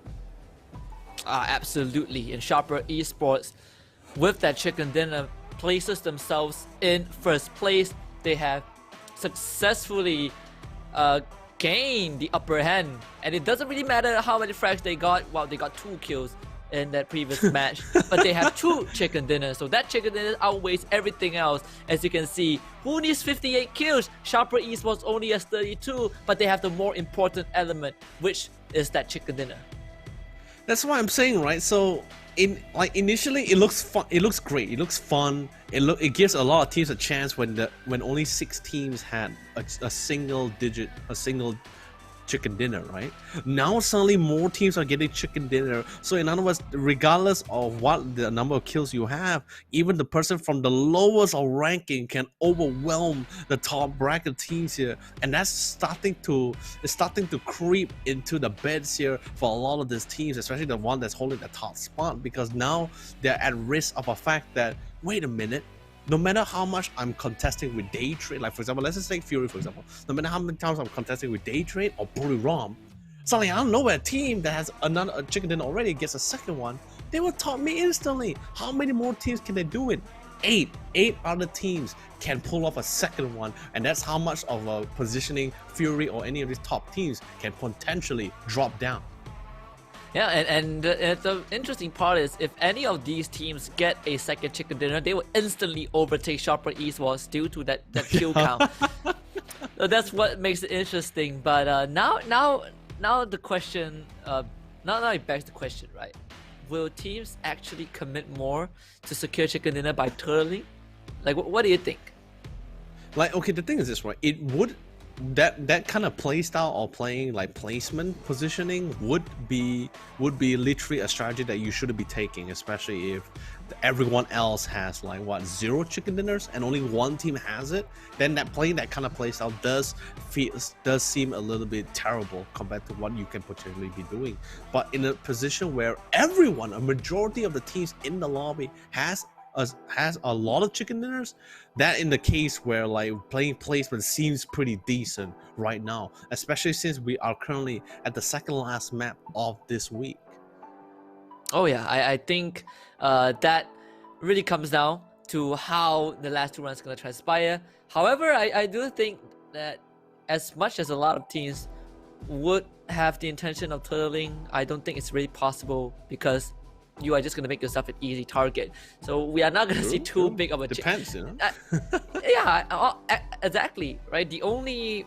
it has to meet a lot of conditions, right? You have to tick a lot of boxes to be able to, turtle your way. And sometimes you need the circle to really favor you until the very end. But this is Game Home Hadong. We're looking at a team that has not been able to get a single chicken dinner, even up to this point. And they're definitely looking for their first one. Yeah, but definitely for sure. But like they are also keeping in consistently here with the number of kills. I think we discussed this before about the few of the teams that has been very consistent from last week. Daytrade, Magic Esport, Game Home Hadong, BN United, or Eagle Trader 65. Everyone who was not able to get even towards the top 8 spot, or some of them did, but they were very consistent with the number of kills that they had in each of this round. But honestly, Husky, what have you been witnessing here from Magic Esport? There are rounds that it seems like it seems pretty good for them at one point. That's like, I don't know, they just I wouldn't say like they dropped the ball, but like they just locked out. I would say for Magic Esports, they are more of a team that enjoys those combat, right? They are pretty fearless, and they generally take those fights head on. But the problem is, when you choose to take fights, you have to win them. And so far for Magic Esports, at least for week 2, they have not been winning most of them, which has been their downfall. Because if you look at the total price that they have, week 1, they were in the top 8. But week 2 is a completely different story. They have not gotten, I believe, a single chicken dinner. It's been quite the ride for them as well. But before we move on, I want to say that was Magic Esport is really gonna be starting to be serious in the second last game when they're using a clip to clip up the fringe. Yeah, I need all the I need viewing that. they can get. Like, I have a normal bobby pin. Is it called bobby pin? Mm-hmm.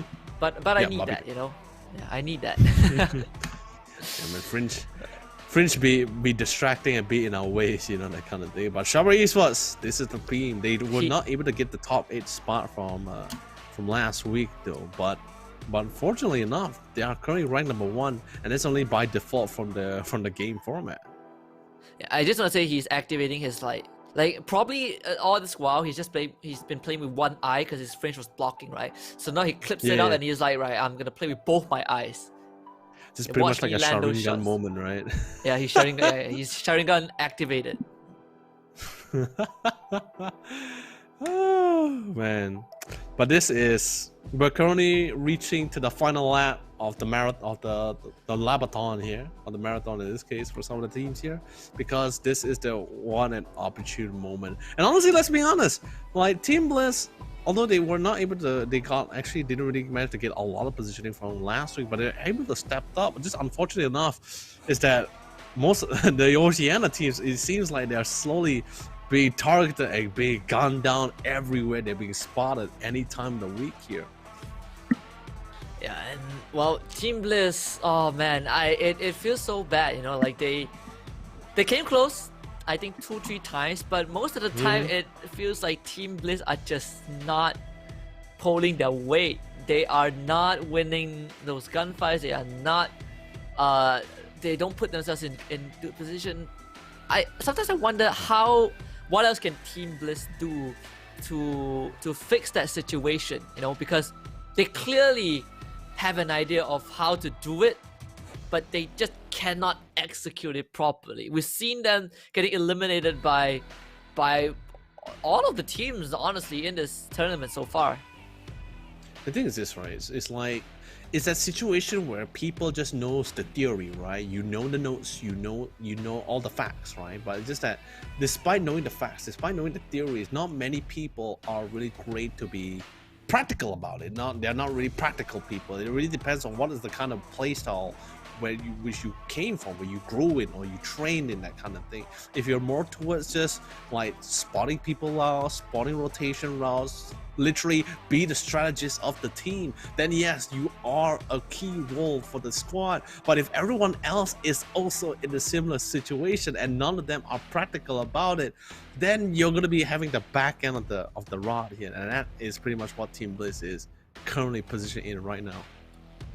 I definitely agree, and I want to see more from Team Bliss. They still have a chance to turn this around. Maybe 2 chicken dinners in a row is going to set them in first place as we get ready and jump into match number 11 of week number 2. The second last match of the day.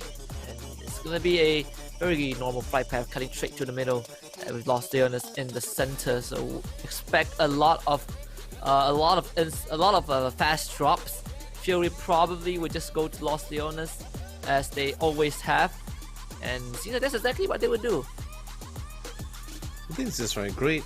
Going to Los Leones is really massive cities, and at the same time, I believe they also sort of research the bots as well. Not many teams tend to like to drop at Los Leones. I think even if we just look back from last week's games as well, we rarely see, like, okay, there were that 1 or 2 Miramas maps where 2 teams actually landed in Los Leones, but none of them ever like moved in to the very center part of the city. Everyone just played around the outskirts, and then after that they just quickly got into a vehicle and moved on, migrated to another location away from, I guess you could say, away from civilization, or away from people in this case, to keep themselves a little bit more safe. Well, I guess you can put it that way, you know. We're getting a great start to our safe zone. Smack in the middle. Exactly what I like. It's going to slow things down a bit as there will be less rotations from a majority of the teams as they are already in a very safe spot. BN United, so close towards their second chicken dinner, but just cut short by the Expendables 2 matches ago.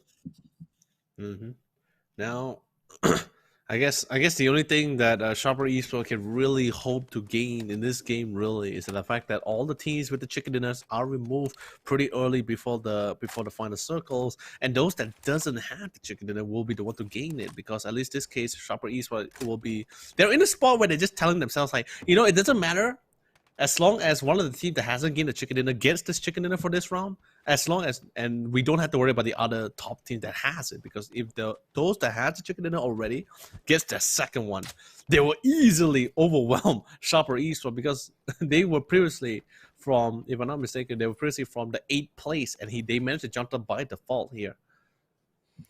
Oh yeah, by default. That's an interesting way to put it, but that's how it is, you know. Format is like by default. It is what it is. Oh yeah, play by the rules. You know, that's how it's that's how the state of the game is for now. Team Bliss, so far, no chicken dinners across both weeks just yet, and you know it's not looking too hot, honestly. On Mirama, Team Bliss feels like they are always outmatched, regardless of where they park themselves in. And do you think it's a matter of them just not being just getting outgunned, or you know, rotation wise, or what's the reason that you feel like is setting Team Bliss back? Well, firepower does really. It also applies. It also applies to Leonard disappearing into the Matrix. But we'll get his answer after this. We'll probably, you know, the suspense is true. But with that being said, I think as we await my buddy. Oh, there you go. Oh wait, I'm back. Okay, we did lose connection. God dang it! but Yeah, yes, you say Team Bliss and then you just disappear into the Matrix. You know, like we were held back by the suspense. Oh god, man. But yes, like to answer your question, I think just like firepower does come into play, right? It also applies to the rest of the teams in this game. But you know, if the one that really makes most of the team really stand out is the team that was able to really react to really unexpected or surprise scenario or situation. And I think the only team so far that we were able to witness in full throttle as well was this Buriram from last week on the map of Mirama, where they were literally crashed by 3 other teams on the very compound they were planning to leave. But honestly, to you, Husky, like that's my thoughts on how the team should be doing. But what about you, though? Well, if you talk about Team Bliss, we're gonna hold that thought for a while because PN United is getting absolutely swarmed. That's 2 of their members down on the ground. Tong K, barely surviving with a slither of health. It's PN United trying their best to seek refuge. Dr. Logi is gonna bleed out for sure as Tong K somehow does not go down. Youngby getting showered with nades, but living life on the edge. BN United not able to hold their ground against Magic Esports, at least for now. But to answer your question quickly, for Team Bliss, I think it's just they're not winning the gunfights. I think rotations matters, but I think it's just about those gunfights, right? Whenever they're challenged, they just get outgunned. That just apply. I guess just really it's the same goes for majority of this team. But however, dear friend, you're gonna be burned alive. You don't really leave. Cheeky is trying to do his best to be as nuisance as much as possible. Thank God for the water closet as well, or the toilet seat in this case. He's gonna be able to sit on top of that casually, and the fire won't be able to get him at all. Nade smokes are being preset for the teams, and a quick nade. By the way, he actually ricocheted off the wall because of the fact that, hoping that the guy actually might have already jumped out of the window and actually using that corner as the form of cover. But you know that's the beauty about all of these teams, right? Regardless of firepower, lacking of firepower or not, these guys already are seeing 1 or 2 steps ahead in time and trying to predict where the team potentially could be and what they would be doing. So I think that's really cool. I definitely think so. I think that having anticipation is very crucial, as Neotica and Tonke both work together to take out God Ace. BN United down on their last legs. Rexon is getting himself a kill as well. 777 will not be able to survive the wrath of Sharper Esports, the team that is currently in the lead so far. And they definitely look to extend that. Like if they get a chicken dinner, if they win this round, we can basically call it a day. Well, actually we can't. Yeah. We need to find out who the rest of the standing is, but at least we will know that Sharper Esports will definitely be in first place. No, it's not just that. It's not just that as well. Like if Sharper Esports were to win this one, then no one will be able to catch up to Fury at all. Unless on the final week Fury didn't win even any of the top 5 spots, then yes, then the team will be one of the few teams, or Buriram or Daytrade, could really catch up. Because if you think of it this way, right now Fury has 20k in the bag. They're already in 2nd place, so that's 16k. If Sharper Esports, who had 0 cash from last week, get 20k, none of the teams here like Daytrade or Buriram will be able to gain much from it either. They do have an initial standing of 14 to 16k, but they just couldn't catch up because they didn't gain anything from this week. I mean, they gained some cash, but not significant enough to catch up. Money speaks. That's definitely one of the biggest theme. You know, you got money, you got power. You got power, you got position. You got position, you go to PGC. You can buy anything with money, but not everything. It's a horrible way to as an analogy. But to be fair, that's the truth too. Yeah, to be fair, it is the truth. Well, Victim Rise is definitely not the fan favorites for sure. Rank dead last in terms of ever getting a chicken dinner. Well, at least if we look at it that way, it's just by game. But even then, it's not a position that you want to be in. Oh yeah. But they have yet to really pull it out of the hat. Like their best performance overall throughout PCS was actually the match that they played with 3 guys. It felt like they played with a full squad makes them worse. Like obviously that's not the case, but you know, you figured that after the miraculous performance that landed in second place, they would have done better with a full team. Oh yeah. Looks like Day Trade slowly checking things out, chilling on top of the mountain as well, not too far behind Victim Rise.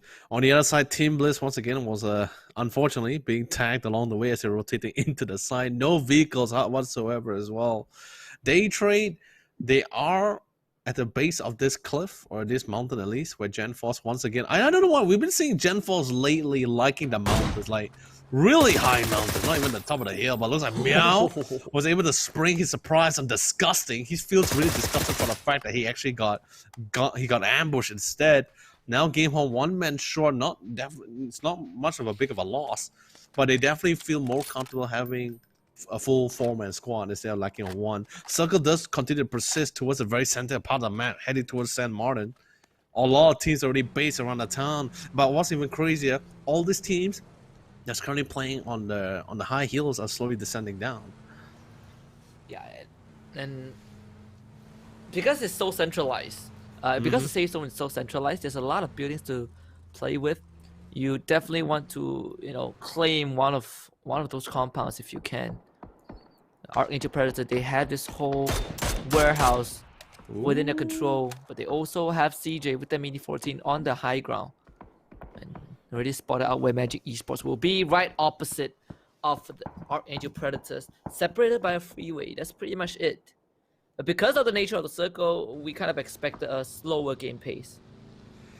Oh yeah, I mean, it's definitely not as slow as Erangel, but it's slow enough in a pace where the teams just have to sort of decide, do they want to play in the center or not? Because especially since now we're slowly like, for the nature of the circle itself, it's pretty much on flat lands. There's no hills, and if you choose to play on a hill, you have the vantage point for quite a while, for a couple of minutes. You can do some form of damage, but it's not significant enough for you to turn the tides, because when the circle starts to continue to persist towards the lower ground, the teams will be risking themselves into a gunfire. I like how Gen Force wants to take out the tire of the vehicle, and you know, they just relocated it. Attack All Around just relocated the vehicle so they can shoot the tires. Okay. Oh, Sports Gamer Hadong driving by. Gamer Hadong. They have no intention to challenge Magic Esports, but they definitely have intentions to take over its neighborhood. Well, at least to settle right opposite of Magic Esports and become their neighbors. Ooh, Hacienda. By far every PUBG player favorite place of the map. Most hottest spot, by the way, because of the fact that people just like to fight. Everyone just like to drop there. The loots are great. It's more centralized around the map as well. Decent position, even if the circle isn't really on top of Hacienda, but you're at least in the center part of the map where you can always rotate anytime. I think a lot of players, even during the pubs, they call it the graveyard of teams here, of players, because everyone just constantly land there and die. If you're looking for the thrill of it, then yes. You know, if you're looking for a thrill of a fight, you just want a hot drop and go next, that's where you drop. It's that and Picado, I think. These are the two places on Marama that people just wants to drop, and that you drop and you drop dead.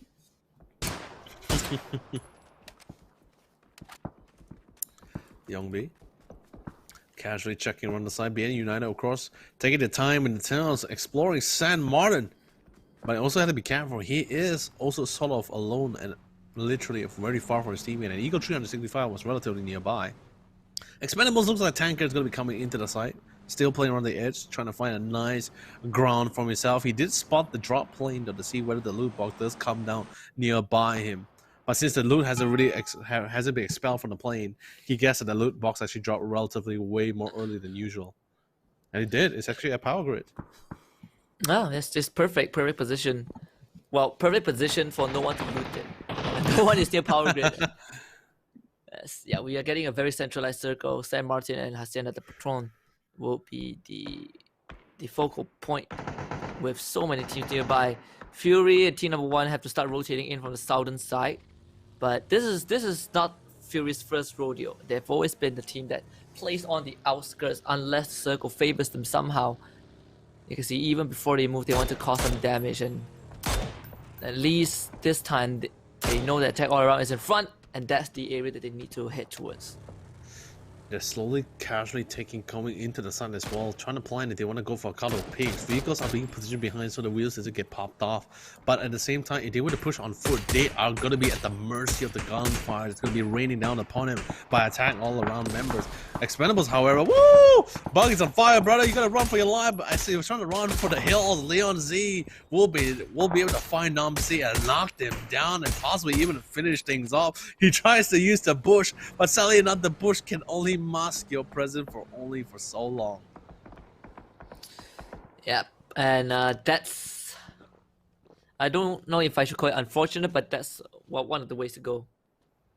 It's so hard, right? When you are driving and then someone starts shooting at you, the chances of you surviving is very slim. You know, it's almost like a guaranteed death. Especially if you're in a buggy too. Oh yeah, true. Well, Fury straight into Victim Rise. Oh, man's back is turned. He turns his back as well. Oh, what a timing! Oh, so horrible. That is the most unfortunate timing. Viking Monk is going to get pushed. The snake flies up, but he goes extremely wide. And Gen Force from the flank finds his leg. Oh, Victim Rise. They completely surround him and they take him out. Fury was not ready at all.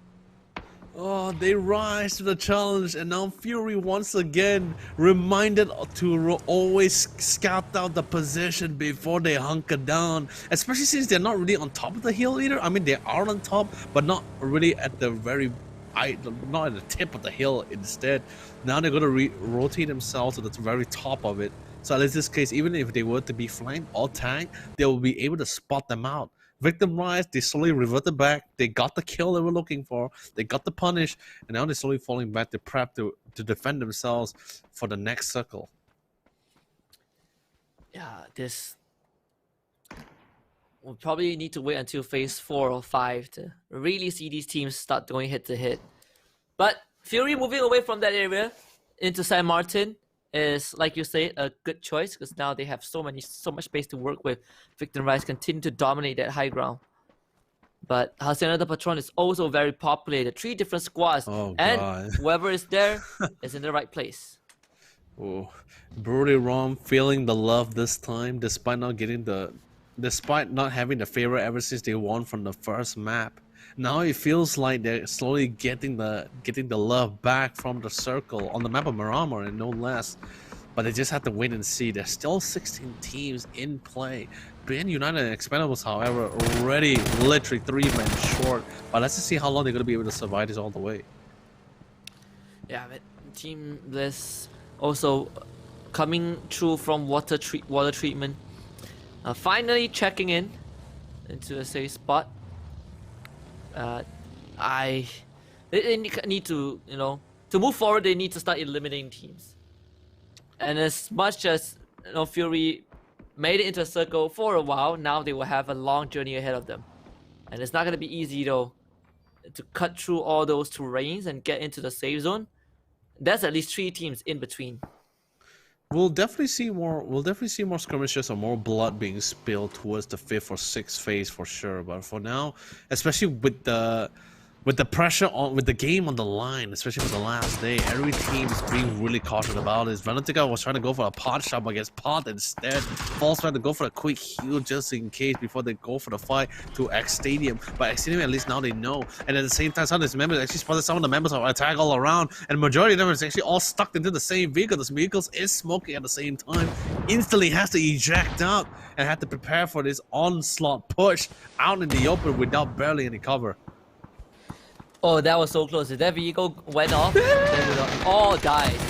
As attack around, making the run for an X Stadium 2, though, is not going to make it easy for them. Yanko finally gets a couple of shots onto 74L1, but 74L1 retaliates with those frag grenade. This one is bouncing through. They take out gems, and those vehicles, they're blown up. X Stadium knows they got attack all around, all pinned down. And all they need to do right now is to be patient and methodical with their approach. 74L1 does get down by Noadra. That is the third party for sure. The push forward though from Victim Rise. They want to get these confirmed kills. Venatica is in the red, but he does have the molly. And that should be able to flush out the members of Victim Rise. The colony though. First team to get eliminated. from this match. Venotica fries Gen Force. Victim Rise brought down 3 members. Another nade bouncing through. This one connects right on top of C1 Moi 15G. And it seems like the days of Victim Rise are numbered. Getting all those teams chipping in. They want a piece of the pie. Eagle 365 also taking on Day Trade. 3 members of Day Trade already down. And make it 4 as Day Trade becomes the next team to get eliminated. With Day Trade really gone into the play, in a number of terms of kill-wise, they would not be able to catch up to Fury in this case. However, Archangel Predators, they're never too far behind for the hunt. They're always going to be seeking kills, as many as possible. And Fury also need to sort of want to keep in track with the number of kills as well, because the more kills they are going to be allowing Archangel to give away, it means they will be able to overtake them very shortly as well. From a 52 kills, basically a 6 kill scoreline differential. Now they already catch up to 57. They're almost there to overtake them, and it's for the second place. And Fury, they're still going to play a little bit safe, especially since they lose Waikika Mukau relatively early to Victim Rise. A very unlucky death. Vaccine, a 74L1 takes out Glooms, but that's gonna put Attack All Around down to 3 members.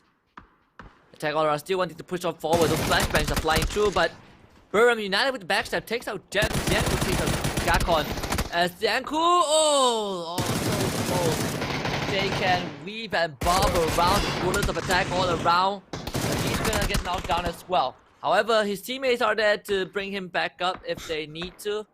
Panoxy also gotta heal himself back up. X Stadium, even though 2 members getting knocked, they are still within range of revive. Jay is not so lucky though. He's the only man alive for his team as Burn United continues to pout in and take other members of Attack All Around.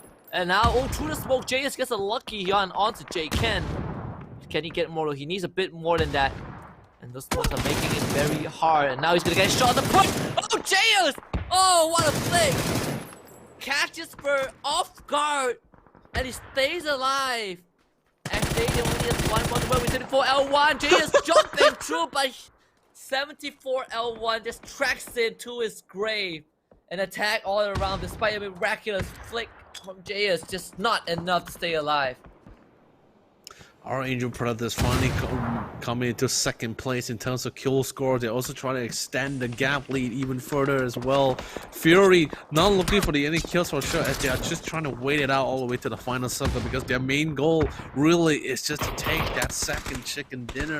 But with the pace of the game, the play style from Archangel Predators from the Philippines, they're just gonna go for the hunt. It looks like Cheeky was able to spot out 74L1 with a beautiful nade to literally remove X Stadium away, and Go was able to find Rin on the other side on Team Bliss.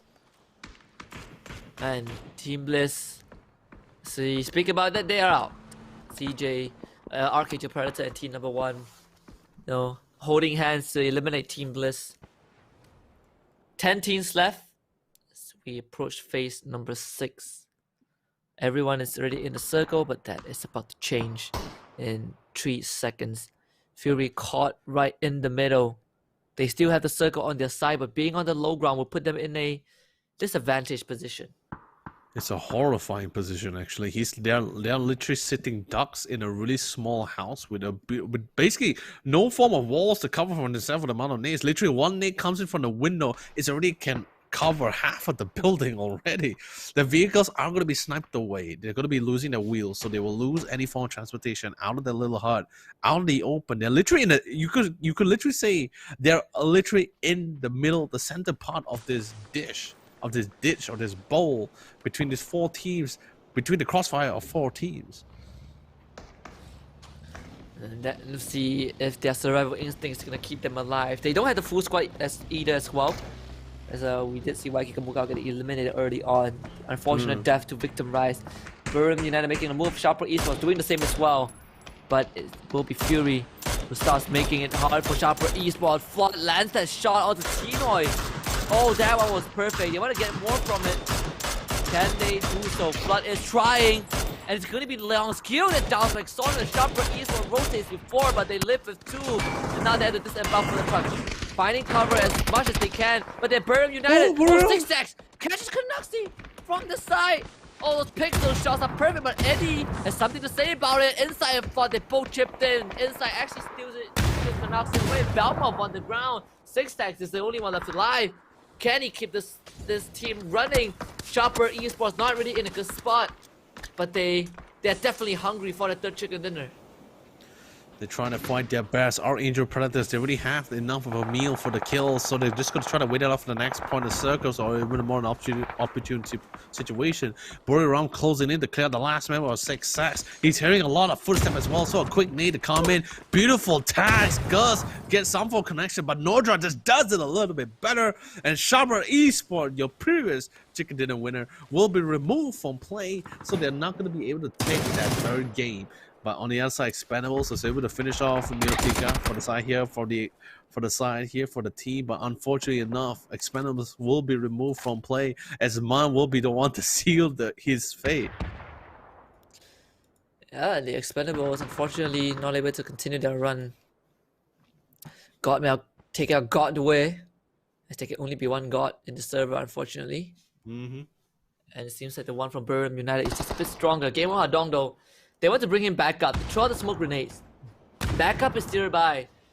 Eddie trying to find a high ground angle, but the terrain is helping out Game of Hadong. In fact, they are able to keep Godmel back. Birmingham United are... They're going to decide to not pursue. They will back off, but they have Magic Esports to deal with as well.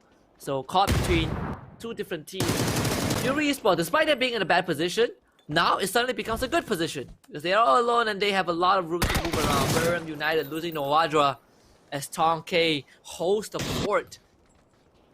Oh, this is going to be a really tough fight as well. A majority of the teams that are still alive are the teams that has already the chicken dinner, while the remaining is still on the way. Leon Z could be the one to decide between the fate of Game Home Hadong or Buriram, as he has the high ground advantage on the map of his Hacienda as well. Our Angel Predators, they're still trying to pick out a team number 1. And team number 1, they already achieved their chicken dinner yesterday as well. So it's time to see whether they're able to get another one for themselves in this second game. And the only one that's currently in their way is our Angel Predators in that high ground. Yeah, and this Birmingham United needs to go high ground.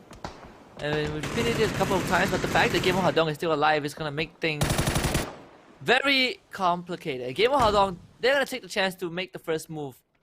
And it's very crucial because they're cutting right through this area. And they're actually going to make it into the safe zone. So they're completely safe. And it is now Birmingham United's turn to try and make a pull for it. Our Angel Predator are doing the same, but with vehicles, trying to make sure that they don't get gunned down and they will be safe for now. Inside, seeing the members of Team 1, Nate's gonna fire pretty soon. Sapao does fire CJ's. Our Angel Predator actually stops dead right in the open. Inside, bombs NBK as we get a 3-way fight from these 3 squads. Team 1 with the circle closing in. They gotta move pretty soon. NBK can be brought back up, but can they make it in time before the blue zone hits them again? Because that's gonna be a guaranteed knock. No, not Godmal, sorry. Team 1. Go 12, finally brings it back up. NBK should be able to heal up just in time, and yes, indeed, he does. As Nowadra finds insight from afar. Fury getting bombarded by Birmingham United, but at the same time, those smoke grenades, it's gonna allow Team 1 to just push right in. They want to take out Fury, and Flood is watching the doorway. That's one. Can he transfer it to the second? Got a pro now for that reload, but Nowadra helps out, and that's gonna give Flood 2 free kills. And they should be able to bring their buddy back out. Sapao comes in, but Rona ambushes him. And Team Fury takes out Team 1. Oh, gotta be really careful as well. And Team 1, I guess in this case you could say Fury was hoping that Team 1 will actually try to dish out some damage to our Angel Predators, and he did. But because of Insight started going for the initial fight, our Angel Predators were safe from the gaze of Team 1. But unfortunately, Team 1 will fall here, and Fury was able to get a couple amount of kills for themselves and reclaiming their second place. But our Angel Predators is still in the game, and Mon could be the one to be detrimental or throwing the wrench in the plans here for the Philippine teams here. But Buriram also not too far behind, as we see Nordra getting ready to push into this little strap of a cover for Fury. And at the same time, Game of Hadong is losing Sylphie. So much flashbangs. As the lack of sunglasses make it a bit hard for Game of Hadong to take this out. But this standoff has been long overdue. Someone has to go down. Magic Esports dropping low, but they're making a bolt for it. They're gonna evacuate and abandon the building, but that also means that it puts them in the open. However, there's enough compound to work with, and in fact, if you look at the circle, it's only Archangel Predator and Fury within the safe zone. And Archangel Predator, they also have the decision on how they want to tackle this fight as well. They have the vehicle to really come into the site, and most importantly, Fury's known location is literally enough for everyone to just focus on Fury itself. And I think Archangel Predators are planning to make full advantage of this situation for themselves here and reclaim that site for themselves. And Mad Dog's gonna start things off by taking off Flood. They should be able to revive him as they have the cover of the 4 walls. Cloris gets down by Man. Victim Rise still in this game. Burn United Noadra, all with a very, very aggressive Oh my god, isn't pushes he? forward with the frag grenade. This might be huge. Oh, barely misses the window. They close the door just in time. But Inside gets down again. They just brought him back up. Mad Dog really doing a lot of damage. Those days coming through the window. Oh, blocked by the wall. So close yet so far. Noadra wants to go for the push. They hear the footsteps. Noadra just in time. Oh, it's the Molly. He fights 2. And Ronan has to get out from this. And it's between him and Noadra. Can Noadra find him? Then they find him just in time. Oh my and he turns around. Ronan dies. And Fury is out. And again, we're looking at 3 teams. 2 of them are looking for the second chicken dinner. Game of Hadong. They are looking for their first, but they're definitely dead. And whoever wins this will take that first place. It's between Burham United and Archangel Predator, and Algin Boss will start things off by getting taken out by Noadra.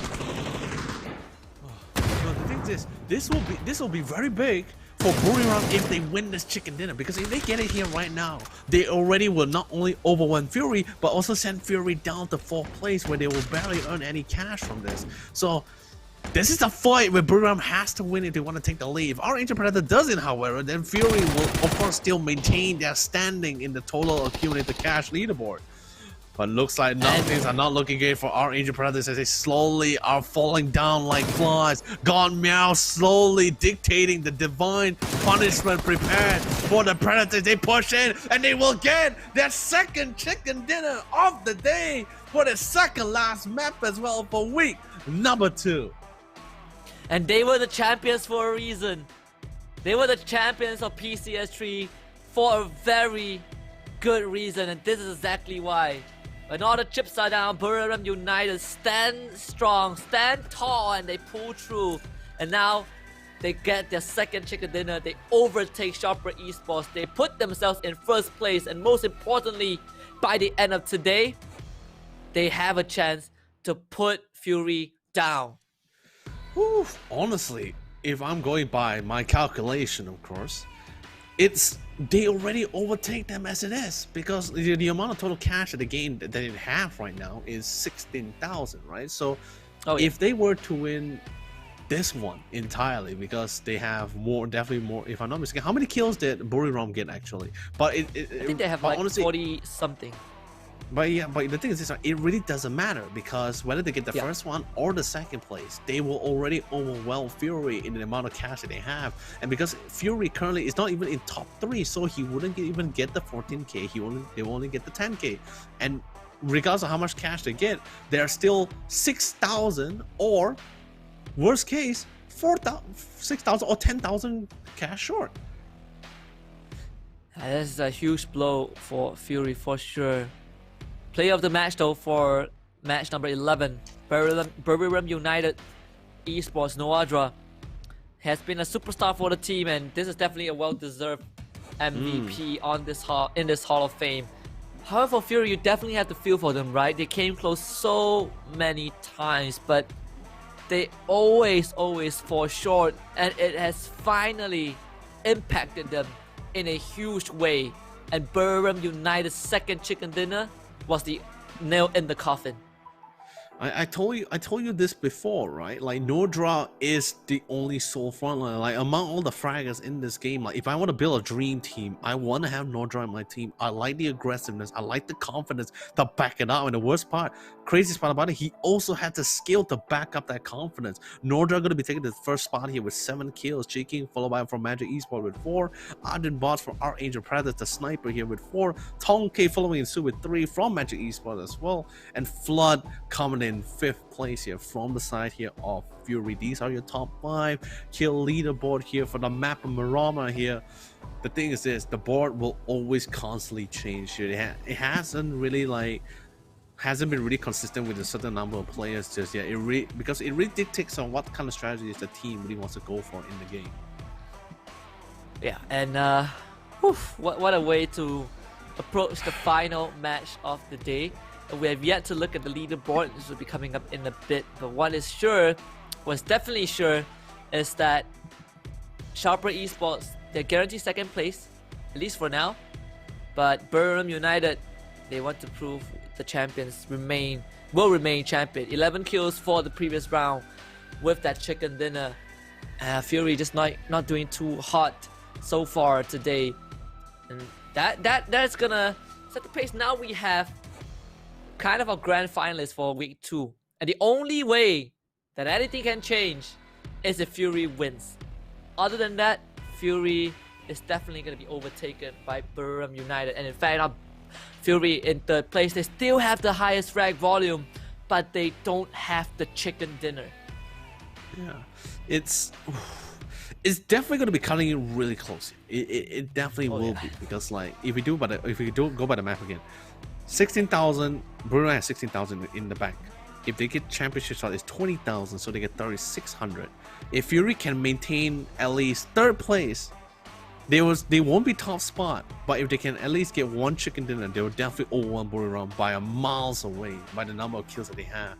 But even if Fury is not able to win this week, at least they can try to even out the scores with Buriram and prepare for the final week. And all they need to do is either is literally just maintain 3rd spot, because they can't get the 2nd place. In order to get the 2nd place, well, it's to get the chicken dinner. Yeah, they have to get a chicken dinner, and that also, they might be knocked out of 3rd place if any other team with an exit chicken dinner wins the final round. A lot is at stake for Fury right now. It's the battle of the 1st place, the 3rd place, and possibly the 4th place. Honestly, it's gonna be definitely quite the ride for some of these teams as well. Like, it's money now is no longer the time to see who has the highest kills. Literally, this is the final map. This is the last chance in week number 2. The pressure is on. Buriram was able to make a beautiful turnaround ever since from yesterday's performance by achieving not 1 but 2 chicken dinner in the same day, in this final day in week number 2. Fury has come close, and I think we can say they have came close like at least 3 times at least. I think the most closest one, although yes, the last round they managed to get to the final top 4, but I wouldn't say they were close enough to win it because of the positioning they had.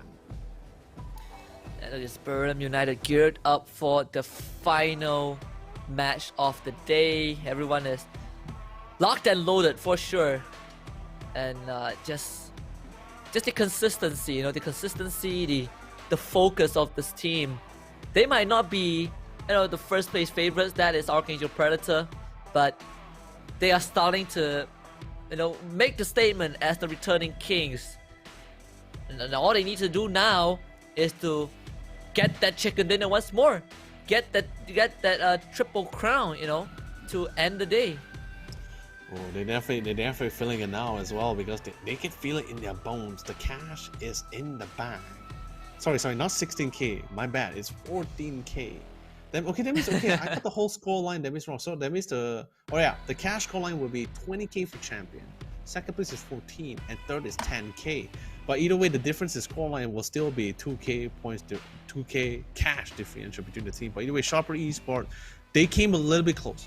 They just unfortunately enough, they couldn't manage to defend their title as it was easily stolen away by another team. But not only with the same amount of chicken dinner that they had, but the amount of kills different. The difference was substantially huge. By 10k, by 10 kills 10K. points differential. Sorry, talking You're so not much wrong. about You're not cash. wrong. You're not Talking about wrong. so much The cash. K is also a lingo for kills. Yeah. There you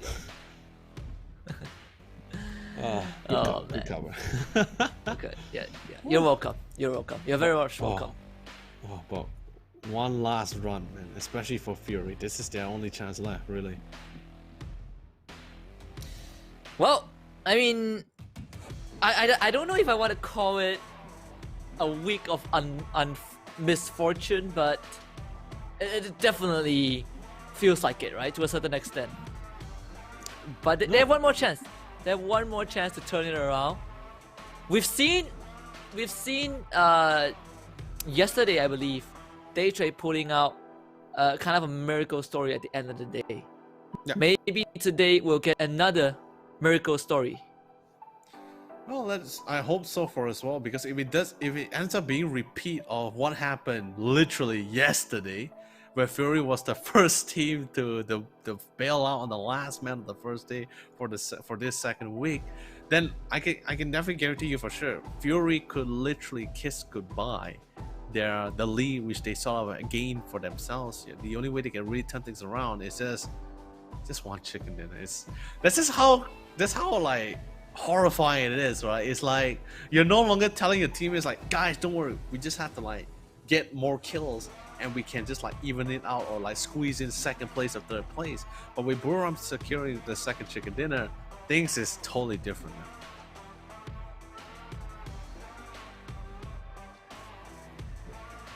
Yeah, I think that right now we have a lot of focus on the top 3 run, but I think it's also fair to take into account teams that already have an existing chicken dinner and teams who have not gotten a chicken dinner, with the main focus being teams who already have their one chicken dinner in hand, and now all they need to do is probably to win one more, and they can easily squeeze into their top 3, no problem. Yeah, man, it's definitely we're reaching the final lap of the marathon here of the F1 circuit here. Honestly, just watching this game, just thinking about the score lines and the potential of who can overwhelm or overcome who is. It's like I'm watching a race car game that everyone is just trying to reach to the finish line in the most, not even the most cleanest of manner in this case, or even there's no more there's no more swag points for these teams. It's just literally, I want that chicken dinner. It doesn't matter how we do it, even if we have to cheese it all the way or be the dirtiest buggers in the game in the history of PUBG. As long as we get the chicken dinner, I don't care. That's what I'm pretty sure that's what everyone is going in their mindset right now. We've seen what Sharper Esports did, right? They basically won one map and then they only had 2 kills. So I would say it's a very viable way to win the games, right? To win the game, because at the end of the day, as long as you get the chicken dinner, that's all you need. That's all you need. Ah man, it's just I'm feeling a lot of emotions. The kind of thing is a lot of these teams really came through. Like we asked for the return, some of the newer teams that was trying to do their first debut, the one that's returning as well. The one with the consistent kills from last week, the stuff that stepped up, and they did in the most fantastic of manner. It really came to a tug of war situation among all these other teams.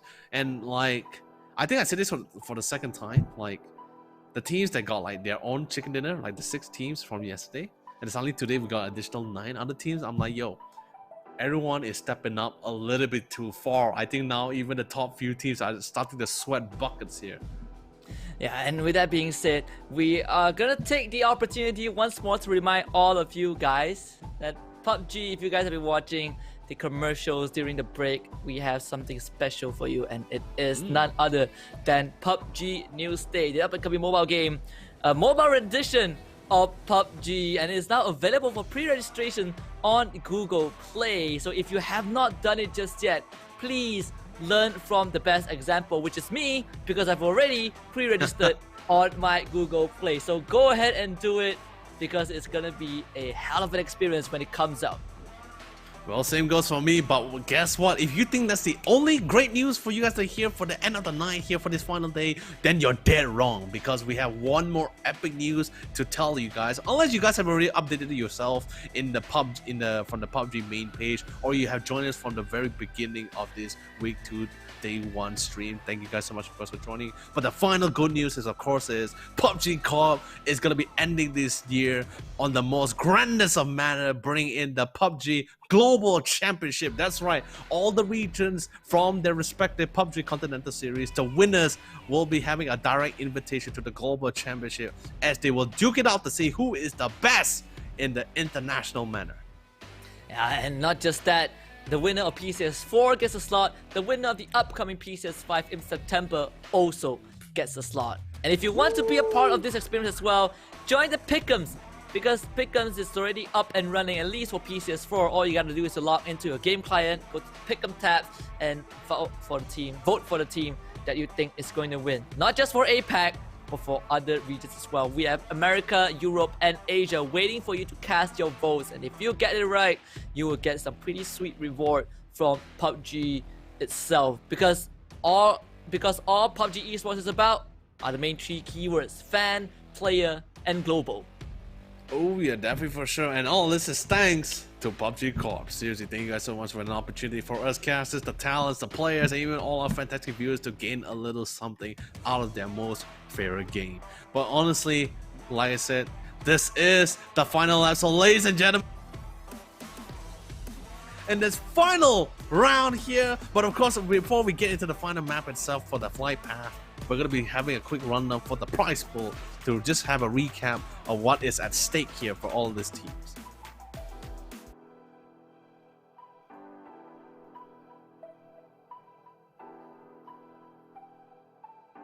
First, they will win $20,000, and it trickles down $14,000 all the way to 8th place. So the top 8 gets some money, and the bottom 8 gets nothing. But what's more important is that those prizes will do matter by the end of week number 3, because at the end of the league, the team with the most prize earning will become the winner and get that direct invite to PGC. And we also have special prizes as well, including the kill leader, the best the outstanding performances that applies to all PCS team, the insane squad, which is the best team, totaling up to $20,000 as well. And what's on top of that, we also have the crowdfunding with the 50% of it distributed evenly, plus 50% based on the total prize money ratio that comes from the 30% of item sales, which is a lot of cash. And across all 4 regions, each region gets a distribution of 250,000, accumulating up to 1 million total prize pool across all 4 regions globally.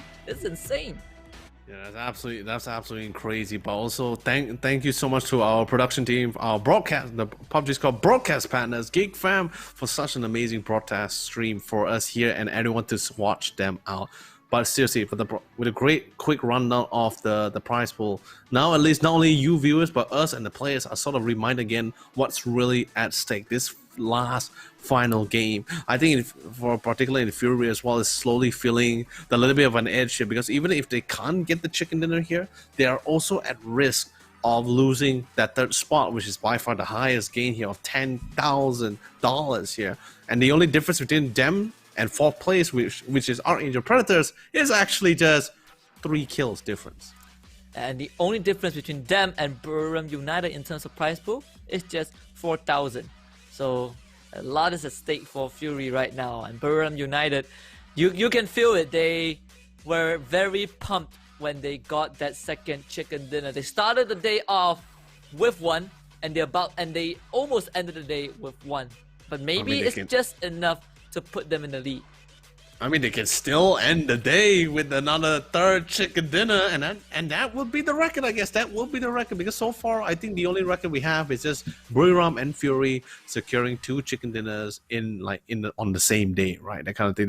We haven't seen 3 games or a single special team here, or specifically a team, to get 3 chicken dinners in a row. So Buriram, I mean, they can end the game on the side note. I mean, if they do, it literally solidifies them in the top spot for sure. Like, no one could contest for it at all. Yeah, the only team who has gotten 3 chicken dinners so far within a week is Fury. Fury, yes. And that is across 2 different days during last week. So to get 3 within a day, you know, in football they call it hat trick, and I want to see that. Well, let's see what other tricks we're going to be able to see later on into this game here while we're waiting for the next flight path and the final map here off with Wrangle here. So let's, ladies and gentlemen, without further ado, once again, let's quickly kickstart to the last map of the night. Is going to be here in the Wrangle for the last thing to decide who's going to be able to turn things around, or will Buriram secure that spot here as the champion for this week. Yep. One more push, one more chicken dinner, and this one can sway the whole standing. Flight path looks pretty great as well, as it slowly comes down from the north to the south side here. Although it does favor towards more to the west side, so the teams are still trying to decide on where they want to really want to land. However, Fury, they are definitely going to be landing back to the military base, but more teams are landing for the Sonovko Islands here, more than usual actually. So now Fury has a fight on their hands here for control. Oh yeah, and 3 squads dropping us on Sonovka. This is interesting. I feel like Game of Hadong normally doesn't drop there. I'm not sure. I know team number 1 and Fury, that's their favorite spot, but I could be wrong. BN United, a team that came ever so close, and they just, yeah, I mean, not a good view, but our observers are pretty good at catching people crashing their cars. Oh, I mean, it's like similar to what we were witnessing yesterday, right? We had pod races from Star Wars, and next you know, we had a transitioning to Harry Potter as cars started flying all across the map here. Honestly, so far, I think we in terms of cars, I guess we had really less casualties in crashes or flying cars so far. Exploding vehicles, I mean, that is still pretty the norm here we've been seeing. But so far, about crashing into each other, I think it's pretty much turned down a notch here. But what a shot coming in from the team here by Mad Dog. Absolutely insane. Oh my goodness. Just right off the bat, look at this shot. Oh, our observers giving us the view. And this was the straw that broke the camel's back, right? Mad Dog knocked out Flood, gives Noadra the chance to move forward. They bring Flood back up, and Mad Dog just taps him again. You know, this is what I'm saying, right? Nodra taking the lead. I think there's no other player like Nodra in this game, really. The amount of aggressiveness and the confidence to really have the skills to back it up. He just pushes into the side. Just look at where his other team is, right? He is in a fight in a 1v3. He doesn't really care whether he has the advantage or not. He's just running straight in. And he's trying to take the fight. And the worst part about it, Ronan had the early start. He had the early opportunity first, but Nodra to say, hey, you failed to kill me, and I'm gonna punish you for that. Yeah, the best thing is, right, because he took control of this house, he knows where Ugly the Predator is, and now he is completely safe. He also allowed his team to rotate towards him. The small details that one member can make is insane. Noada single-handedly put his team in a position to win the game. He just makes things so easy goodness. as well. Look at this. Never missing a single beat. He really doesn't. Like, I think the only time we ever see Nodra ever losing out this like frontal gunfights is either the Fury was already pre-prepared to take that fight head on, or we just see Nodra time to time that just gets picked out from the sideline or from a backside or a flank. But Game Home Hadong, however, although they still haven't got the chicken dinner, but in terms of kills, they've still been very consistent. Pretty much similar to week number 1, but just really unfortunate that the game format just dictates that chicken dinner is the way to go here. Oh yeah, I mean, I don't know. I feel like Game of Hadong, they definitely have. I think Disgusting as Cloris probably the 2 guys that you are keeping your eye on. You know, Sleepy, this is his debut in PCS4. At least the first day he played, which was today. So far, we haven't seen too much of him, but it's not really entirely his fault. It's just Game of Hadong is one of those teams that gets picked off pretty often during the mid-game phase. Ooh, still holding down the line. Tonke, Magic Esports slowly scaling up the hill. Gotta be careful with that bike as well. I mean, honestly, I think we all at least have died to that bike at least once in a while, or maybe one too many times in this case. I think that's a really horrifying vehicle to be in, really, because just one accident flight, you just lose entirely control of the vehicle and you just flip and die. That's just for the bikes. Like for the cars, I think it's still pretty fine. There's a lot of safety from the hood. But looks like the colony have a beautiful high ground, but Neotica was able to scale to the top of the hill to just give that nice flanking maneuver for the team. Yeah, Magic Esports, Magic Esports, they have been, well, one of the patrons of areas like this, but Maestro does it better. Tonke just runs up the hill and gets put down. The nade barely flies through. It's hard to hit those angles because of the terrain. That's gonna give Neotica a chance to bring Tonke back up, but before he does so, they need to deploy the smoke grenades. And Maestro gets tagged. Not enough to go down. The retaliation is there. Momonji coming in to back up his buddy. I think Magic Esports should have enough time to bring Tonke back up and heal him and nurse him back to health as Maestro's car just abandons him. It's like, I'm out. I guess I like the little small details that PUBG Corp really did there. Like because of the wheels on his Darcia is actually popped off and just it's gone. There's no friction to really maintain the car, so it's just constantly just skidding or sliding down the hill casually. I think this is just a small detail that PUBG Corp the developers for the PUBG here just really added. And I think that's really amazing. That's really cool. But Sharper Esports managed to not the smoothest of parking, but the smoothest of entry, definitely for sure. Loving it. At least they got some form of control. Not too bad, honestly. Oh, this one is nice. Oh, I like that. Perfect drift. 7 out of 10. Yeah. 7 out of 10. 7 out of 10. For sure. Oh boy, but the colony, they want to find a new high for their queen. As the worker goes to work, and Kaos is gonna blow up J-Ken. Gakon though finds Momonji. The ambush is definitely there. Gakon with the nade onto the second floor. I don't think they can protect J-Ken, but maybe they can punish the colony. As Kaos does get tagged. Oh, the Molly on the stairs! Kaos is actually trapped, and then Molly is gonna fry him. Alec peeks right out. It's gonna be a trade back and forth. Alec blows out Fur. As he desperately tries to stay alive, Gakon is coming in for the push. He might make it there in time. Opens the door first, the vehicle is blocking. Oh, Alec almost takes him down, 3 HP. Gakon is the last man left alive. It's a 1v1 situation, it seems like, or at least for the colony. 74L1. He needs to find this last member of Alec, and he's gonna be tagged first. A standoff, Molly flies in, he's looking the wrong way. Alec goes onto the top floor. That's information. 74L1, where are you looking? As Alec now has the upper hand and the upper angle as well.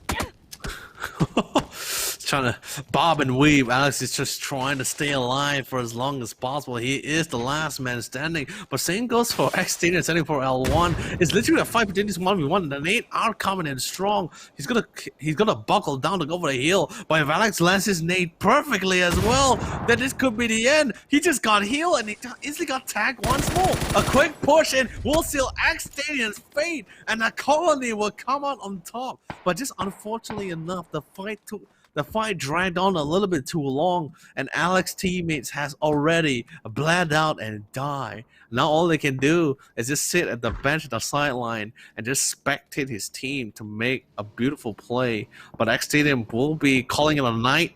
The first thing they'll be calling it a night, and also going to bed. I don't know if you would go to bed, feeling happy about that. But yeah, definitely. Bowing out. X Stadium 2 Dog just still not able to find their stride in this today. It's definitely a struggling team since week number 1. Fury though, a team that desperately needs the chicken dinner. They're still leading in terms of the kill chart. You see, 132 kills, way ahead of everyone else. But those kills are gonna matter less if they don't get those wins in. Ooh, whether wins or not, Fury is still hot on the tracks. They're still able to play with the strengths at the edge of the circle here. But it looks like they're not going to stop at all. They're actually just going to dive in and gamble it all in at a more closer part of the central stage of the map here. But you know, this is still only phase 1 of the circle. So they're just slowly, we can see they're still slowly ascending the hill, trying to see to give them some nice vantage point to scout out the map to see where everyone is, or at least the majority. Buriram and Magic Eastpoint and Attack All Around, I'm just surprised that they're still, you know, chilling on top of that high mountains. That's probably one of the highest peaks here on the map as well. Yeah. I always like it when people just take the initiative to occupy high ground and start putting in those long-range shots. I could never understand how people challenge high ground from the low ground, but it always looks very impressive. Speaking about that, drive-by, chilling, needs to be careful, only has a buggy. They're just gonna brush shoulders, but look at where Magic Esports has parked themselves. Is where the battlefield was. And I think they know someone is in there. And here we go. Grenade on the second floor, Alec getting flushed out. Ooh, he's gonna try his best to hold on the line here as well. Trying to defend the very hive that his teammates has left him behind. Coming on the other side, Vanetaka was able to find Eagle 365, but Chimera was able to get the drop on Vanetaka first. So despite him having the early advantage, Norris was able to equalize the trade, and thankfully enough, I'm gonna go back to pick up his teammates and hope to save the day. Vandal goes forward, sprays which is down from the flanks. Now no time to rest. Norris has to win this fight to secure it for the team. Vandal says, hold on, Chibrit. I got your back, buddy. Just give it a little bit more time, and I can come in to save you. And at the same time, Norris. Oh, the bomb! Oh, Flash! Wants to save his buddy, but Jexy puts that to a stop. Alec actually gets the first kill. And it's not on the young kill. Jexy not happy about that, not letting Daytrade get away as Norris just bolts. He is out. He runs into all around. Paul races continues, but then again, Attack All Around just sort of realized at the back that, you know what, guys, let's not chase to the kill. Let's just go and hunker down this compound. One guy doesn't really help us out in this case, but it's a little bit too late. Norris was able to get away. Not much meds though, but Alex is still here, still alive, able to evade from the roof. But he did suffer some fall damage as he jumped down from the 3rd floor. Oh my god, he killed one guy from Magic, and he's actually gonna get away. Is he actually gonna get away? He'd be like, see you suckers! And he actually gets away. Oh my goodness. No. Oh, never mind. Oh, one more. JS. If anyone can do it, it's JS. He ducks between the shipyard. Oh yeah. He should be fine. Team number 1 is in front. You can see Alex slams the brake. Needs to heal up a bit. But we'll come back to him later. I'm pretty sure that he has survived. It's gone to hell and back, so he will survive for a bit longer. Fury. They want to feel this victory. They were denied 3 times, or at least twice here for the map of Erangel in particular as well. They had the advantage. They had the circle as well. Maybe this time, since they didn't have the benefits of the circle for this 3rd map of Erangel, maybe things might be different. It could be the turning point for Fury. Since they also have 63 kills, they will instantly take off the board. But Archangel Predators also quite a contender for the 3rd spot, or even the 1st one. Oh yeah. Well, this is going to be pretty interesting. The circle does lean towards Jogopol a bit more, at least the outskirts of Jogopol, excuse me. Eagle 365 on top of the mountain should feel uncontested for a long time. As Fury finally makes their move into the circle, only to be met with a shower of bullets from BN United. Simon T not able to connect any of them, so Fury will be able to make it onto high ground. Pushing into the site itself, Fury's got to be a little bit more careful too, because Archangel Predators are actually sort of, I guess you could say, hill neighbors? Hill neighbors, I guess so, because they're also quite nearby on another hill. Haven't really spotted each other just yet, but BN United does know where exactly Fury is. They do have the vehicles, they have the decent amount of Darcy's as well. No bugs or bikes, thank God for that too. But for Phase 3 circle is going to be coming in. Phase 4 It's going to be a little bit more. I think Phase 4 is going to be the one where we'll see more teams falling out here because of how ridiculously close the teams are and how open the map is, really. The most of the compounds here is either relatively small or has already been overwhelmed by Sharper Esports. They can only hope that the circle does persist towards them. If not, they will have to push out into the open plains and into the dens of the Archangel Predators. Oh yeah, and the Archangel Predator, they are one of the teams that know where to bunk down and know how to hold those angles.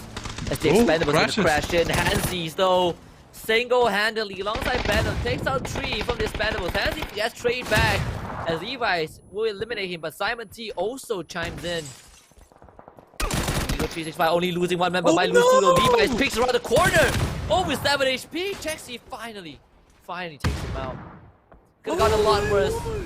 But explosions everywhere. Eagle 365, they do lose 1. But at least majority of the team is still going to be alive. You know what's the craziest part about it was that Levis thought the flash, although yes, he thought he ricocheted the flash correctly, but what happened was that flash ray that was intentionally supposed to bounce off the wall and land into the living room, it actually went out, it overshot slightly and flew out the window. He thought the flash connected, came down into a man who was already prepared and not flashed at all. But anyway, he's still able to survive this. They're able to get the compound back. But looks like Victor Rise, they're also going to be crashing in and trying to go for round 2 here for Eagle 365. And Chibre was able to mow down one of the ex-teammates here from Victor Rise. And TD will be watching his teammate from the sidelines. Oh yeah, I mean, Eagle 365 can't catch a break at all. Now getting challenged by Victor Rise. And CJ, oh my goodness. Oh, they both pulled the trigger at the same time. 6 sacks just was not prepared for that. And who can blame them? As the circle now favoring Team Blizz actually. As Flood able to get his shot onto Belmov, and that is a secure kill. First one for Fury in this game. Oh yeah, first kills, trying to get even more, trying to extend a little bit more further ahead of Archangel Predator as well. But then again, I'm not sure whether they did spot Archangel Predator at the base of the hill. However, as they're trying to crash into the side, they were able to get a lot of kills, but able to juke out the shot, goes to the spray, but gets traded off instead. Mad Dog managed to find Tinoy, picks him off, but Archangel gets spotted out and knocked down. Mad Dog trying to go for the heal to pick up the team, but Shamrock Evil is getting rid of the flying from the sidelines. Fury hearing the carnage, hearing all the gunshot. Do they want to take this push or not? Smokes are being sounded to try to pick up the following teammates here, but Shamrock Esports, they're going to go for the quick heal, using up the supplies, using up the consumables to buy enough time. But Chloe comes in with a bit of a nade on the other side, the north side of the map here, and they will try to take some fights against team number 1 and remove them from play. Daytrade looks like Norris is still in play despite being a lone member of Daytrade, still able to stay in the fight despite having a 3-man disadvantage. Archangel Predator, this might be their big mistake if they can't win this. Oh no, the flashbang a bit off the mark. McDonald's not getting punished for that. Just Mad Dog trying to play all his pixel angles, and McDonald's second flashbang flying out, blocked by the car, but 6 sacks with the nade. The Molly almost forces Aljin Boss out, but McDonald's gets a perfect angle. Oh no, the spray doesn't connect. As Nanji has always been the Overwatch for the team. CJ almost getting that one in. They have the Molly. 6 sacks will be burned, and CJ from the side should be able to finish off 6 sacks. McDonald's though is going to be the only one left alive. This flank might prove to be crucial. It's a 1 versus 2. They know where he is, and he has that smoke just to block out the line of sight. McDonald's playing with the angle. Here comes the dunk! Oh, right close! CJ, but no, deny! CJ, with just a better reaction, takes out Sharper Esports and blunts their attempt. Well, that was a little bit too close for comfort as well. But it looks like our Archangel Predators, they're going to be tying up the scoreline in 3rd place with Fury. It was a little bit close for comfort as well. He almost made the play too. But then again, the damage has already been done. Our Archangel Predators already 2 men short. They can still be quite the threat because Mad Dog is still in the play here. But the rest of the team still relatively healthy, especially for Buriram, planning to extend this lead even further, or at least try to hunt down Fury or Archangel Predator. If they can shut these 2 teams down, then it's sort of already guaranteed that no one else can overtake them in the lead. Well, maybe for Daytrade, but they already lost 3 members. Yeah, Archangel Predator, they finally tied up the kill points with Fury. This makes things a bit more interesting as the circle favors neither of them. But Archangel Predator are definitely closer.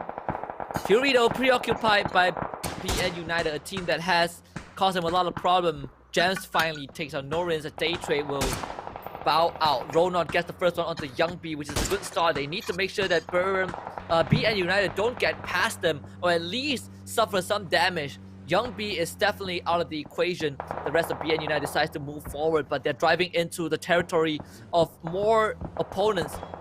And they have to be ready. But Disgusting is quick on the trigger. Flood also finds Man as well. Victim Rise being the next team to bow out. Still pushing down into the line here. BN United managed to get into the circle, but they're definitely not out of the dangers just yet. Disgusting was able to find God Ace. They have absolutely no idea where the shot really come from. But just in case, just from the trajectory of the damage, defensive smokes are being thrown down here to give them some form of cover. He wants to pick up his team, but he's just praying for the fact that that flank was not enough to be detrimental for the team. Fury also joining them in suit here. Waikamuga comes in with his beautiful nades and see what there will be connections. None will be taken away since the scenes that he has already played out. And this is going to be close. Simon T is out and BN United bows out. Fury going on a tear. Disgusting next on the chopping block. Noadra finds his victim. It's going to be Glooms and Gems. They both get taken out. Gavin comes as third as Eagle Team's 5 chips in as well. Noadra playing around the terrain to perfection as attack all around will be eliminated. In 8th place, Burham United and Fury, they're both locking horns. Burham United trying to keep that first place alive as Fury desperately trying to catch up. Again, most kills, but without the chicken dinner, it means not. So they have to chase for that win, and so far they're doing it perfectly as Jaxi takes out Eddie. Oh, this might be big. Bando gets traded back. God now finds 2 in return. Konaxi with the 3rd, and Ego 365 gets cut out from this match.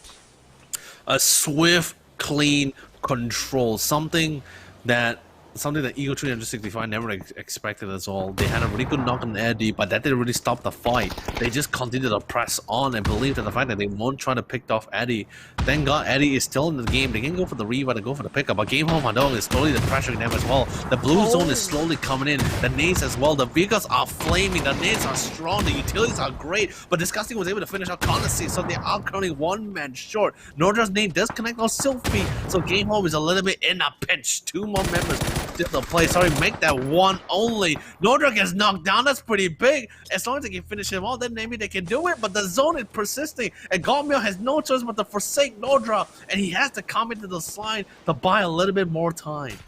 And remember, all this while, Team Bliss has not shown themselves on the map at all, and the circle has blessed them with that save zone. And Team Bliss, in possibly the best position that they've ever been since the start of PCS4. Now the question is, can they close it out? It's a really tough call, really. But first things first, God Meow is still here. He can easily deal with this 1v2 against Magic Esport as long as they haven't spotted him out. Fury gotta be a little bit more careful as they're coming down into the side of the map here. But they do have the suspicions of Archangel Predator despite from the rotation coming in and the sounds of the gunshots. And now with the sound of the vehicle, their suspicion has already been sort of answered for the fact that someone is playing around this northeast side of the map here. But Team Blaze are going to be dealing with Archangel Predators. And although I am unsure who is going to be coming up on top here, but it really comes down to this final circle. Oh, this is really cutting it close. It feels like the Cinderella story that we have been building up since the end of Game 5 might come true. 5 teams left. Only Fury and Team Bliss, the 2 Oceania teams, having the entire squad alive. As Burham United is out. So there is a very good chance for Fury and Archangel Predator to get first place. But the good thing for Fury is that they have the whole squad alive, and they're about to cut Magic Esports out of contention as well. Waikiki Mukau, getting played around by that buggy. It cannot take too much time. Tonkei ducking behind the trees, running for his life. Waikiki Mukau not landing the shots, but it's okay. They have control of the southern circumference of the safe zone. Right now, what Fury can really hope for is that a fight does comes out between the 3 remaining teams here. Although yes, Insight and Flood did Waikikamuka sort of revealed themselves by firing a couple of pot shots. Although it is silenced weapons, but it still relatively can still be easily spotted out here. Our Angel Predators, they're relatively close to Team Bliss here, but they're trying to be as hidden as much as possible, playing the waiting game to getting ready to pounce at the most opportune moment. Yeah, Archangel Predator playing the smart game as always. Can never discount them. And even though they're closest to Team Bliss has no idea where they are. And in fact, the attention is drawn all the way towards Fury, who has always been the aggressors. And sometimes it does play a part in their downfall. But Team Bliss, they have such a good position. It feels like it's impossible for Team Bliss to lose, but we have said that a couple of times about Team Bliss. So far, they are making it work out. Rain takes out Neotica, and that's a good start, but that also alerts Mad Dog. Maybe Archangel Predator have bitten the bait, and they're going for Team Bliss. That is great for Fury. Look at where they are right now, right in front of the safe zone. Right, definitely right in front of the safe zone. But if you look from the design of the terrain, they're still at the base of this hill. Although yes, it's not a really high kind of vantage kind of hill, but a hill no less, a cover that Team Bliss can use for themselves here. Waikikamuka trying to take as much advantage as possible before the blue zone sort of pushes them into the safe zone as it is. But our Angel Predators, they cannot afford to have the blue zone at the back of them, so they're slowly pushing in. Team Bliss getting ready to engage, and they will start it as well. Inside trying to flank the ball, finds Mad Dog, tags him as well. He's gonna go for the quick heal as he goes into prone mode as well, but he is finally spotted out, so a flank is definitely not an option for our Angel Predators. This time it's their turn to be flanked out here, and now they're returning the favor from the revenge grudge round from the last Erangel map. Yeah, Mad Dog's helmet is gone with that shot. And that's going to put him in such a bad position. Now, Team Bliss, they are alerted of Fury's presence, but they also have to be careful of Archangel Predator because they're breathing right beside Team Bliss. It seems like Fury, they are not holding back. They're making themselves known left, right, and center, and Inside will be the first one to take those shots. But because of the terrain, the hills of Erangel, we always get these kind of situations where it's hard to see your opponents. And Fury, what are they doing? Are they really doing this? It seems like that's the plan. Oh boy, God, no, Fury! Migration. They might be doing this straight into Magic Esports. This could be a big brain move, and they know to not drive straight into it because that might prove to be the downfall. But this is gonna put them in a very aggressive position to win this round. Ooh, couple of tags got hit out as well as he's trying to spot things out. Smoke trails are being set up as well as Waikikamuka is slowly pushing forward. He's gonna forsake the SLR and play solely dependent on the nades. The blue zone is pressuring Tong K, so he has to be a little bit more careful to go for the pickup. But the nade connects on Flood, picks him out, knocks him down. More nades are coming in, but they're not connecting as well as they're hoping to go for. Now Inside has to totally depend on the spray line, the control to take this win. They cannot afford to lose any more members. Tong K finds Ronan, drops 2 members down. Waikikamuka was able to go for the triple on the slam with just 1 more member. Goes to the flank. Magic Esports is removed from play, and the revive can finally comes in. Thankfully enough, Team Bliss is currently engaging with Archangel Predators, but Textile, he still has his line of sight in the direction of Team Fury. Fury has the hardest road in. Textile is all alone, but if Textile gets taken now, this might be bad. And we're down to the final 2 team from Oceania. The best position Team Bliss has been in, and I don't know how many times we've said this, but this might be their chance. Ronan needs some time to heal up, taking those painkillers. There's Waikikamuka. Inside, already getting spotted out. Textile taking a shot with the SKS. Almost getting the knock, but they have full control of the safe zone, and this is going to be the toughest road for Fury. They have always been pushing through all these situations, but up against Team Bliss, revenge will be sweet if Team Bliss snatches this away from Fury, and Fury is going to make that rotation with all 3 members. This is going to be the play of the game if they pull it off. He's going to be careful as well. They're running out of mens as well. I mean, some of them do have a significant amount of ammo, but inside, if he got that would have been great. Spraylight comes in. Rain managed to find Ronan, but he gets tagged. But finally, they're crashing down into the side. But the smoke check has already been predetermined here, and Ronan will be picked off. It's a 3v4. They're still pretty fine. They're in the ditch. They have to cover. Despite the man effect, the flashbang comes in, blinds him for a couple of seconds. Rain comes in for the flank, goes to the tag, but no drop so far. Rain goes on the other side, but Flood finds it to go for the trade. All comes down is between the 2v3. Inside gets to the other side. Oh, But Rin? he's swallowed up by Rin. He's still alive. He's still well. Yeah, and Team Bliss, there's no secure kills from Fury just yet. Essentially, it's a 2 versus 3. Can they get Monty back out? This might be huge. Oh, Flood. Oh, Flood, you need to pull this off. Inside as well, they're both separated. A lot of isolated fights has to come through. Those nades into the dish. Not enough to take out Rain, and that's not good. Oh, Takes no, out! takes Oh, the out! shot of his life! He takes out Inside. This might be it. Team Bliss on the cusp of victory. Fury is so close. So close, but it seems like they always get stopped. And this time, by the most unlikeliest of team can flood 1 versus 4. He needs the game of his life. That is not possible. Team Bliss shut the door. And they will take the final round. Fury just cannot cut it. They can't not cut it. Unbelievable here.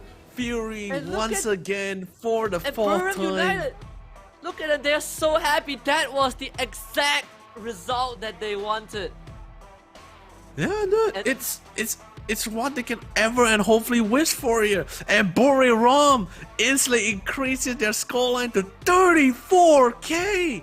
I mean, although yes, Fury still managed to get the 3rd place, they will be able to get 10k.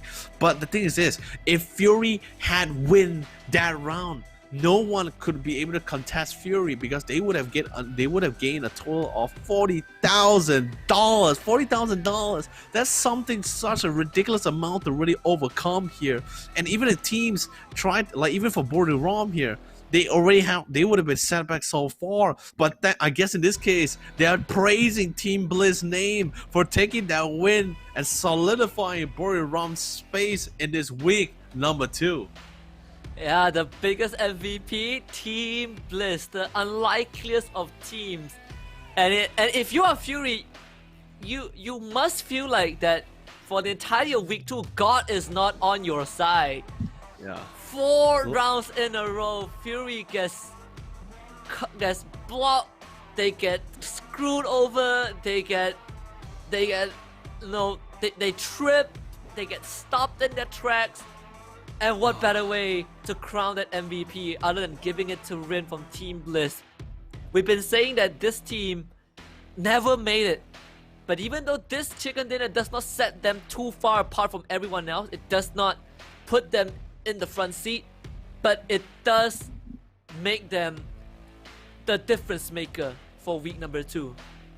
I mean, definitely for sure, and also at the same time, they were also the team that also shut down Fury all hopes of turning things around too. But either way, these are your top 5 kill boards here for the last day or the last match of the week. Corey is going to be taking top spot here with 25 kills. This guy's sniping all the way. Nordra not too surprised here with 25 kills equalizing the score, but the damage done is a little bit more different. Arjun Boss with 21 from our Injured Predators. Ronan's in 4th place with 20 kills, and the last one is going to be Waikikamuka with 19 in 5th place, also from Fury. And just looking for the scoreline, I believe Waikikamuka, yes, if we're going by damage wise, then Waikikamuka would be top spot here, as he is the one that done the most amount of damage. And this it's like this time a little bit more different than last week. It's not from nade damage, it's actually from gunfire. Man, it definitely would feel really bad for Fury. Dude, I feel so bad, dude, honestly. My heart goes out to them, but as an Asia competition, right, sometimes Lady Luck is just not on their side, you know. Like, I feel like they could have won the last round for sure, you know. I would say that they're superior compared to Team Bliss, but I'm a bit unsure about that last rotation.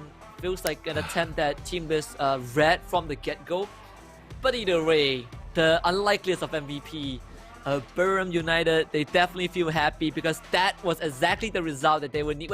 When the fate of your team lies in someone else's hand, you would pray for anything for the stars to align, and it did for Burham United at least. So Team Bliss, really they helped Burham United take 1st place.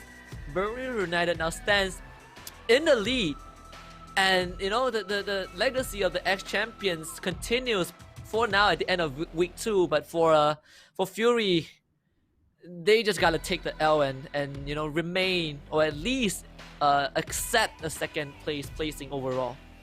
That is so crazy as well, because like the difference in situation, right? Because I mean, it's not too late for Fury, because at least the point differential is just by 4K, right, in terms of cash. Because right now Buriram achieving that win puts them in top spot with 34,000 cash. Fury getting third place, so they gain additional 10K, and combining it from last week, they have a total amount of cash of $30,000. So it's a 4,000 cash differential here.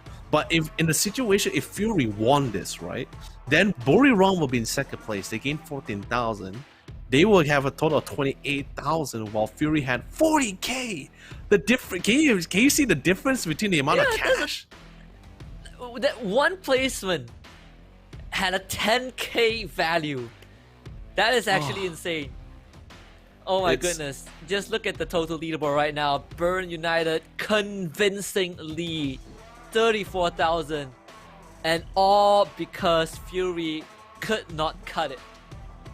You know, it's gonna be more sad for Fury if we have like on the final week next week, if we have the score line that will dictate it by a tiebreaker, something similar to PCS2 for Fury. That will be the second time it hits them, and that's gonna break them. I mean, for most team it will break them, but I hope for Fury members, I hope it doesn't. I hope they still maintain the love for they have each other, and just continue to maintain it all the way. Because like, hey, it's a really sad story if the game ends up being a tiebreaker between a few kill scores between them, because that's how close it is, really. Next week, two of these teams are going to be fighting so hard to maintain themselves.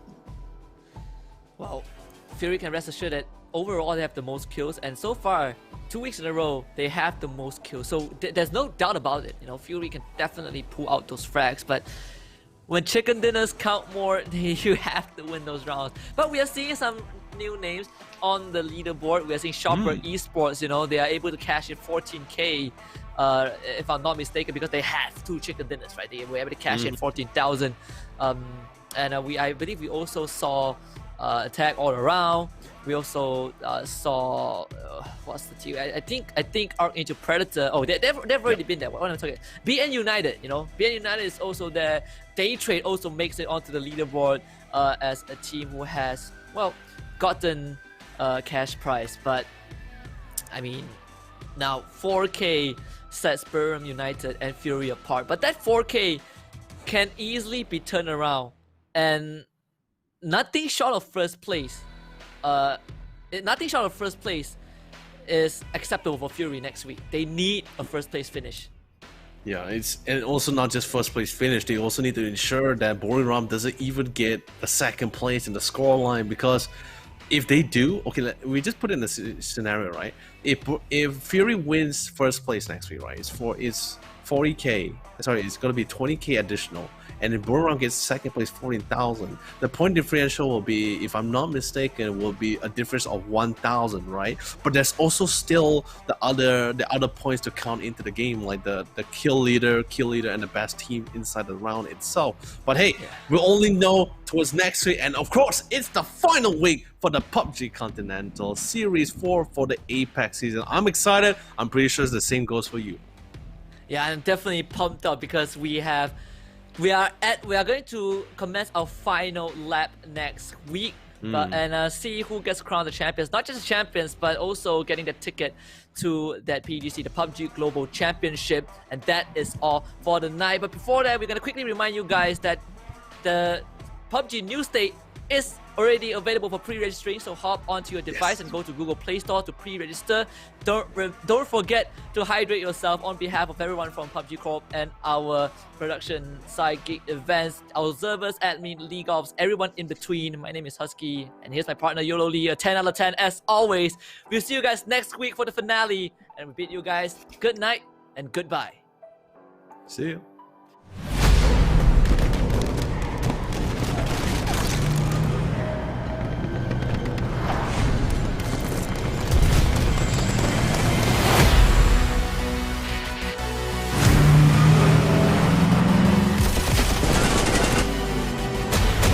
Hi, I'm Brian Corrigan, Publishing Director here at PUBG Studio. We've been blown away by the tremendous support and curiosity following the reveal of PUBG New State in February. We know you're hungry for more details. Rest assured, we're very excited to talk about all the new features and mechanics in New State. Over the coming weeks, we'll be releasing a series of videos, or what I like to call field trips, to better prepare you for Krafton's newest Battle Royale experience. While New State is a fresh take on the Battle Royale genre, we haven't lost sight of what makes the PUBG experience so unique. New State inherits and improves on the established PC console foundation with a fresh, near-future twist. And that near-future angle, it's given us tons of opportunity to innovate. You probably noticed some crazy new mechanics and features in the trailer. And yes, they're all real. You're gonna love the new options and tools we've developed to aid your survival experience on Troy. A brand new, massive, futuristic 8x8 map built from the ground up, utilizing groundbreaking lighting and rendering technology, developed in-house that raises the bar for graphics and performance across the mobile space. So without further ado, let's begin our field trip into Troy and gather some intel to give you the competitive edge on the locations you'll soon be fighting over. Our first stop is the exhibit hall, the heart of Troy. From the top, it kind of looks like a bullseye, right? You're probably noticing the wide, open-air center, and I'm sure your palms are getting sweaty thinking about the hot drops that'll take place there. But looks can be deceiving. The different levels of verticality provide options for all playstyles. Got good aim? Land on the roof and be ready to prove it quickly. Prefer stealthy play? Drop below and use the bulletproof glass overhead to protect yourself as you plan your ascent. There are many other dynamic features to discover around the exhibit hall, but I don't want to spoil them all. Let's move on to the next stop on our tour, the mall. The mall features a similar dynamic to the exhibit hall with an open roof and wide spaces, but this location, it's all about positioning. Each store has its share of advantages and disadvantages to account for as you size up the competition. The roof gets hot, but if you survive it, there are many ways to snake around and flank your indoor enemies, crushing them from the perimeter. If you're on the lower levels, the honeycomb architecture and bulletproof glass will give you the angles you need to secure your chicken dinner. Personally, I love holding the escalators, another fun element to strategize around. They're fully functional and directional, so be sure to choose the right direction, or you'll risk losing precious speed and become an easy target. Moving over to the laboratory, with 4 levels of intense enclosures and corridor warfare. With its unique structure, ensuring your team's survival in the laboratory will take a great deal of cooperation and creative thinking. The central area is encased in bulletproof glass, so you're safe as long as you don't come out, or they don't come in, or the blue zone doesn't get you. For the last stop on today's tour, let's take a look at the trailer park. Or at least that's what it used to be. Now it's all bunkers and bullets here. You'll have to vault, sneak, and climb to conquer this spot. But if it's not looking good and you need a quick exit, use the ramp at the end of the runway to jet out of trouble. And with that, we've reached the end of the field trip, but stay tuned for the next episode where we'll dive into more features. Thanks for joining us. Be sure to follow our social channels for further updates, and we'll see you on the battlegrounds.